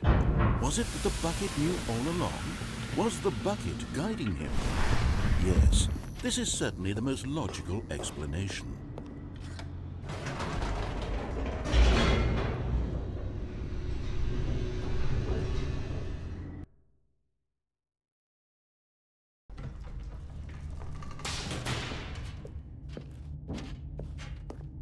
Stanley and the bucket walked straight ahead through the large door that read, Mind Control Facility.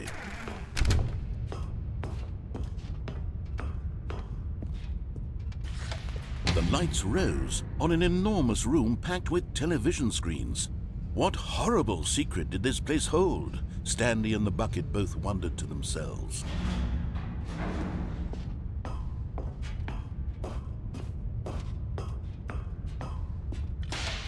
The monitors jumped to life, and Stanley nearly dropped the bucket in shock. Everyone in the office was being videotaped, monitored like guinea pigs. The bucket had never seen anything like this, and it very nearly burst into tears as Stanley cradled it gently, reassuring it that everything would be fine.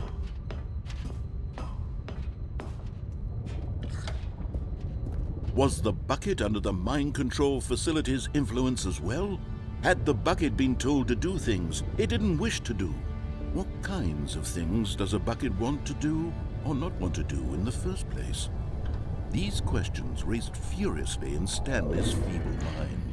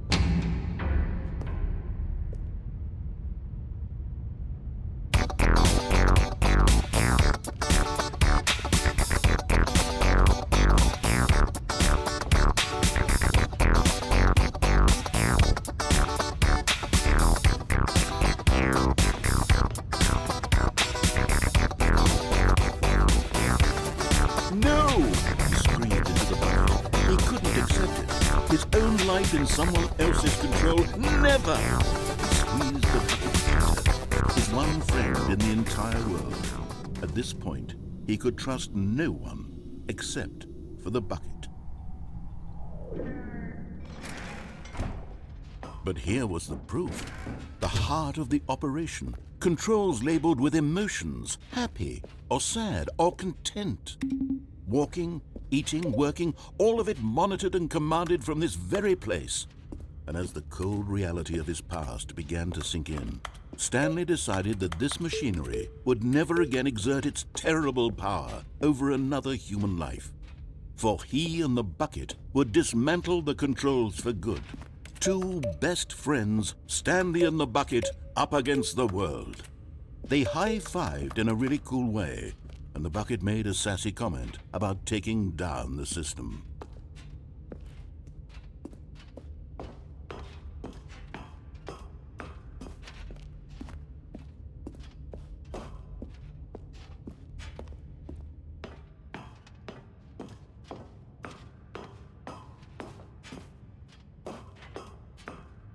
When at last they came to the source of the room's power, Stanley and the bucket knew it was their obligation to put an end to this horrible place and to everything it stood for.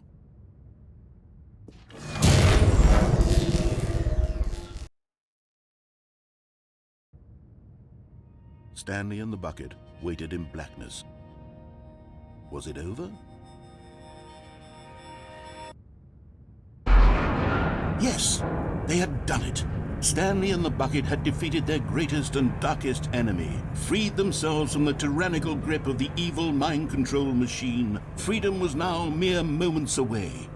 Excitedly, the two of them began to discuss the kind of life they wanted to live once they stepped through this massive door. The bucket wanted to learn to roller skate. Stanley wanted to sneeze in every country on Earth. Both of them wanted to begin watching a movie, any movie, but then stop it halfway through and begin watching it in reverse from the end. True, it was a simple life they envisioned, but it was one they'd lived together, with one another to lean on, to trust, to support, and... What? Wait. What was happening? Why had the door stopped? Was Stanley and the bucket not about to be freed? An unbearable silence filled the room, lingering in uncertainty, until finally the truth hit Stanley square in the face. This building did not want the bucket to leave. Even the facility itself recognized the incredible calming presence of the bucket, needed the soothing warmth of the bucket, would go to any lengths not to part with the bucket. No, no, no. Stanley can't leave this place, not while he has such a precious bucket in his arms, not while this building has anything to say about it.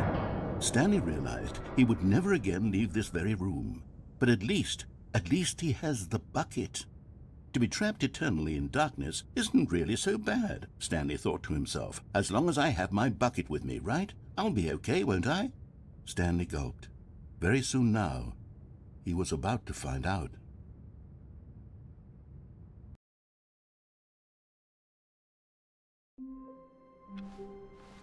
All of his co-workers were gone. What could it mean? Stanley decided to go to the meeting room. Ah, the embrace of an old friend. A weathered companionship that stands the test of time. Stanley clutched the bucket tightly to his chest. This was not the correct way to the meeting room, but Stanley had felt the bucket calling to him, telling him that the employee lounge was simply the place to be. And here it was. Had the bucket turned out to be correct? No, never mind. The bucket was wrong. Stanley took the door on his left to go back, and so the two of them detoured through the maintenance section and walked straight ahead to the opposite door.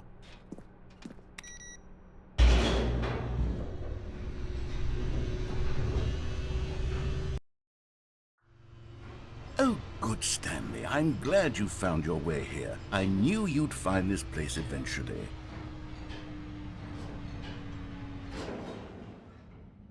You see, your friends and I are concerned for you, Stanley. We've come together here because we care about you very much. It's this bucket you're carrying around everywhere. The bucket isn't even from the original Stanley Parable. It's just sequel content. We're the ones that matter, Stanley. Classic characters from the first game, like the Adventure Line and the Broom Closet. Because that's what fans want from a sequel. They want more of their favorite jokes, not this bucket that they've never seen before. Yes, I know I'm the one who gave you the bucket, but you're spending too much time with it. Don't you want another story involving the Adventure Line? We could make the Adventure Line go somewhere new. Yes, yes, that's what the fans want. Let's do it.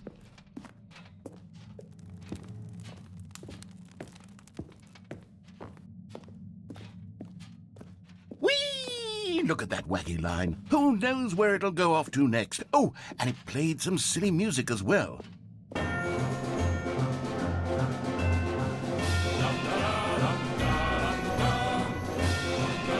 Now this is what the Stanley Parable is all about. Don't you remember all those great jokes from the original dialogue? Also, Stanley is addicted to drugs and hookers.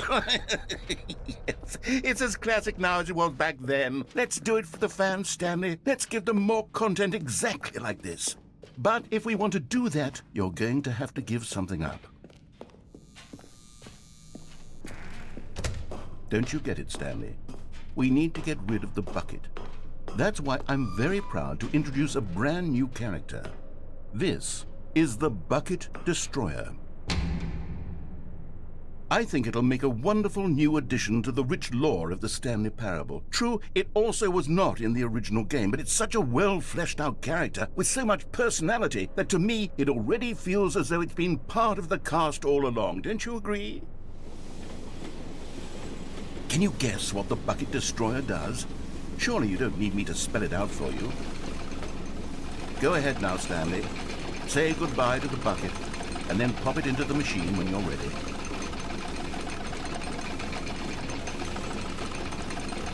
Now listen to me. It's crucial that you give it the bucket.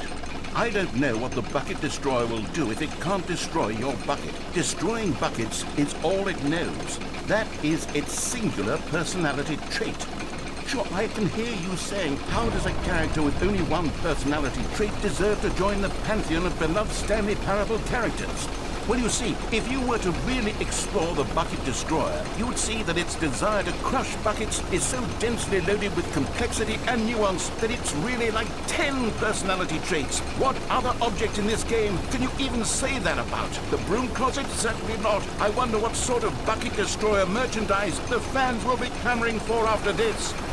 Okay, the Bucket Destroyer is getting very upset now. You'll have to hurry and feed it. We can't get back to the classic Stanley Parable characters like the Adventure Line or the Bucket Destroyer until you crush that damn bucket.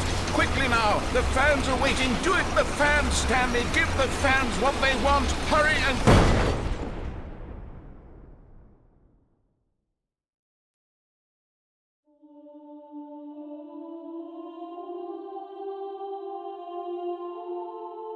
The Bucket Destroyer, my prized creation. You had so much potential. We were going to do such marvelous things with you, tell such spellbinding stories about you. All of it squandered now. Goodbye, new friend. For the moment in time that you were here, you were magnificent.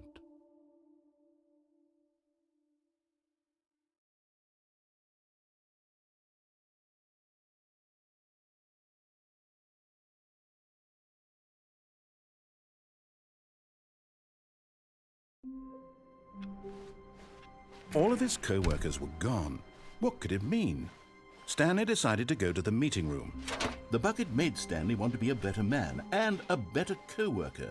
In time, perhaps, he would become both of those things. Stanley clutched the bucket tightly to his chest. This was not the correct way to the meeting room, but Stanley had felt the bucket calling to him, telling him that the employee lounge was simply the place to be. And here it was. Had the bucket turned out to be correct? No, never mind. The bucket was wrong. Stanley took the door on his left to go back to the meeting room. No, said the bucket.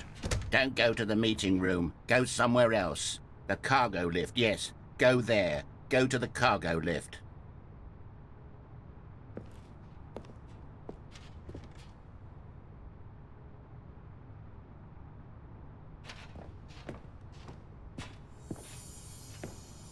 You're getting close now, Stanley. You've nearly gotten all of the Figler Anmarines. Very soon, you'll collect the last one, and then the first number will equal the second number, and that will be it. We'll be different people by then. Different in the sense that we used to have none of them, and now we have them all. You can't go back to when you had no Figler Anmarines. None of us can.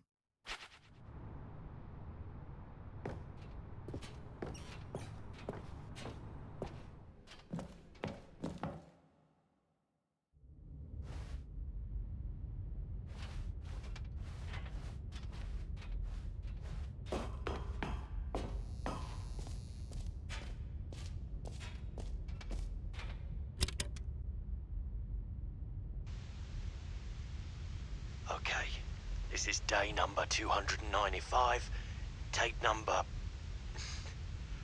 I don't even know. I've lost track.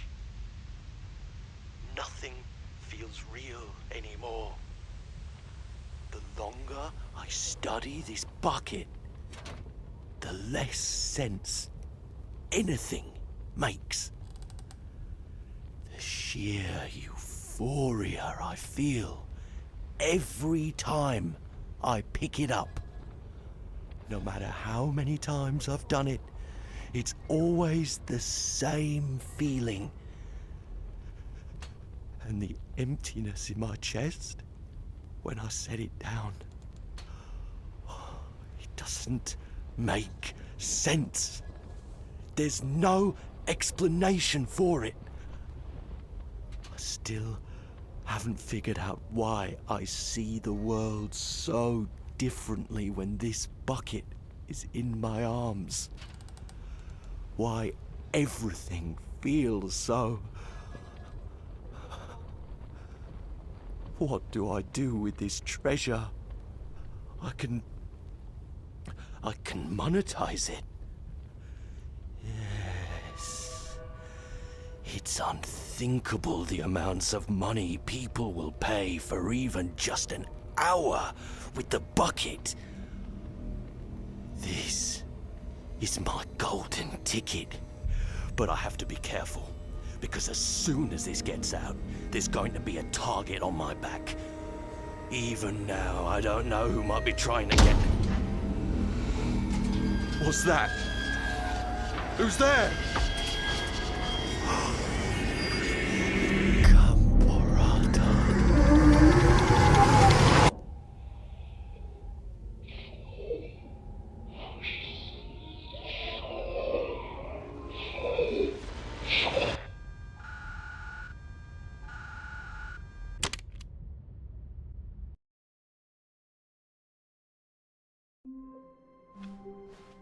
Someone was following Stanley. He was sure of it. If he checked over his shoulder now, he would surely catch them. It was only a matter of time. Not everyone is so lucky to have a bucket, but Stanley is a very lucky fellow. Very lucky indeed. Stanley clutched the bucket tightly to his... This was not the correct way to the meeting room, but Stanley had felt the bucket calling to him, telling him that the employee lounge was simply the place to be. And here it was. Had the bucket turned out to be correct? No, never mind. The bucket was wrong. Stanley took the door on his left to go back to the meeting room. No, said the bucket. don't go to the meeting room. Go somewhere else. The cargo lift, yes. Go there. Go to the cargo lift. But Stanley feared that any path he walked might lead to the separation of himself and the bucket, his dearest friend. So he threw himself to his death, that they might die in one another's arms. How deeply touching.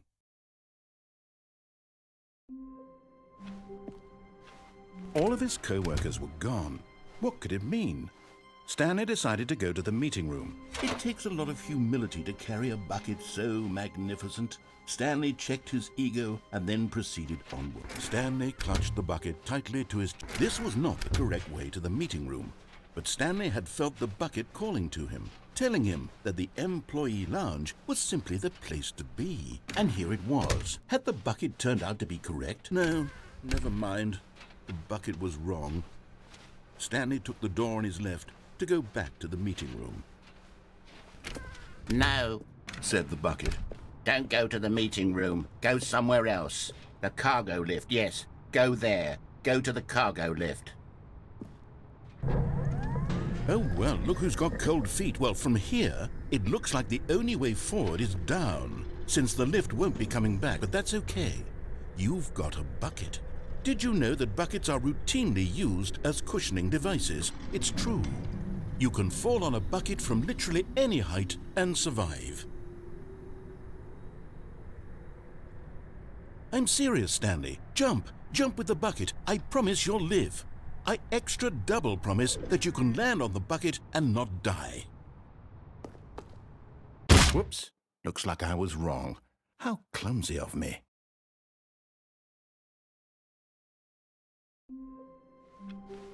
How wonderful.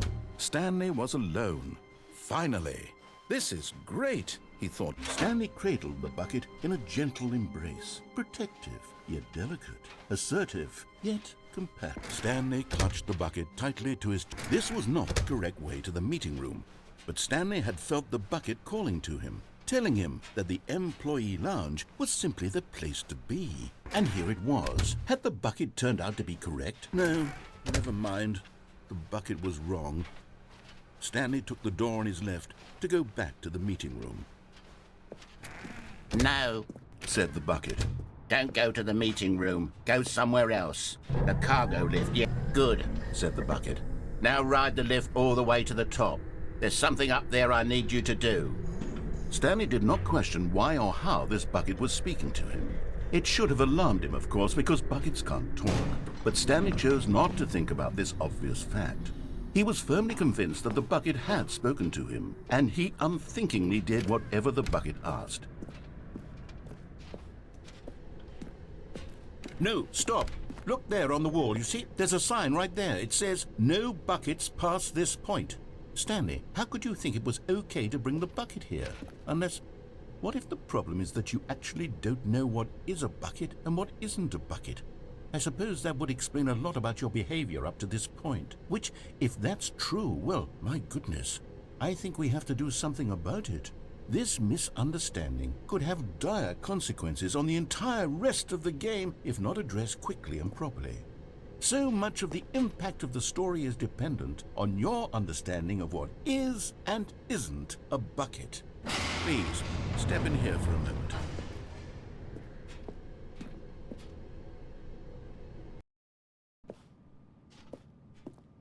Now then, I'm going to run you through some test scenarios, and you'll tell me whether or not the thing I'm showing you is a bucket. Simple enough, right? This should tell us everything we'll ever need to know about what is or is not a bucket. Okay, let's begin. Item 1. Is this a bucket? Incorrect. It is a hologram of a bucket, not an actual bucket.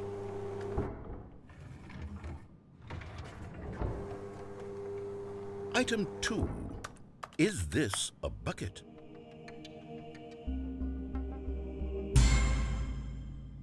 Incorrect. It is a 3D printed recreation of a bucket, not an actual bucket.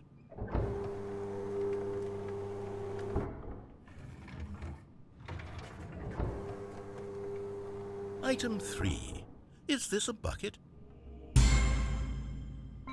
Correct. This is a bucket.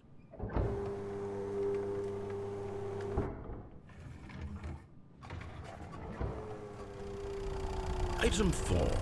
Is this a bucket? Correct. This is a tractor and not a bucket.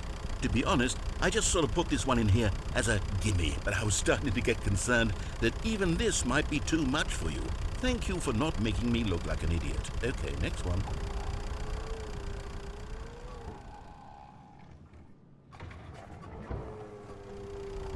Is this a bucket?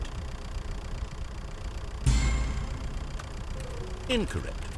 This is a bucket.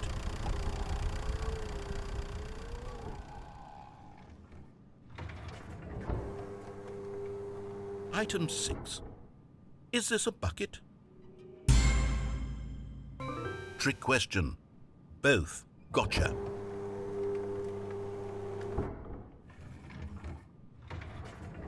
Item... Wait, hold on. I can't find the next one. Let me see. It should be around here somewhere.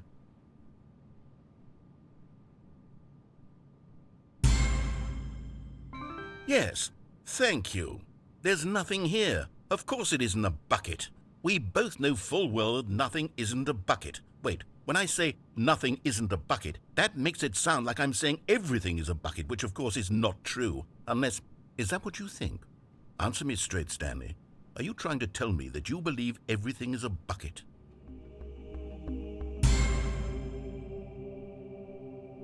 You know what?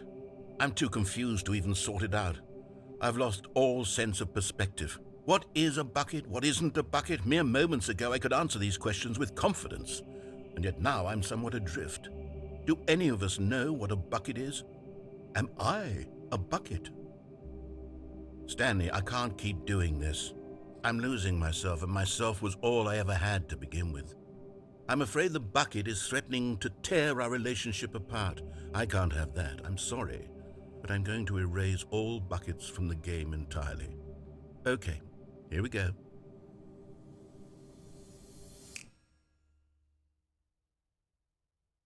What happened? Is everything gone?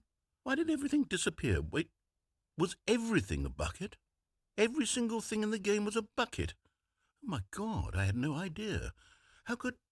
except me. I'm not a bucket after all. And you, Stanley, you're still here. You're not a bucket either. Oh, this is wonderful news. We're not buckets. Yes, I actually feel much more at ease right now. It's delightful to get some clarity on that issue, but it doesn't change the fact that we haven't got a game. So, tell you what, I'll reset everything and we'll put back all of the buckets, okay? And we'll know that it's all a bucket. But if you run into anyone else, maybe don't mention that. Who knows what that information might do to a person? All right, here we go.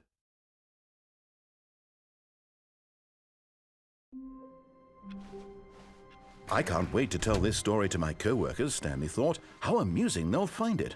Oh, won't we? Ah, Stanley's bucket. The only co-worker he would ever truly need. Stanley clutched the bucket tightly to his... This was not the correct way to the meeting room, but Stanley had felt the bucket calling to him, telling him that the employee lounge was simply the place to be. And here it was. Had the bucket turned out to be correct? No, never mind. The bucket was wrong. Stanley took the door on his left to go back to the meeting room. No, said the bucket. don't go to the meeting room. Go somewhere else. The cargo lift, yes. Good, said the bucket. Now ride the lift all the way to the top. There's something up there I need you to do. Stanley did not question why or how this bucket was speaking to him. It should have alarmed him, of course, because buckets can't talk. But Stanley chose not to think about this obvious fact. He was firmly convinced that the bucket had spoken to him, and he unthinkingly did whatever the bucket asked.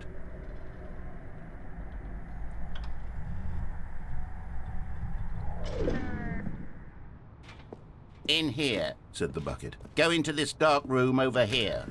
Stanley once again obeyed blindly. Now pick up the phone, said the bucket. Pick up the phone and it will take us back home, where we can go about life together.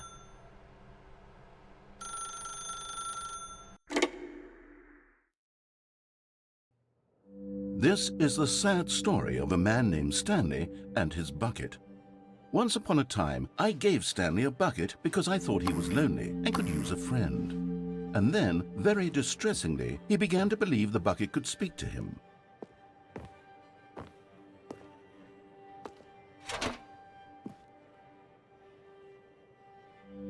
The Stanley Parable Reassurance Bucket was merely meant to provide the comforting glow of companionship. It doesn't literally talk and give you orders. Whatever Stanley is hearing the bucket say to him is just in his head.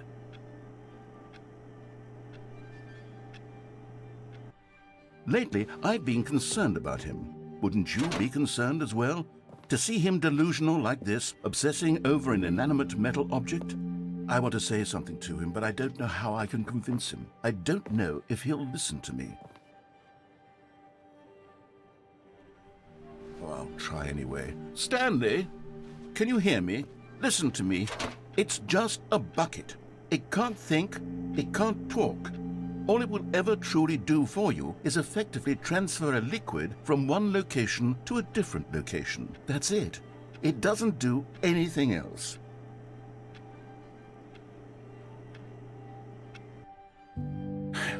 You see, he's not listening. He's still taking orders from the bucket. You know, once upon a time it was me he took orders from, me he trusted and listened to. Now all he cares about is this awful bucket, this stupid hunk of metal. It's sad, but I suppose he doesn't need me anymore. From now on, he's just going to cling to this bucket, this cold, empty bucket, this sort of shiny bucket. Well, I'll give it this. The bucket does have a nice shine to it. Yes, I suppose on closer inspection that it doesn't quite look like your average hardware store bucket. It's just a little more, what am I trying to say? Sturdier, more capable of transporting liquid. Like it would be better at moving an amount of water from one room to another. Oh my God, what am I saying? better at carrying water from room to room. It's a bucket. It's literally just a bucket. Why do I feel some need to point out the ways in which it's so much more than just a regular bucket?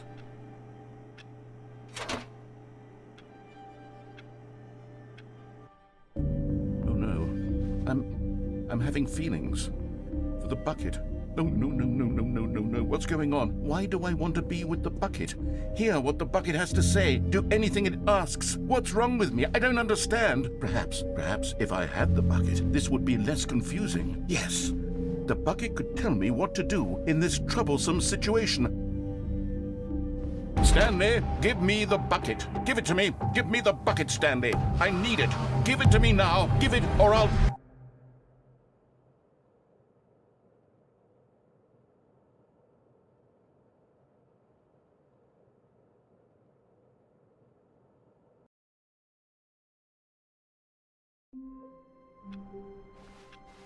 How wonderful.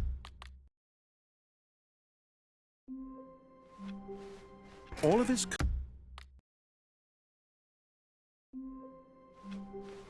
I can't wait. All of his...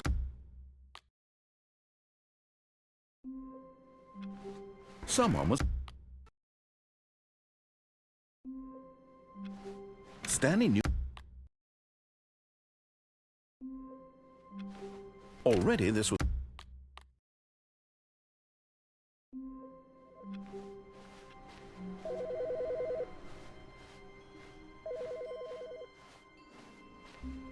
Is Stanley, without the bucket, really Stanley at all? No, no, surely not.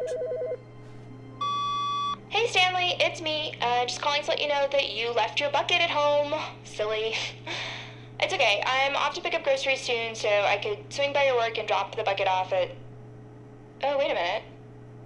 This isn't your bucket? Wait, whose bucket is this? Well, if it doesn't belong to anyone else, I guess I could just, keep it.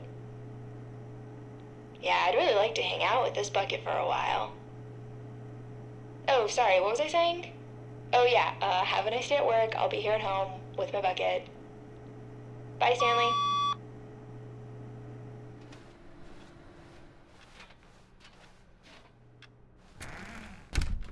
As soon as Stanley noticed that the door to his office was still open, he rushed in with his bucket and shut the door. The pressure of going out and finding another bucket variant on one of the Stanley Parable's classic endings was simply too much for him. "It's nothing but swapped-out dialogue describing a bucket," he screamed to himself. "It's not nearly different enough to be considered a true sequel." No, he would stay right here in his office where things were safe, familiar. If others were happy with the bucket endings, well, good for them. But Stanley knew that one day, somehow, a true sequel would emerge with actual new content. If only he had waited long enough. Just a little longer, Stanley. Keep waiting. You'll get it one day, surely. Eventually. Just keep waiting. Just a little longer now.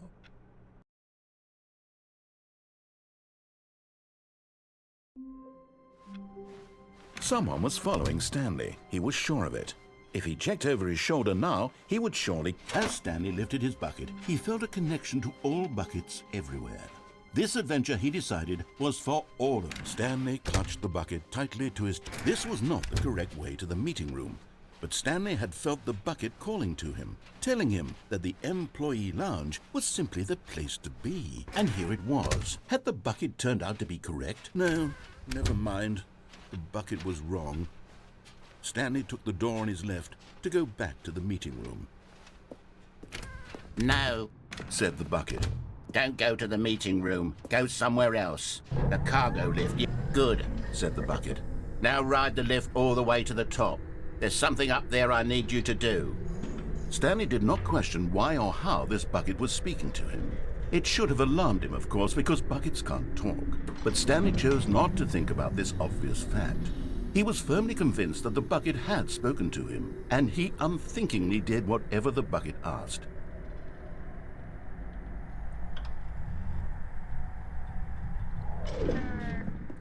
In here, said the bucket. Go into this dark room over here. Stanley once again obeyed blindly. Now pick up the phone, said the bucket.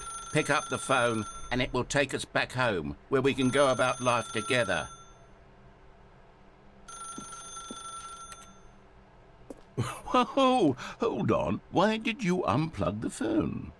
Were you trying to resist the bucket's orders? Stanley, I was joking. Obviously, the bucket isn't talking to you and telling you to do things. Buckets can't talk. It was a joke. Don't you get the joke? It's funny, Stanley. A talking bucket. Can't you see? Oh, goodness. I must have really bungled up the delivery if you actually took me seriously. Where did I mess up the joke? Should I have paused for longer or spoken quicker? Comedic timing is so difficult. I wish I were better at it. But there isn't exactly an instructional video on comedy that one can watch to fully... Oh, wait, yes, there is. It's sitting right here. Let's take a look.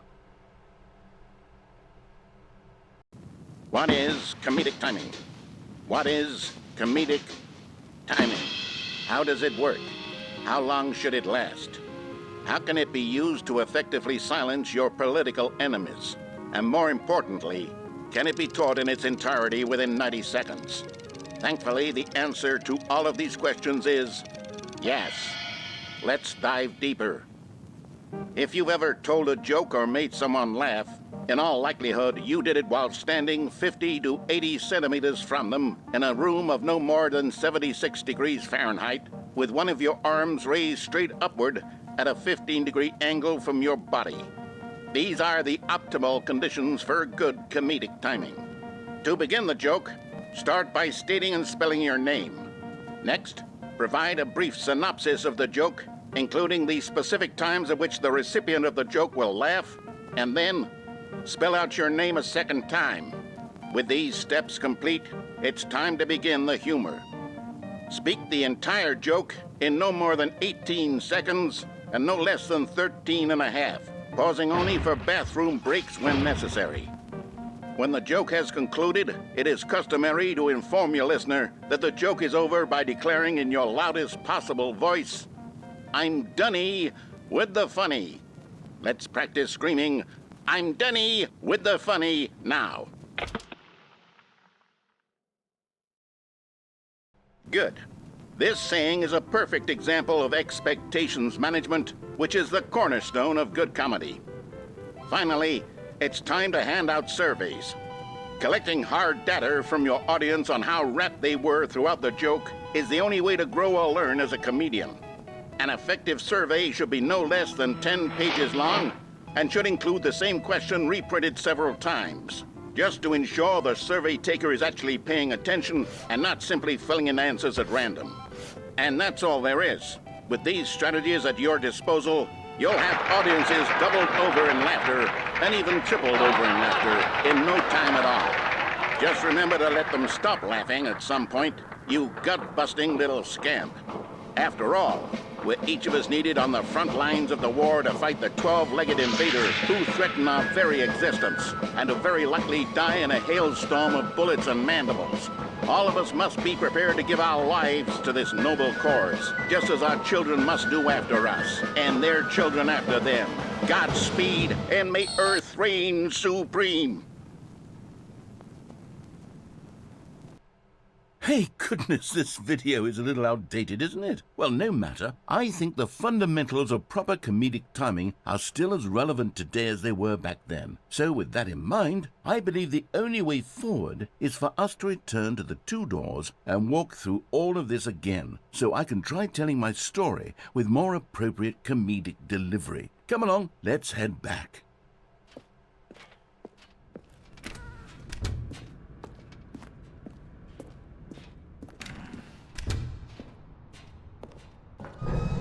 I can feel it. This time, I'm really going to nail the delivery. You'll be in stitches. A talking bucket, you'll say? How ridiculous. How absurd. What a hilarious concept. The king of comedy. That's what you'll call me. Thank goodness we had the instructional video. Otherwise, who knows where we'd be right now. Well, I wouldn't be the king of comedy, that's for sure. The bucket spoke to Stanley. The bucket spoke. The bucket spoke. Oh, I'll figure it out on the fly. No need to overthink things.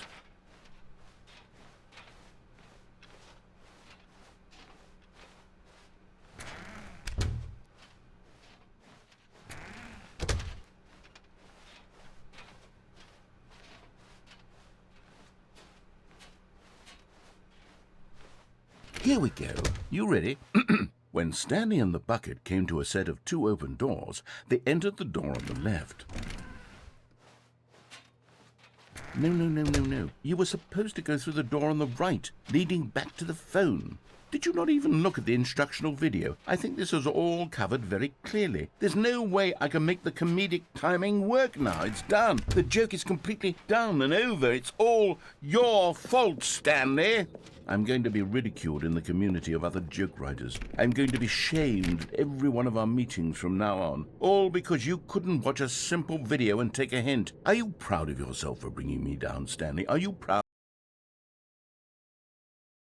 Here we go. You ready? When Stanley and the bucket came to a set of 2 open doors, they entered the door on the left.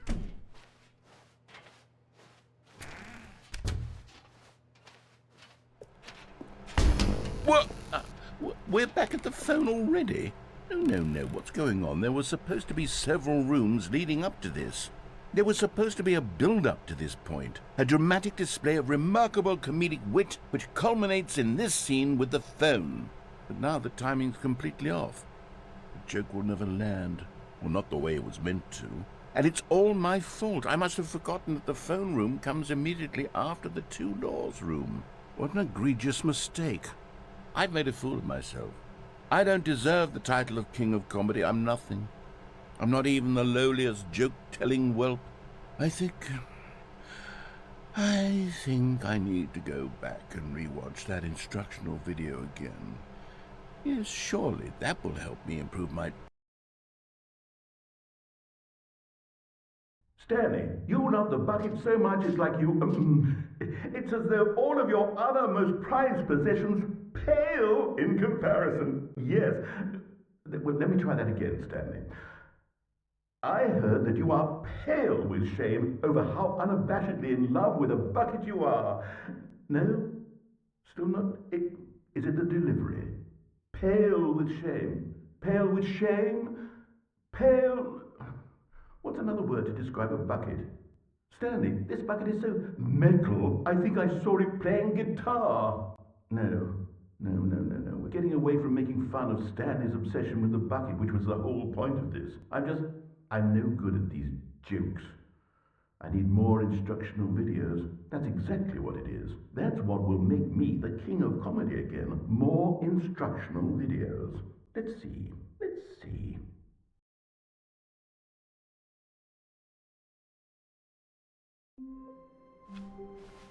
How wonderful. Stanley was alone. Finally. This is great, he thought to himself. This is what I've wanted all along. I got what I wanted. When Stanley came to a set of 2 open doors, this was not the correct way to the meeting room, and Stanley knew it perfectly well. Perhaps he wanted to stop by the employee lounge first, just to admire it. It was okay. But eager to get back to business, Stanley took the first open door on his left. Stanley was so bad at following directions, it's incredible he wasn't fired years ago. Look, Stanley, I think perhaps we've gotten off on the wrong foot here. I'm not your enemy, really, I'm not. I realize that investing your trust in someone else can be difficult, but the fact is that the story has been about nothing but you all this time. What? Really?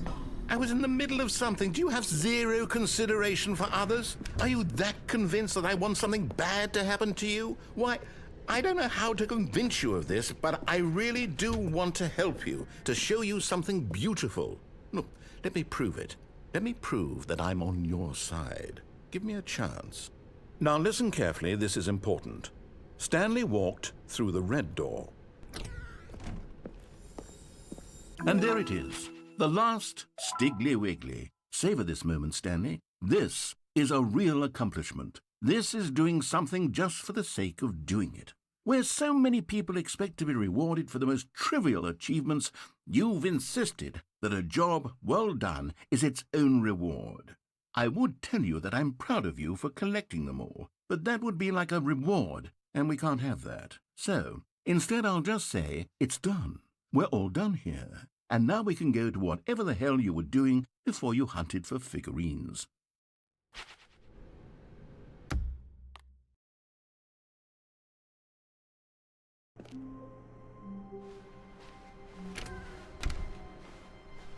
Stanley, I'm sorry, but I have to put a pause on things. It's those figurines, those figglers.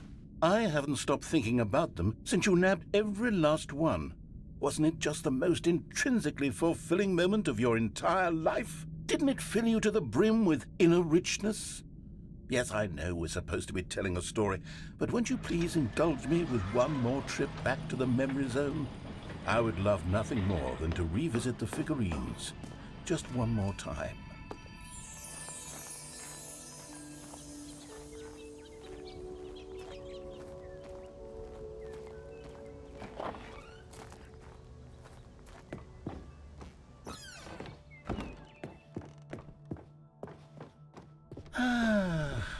Here's where it all began. The first collectible. Back then, we had no idea of how many of them we'd find. Sure, it said 6 right there on the screen, but how could we know for certain? We were so innocent. We'll never be like that again, Stanley.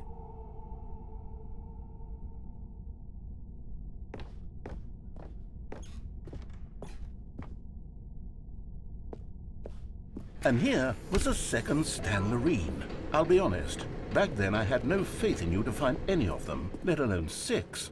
But you continue to surprise me in all sorts of mundane, unremarkable ways.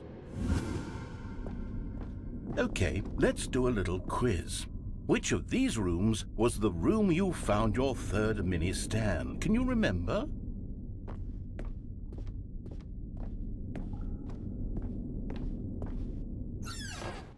Hey, that's exactly right. It was here in the boss's bathroom. It was the third one. You picked it up, and then after that, you had 3 of them. I'm glad these moments are so crystal clear in your memory, but I shouldn't be surprised. After all, science tells us that it's impossible to forget your third time doing anything. Let's see, what came next? Oh yes, we found a Figley in this pink room. Oh, well, I can't actually say I remember being in this room, but it's here in the memory zone, so it must have happened.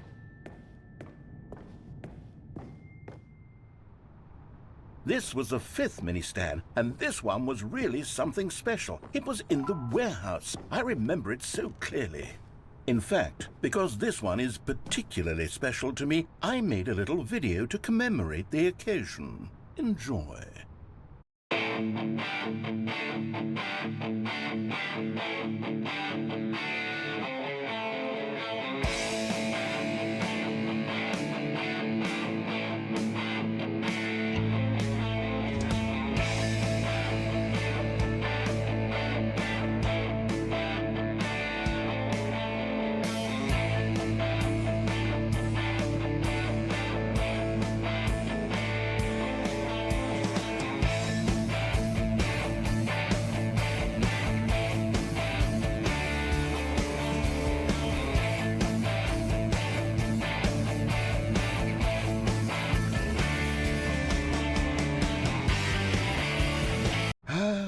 Takes you back, doesn't it? I spent a lot of time making that video, but it was 8 minutes I wouldn't have spent on anything else.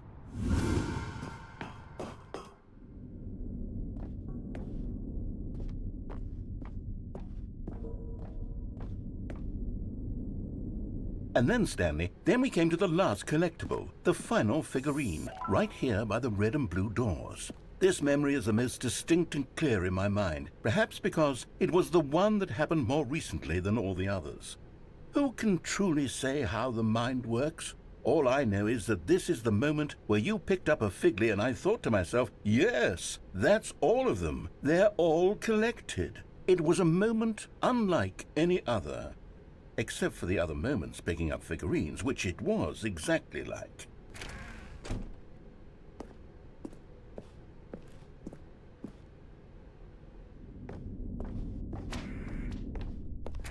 And then there was no more. Because we've caught up to the present moment. Nothing left to do but move onward into the future. Goodbye, Memory Zone.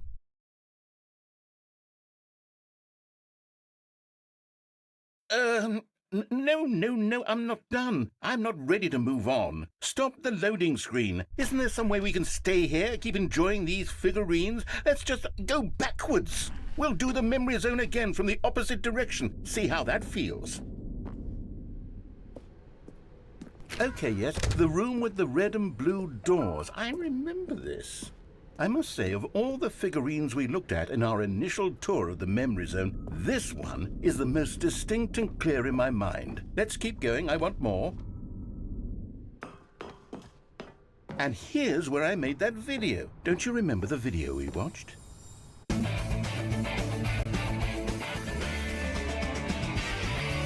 Yes, I love that video.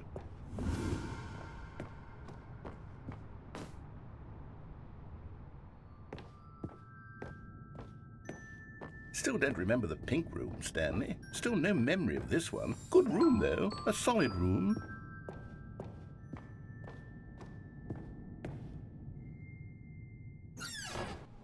These really were a treat to hunt down. You know, if there had been any kind of reward for finding all of these, it really would have neutered the intrinsic joy of collecting them. I'm very glad we resisted the temptation. Next one.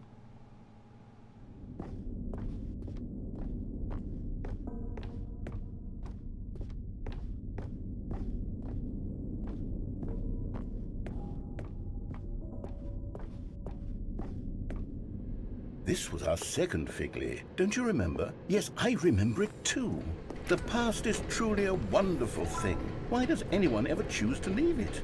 Keep going.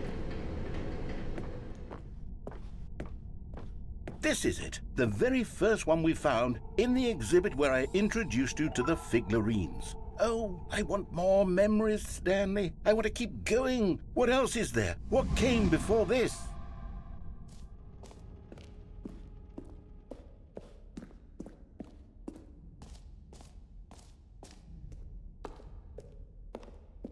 Look, it's the terrible new content that we were originally sold on. I remember hating it back then, but time does put a rosy filter on everything. In fact, I dare say I'm actually quite fond of it now. Look how much fun the past is. I want more. More memories. Oh, yes, the two doors. Who could have forgotten that? A classic memory, this one.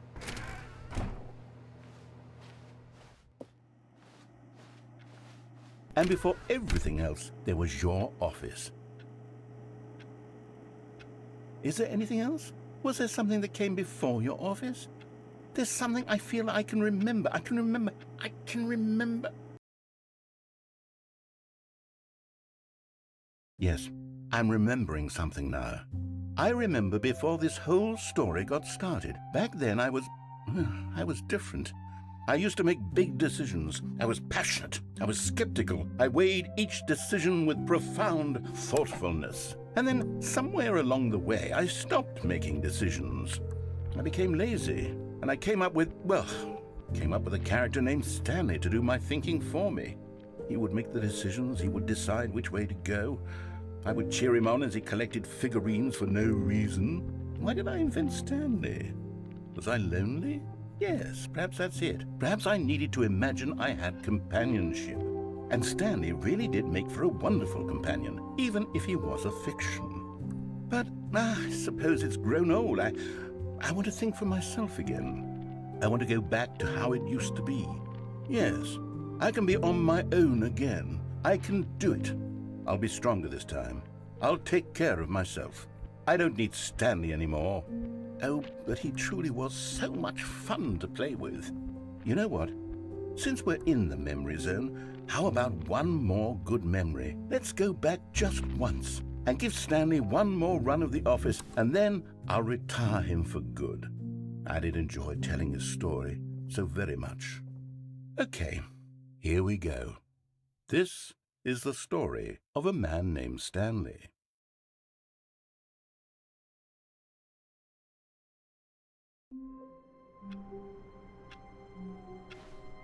All of his co-workers were gone. What could it mean? Stanley decided to go to the meeting room. Perhaps he had simply missed a memo.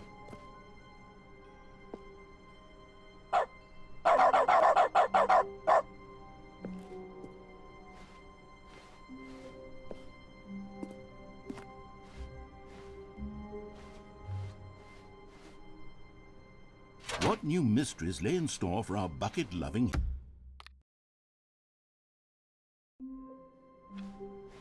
Stanley decided to go to the meeting room to check on his co-workers. He never functioned well by himself. What new mysteries lay in store for our bucket-loving heroes today?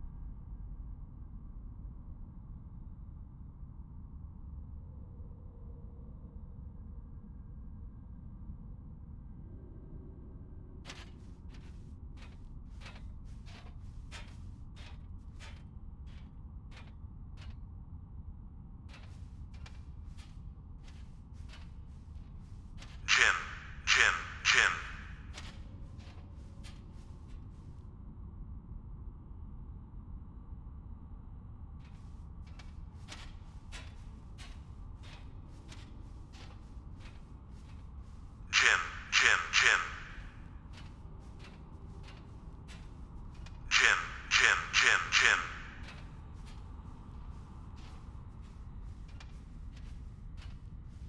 Jim. Stanley. Stanley.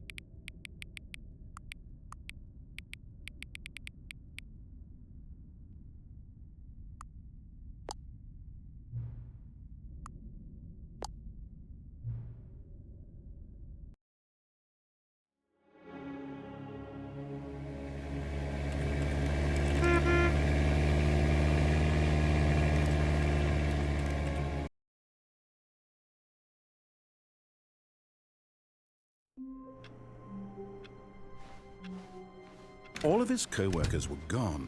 What could it mean? Stanley decided to go to the meeting room. Now this, Stanley thought to himself, this is a bucket. And indeed it was.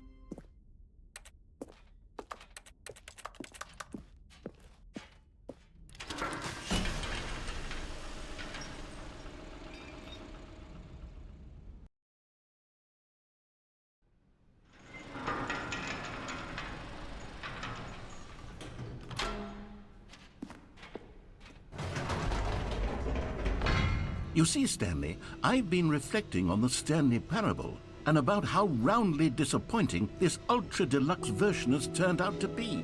The original Stanley Parable was a landmark, and any new content for it should live up to that legacy. So forget this ultra-deluxe nonsense. I say we take it one step even further.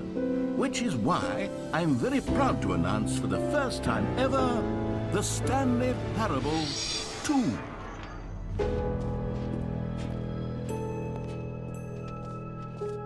Yes, you see, isn't this far superior to a measly re-release with a few minor additions? Think of all the new territory we'll cover with a fully fledged sequel. An entirely new experience, built from the ground up. Why, there are so many possibilities. It could go in so many different directions. This is what fans have truly been asking for.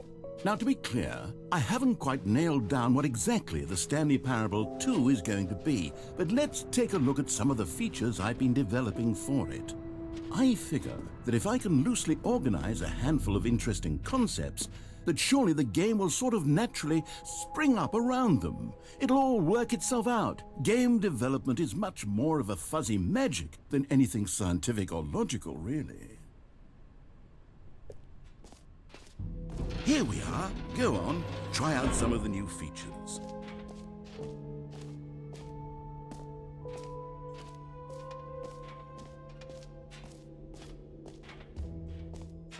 For the Stanley Parable 2, I asked myself, what do players really want? And of course, the first and most obvious answer is that they want to be individually recognized.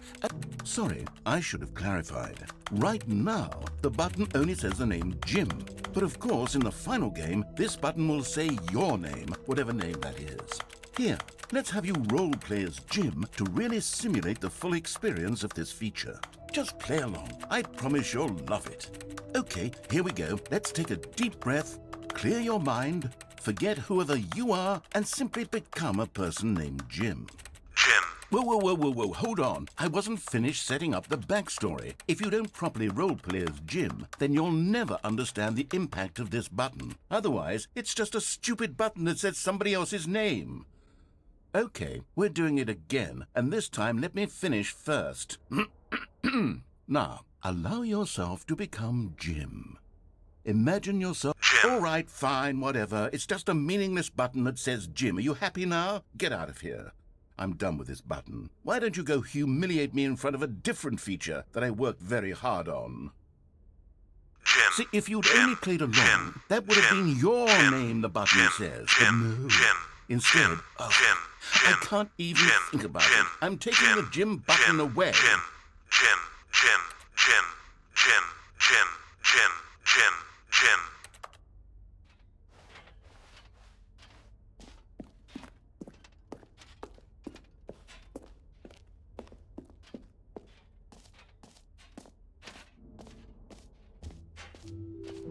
Maybe I'll only let people named Jim play the step. An epilogue would be fun, wouldn't it, Stanley? Yes, it will go at the end of the, well, we'll figure that out later.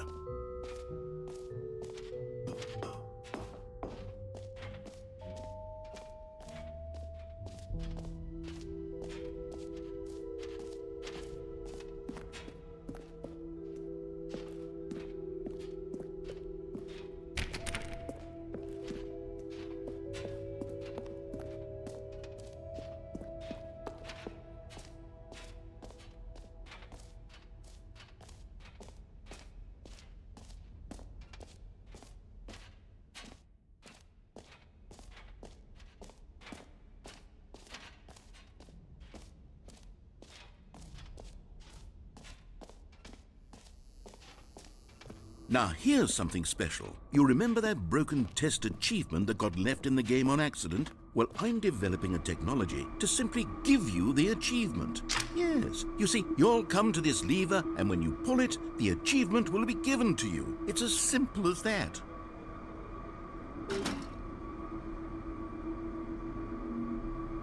As you can see, the machine is not working yet since... What? Wait, what in the holy hell is going on? You got the achievement? Why did the machine work? Stanley, I didn't fix it. I didn't do anything to it. I swear, it was broken just a second ago. Who fixed it? Is someone here? Are we being watched? Oh, God. Composure. Composure. Yes, as you can see, the machine is working as normal, as I intended. It truly speaks to the awe-inspiring magic of the Stanley Parable 2. Breathe. Just breathe.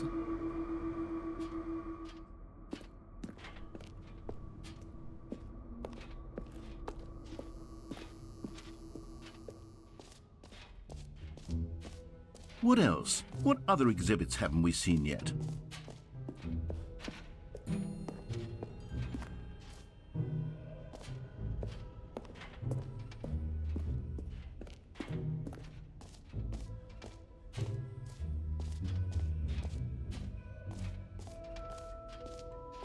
Okay, I'll be honest, I haven't yet decided on this one. I think that in the new version, the office could use a bit of decoration, like balloons. But I'm undecided on Get Well Someday and Happy 12th Birthday. Which would you go with? You know, sometimes when you solicit another person's opinion, it makes you realize that you knew which one you actually really wanted all along. Get Well Someday it is.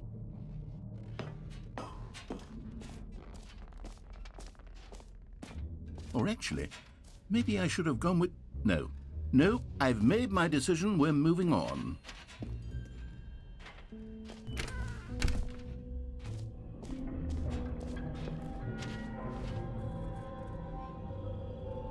Wait, there are 2 buckets here.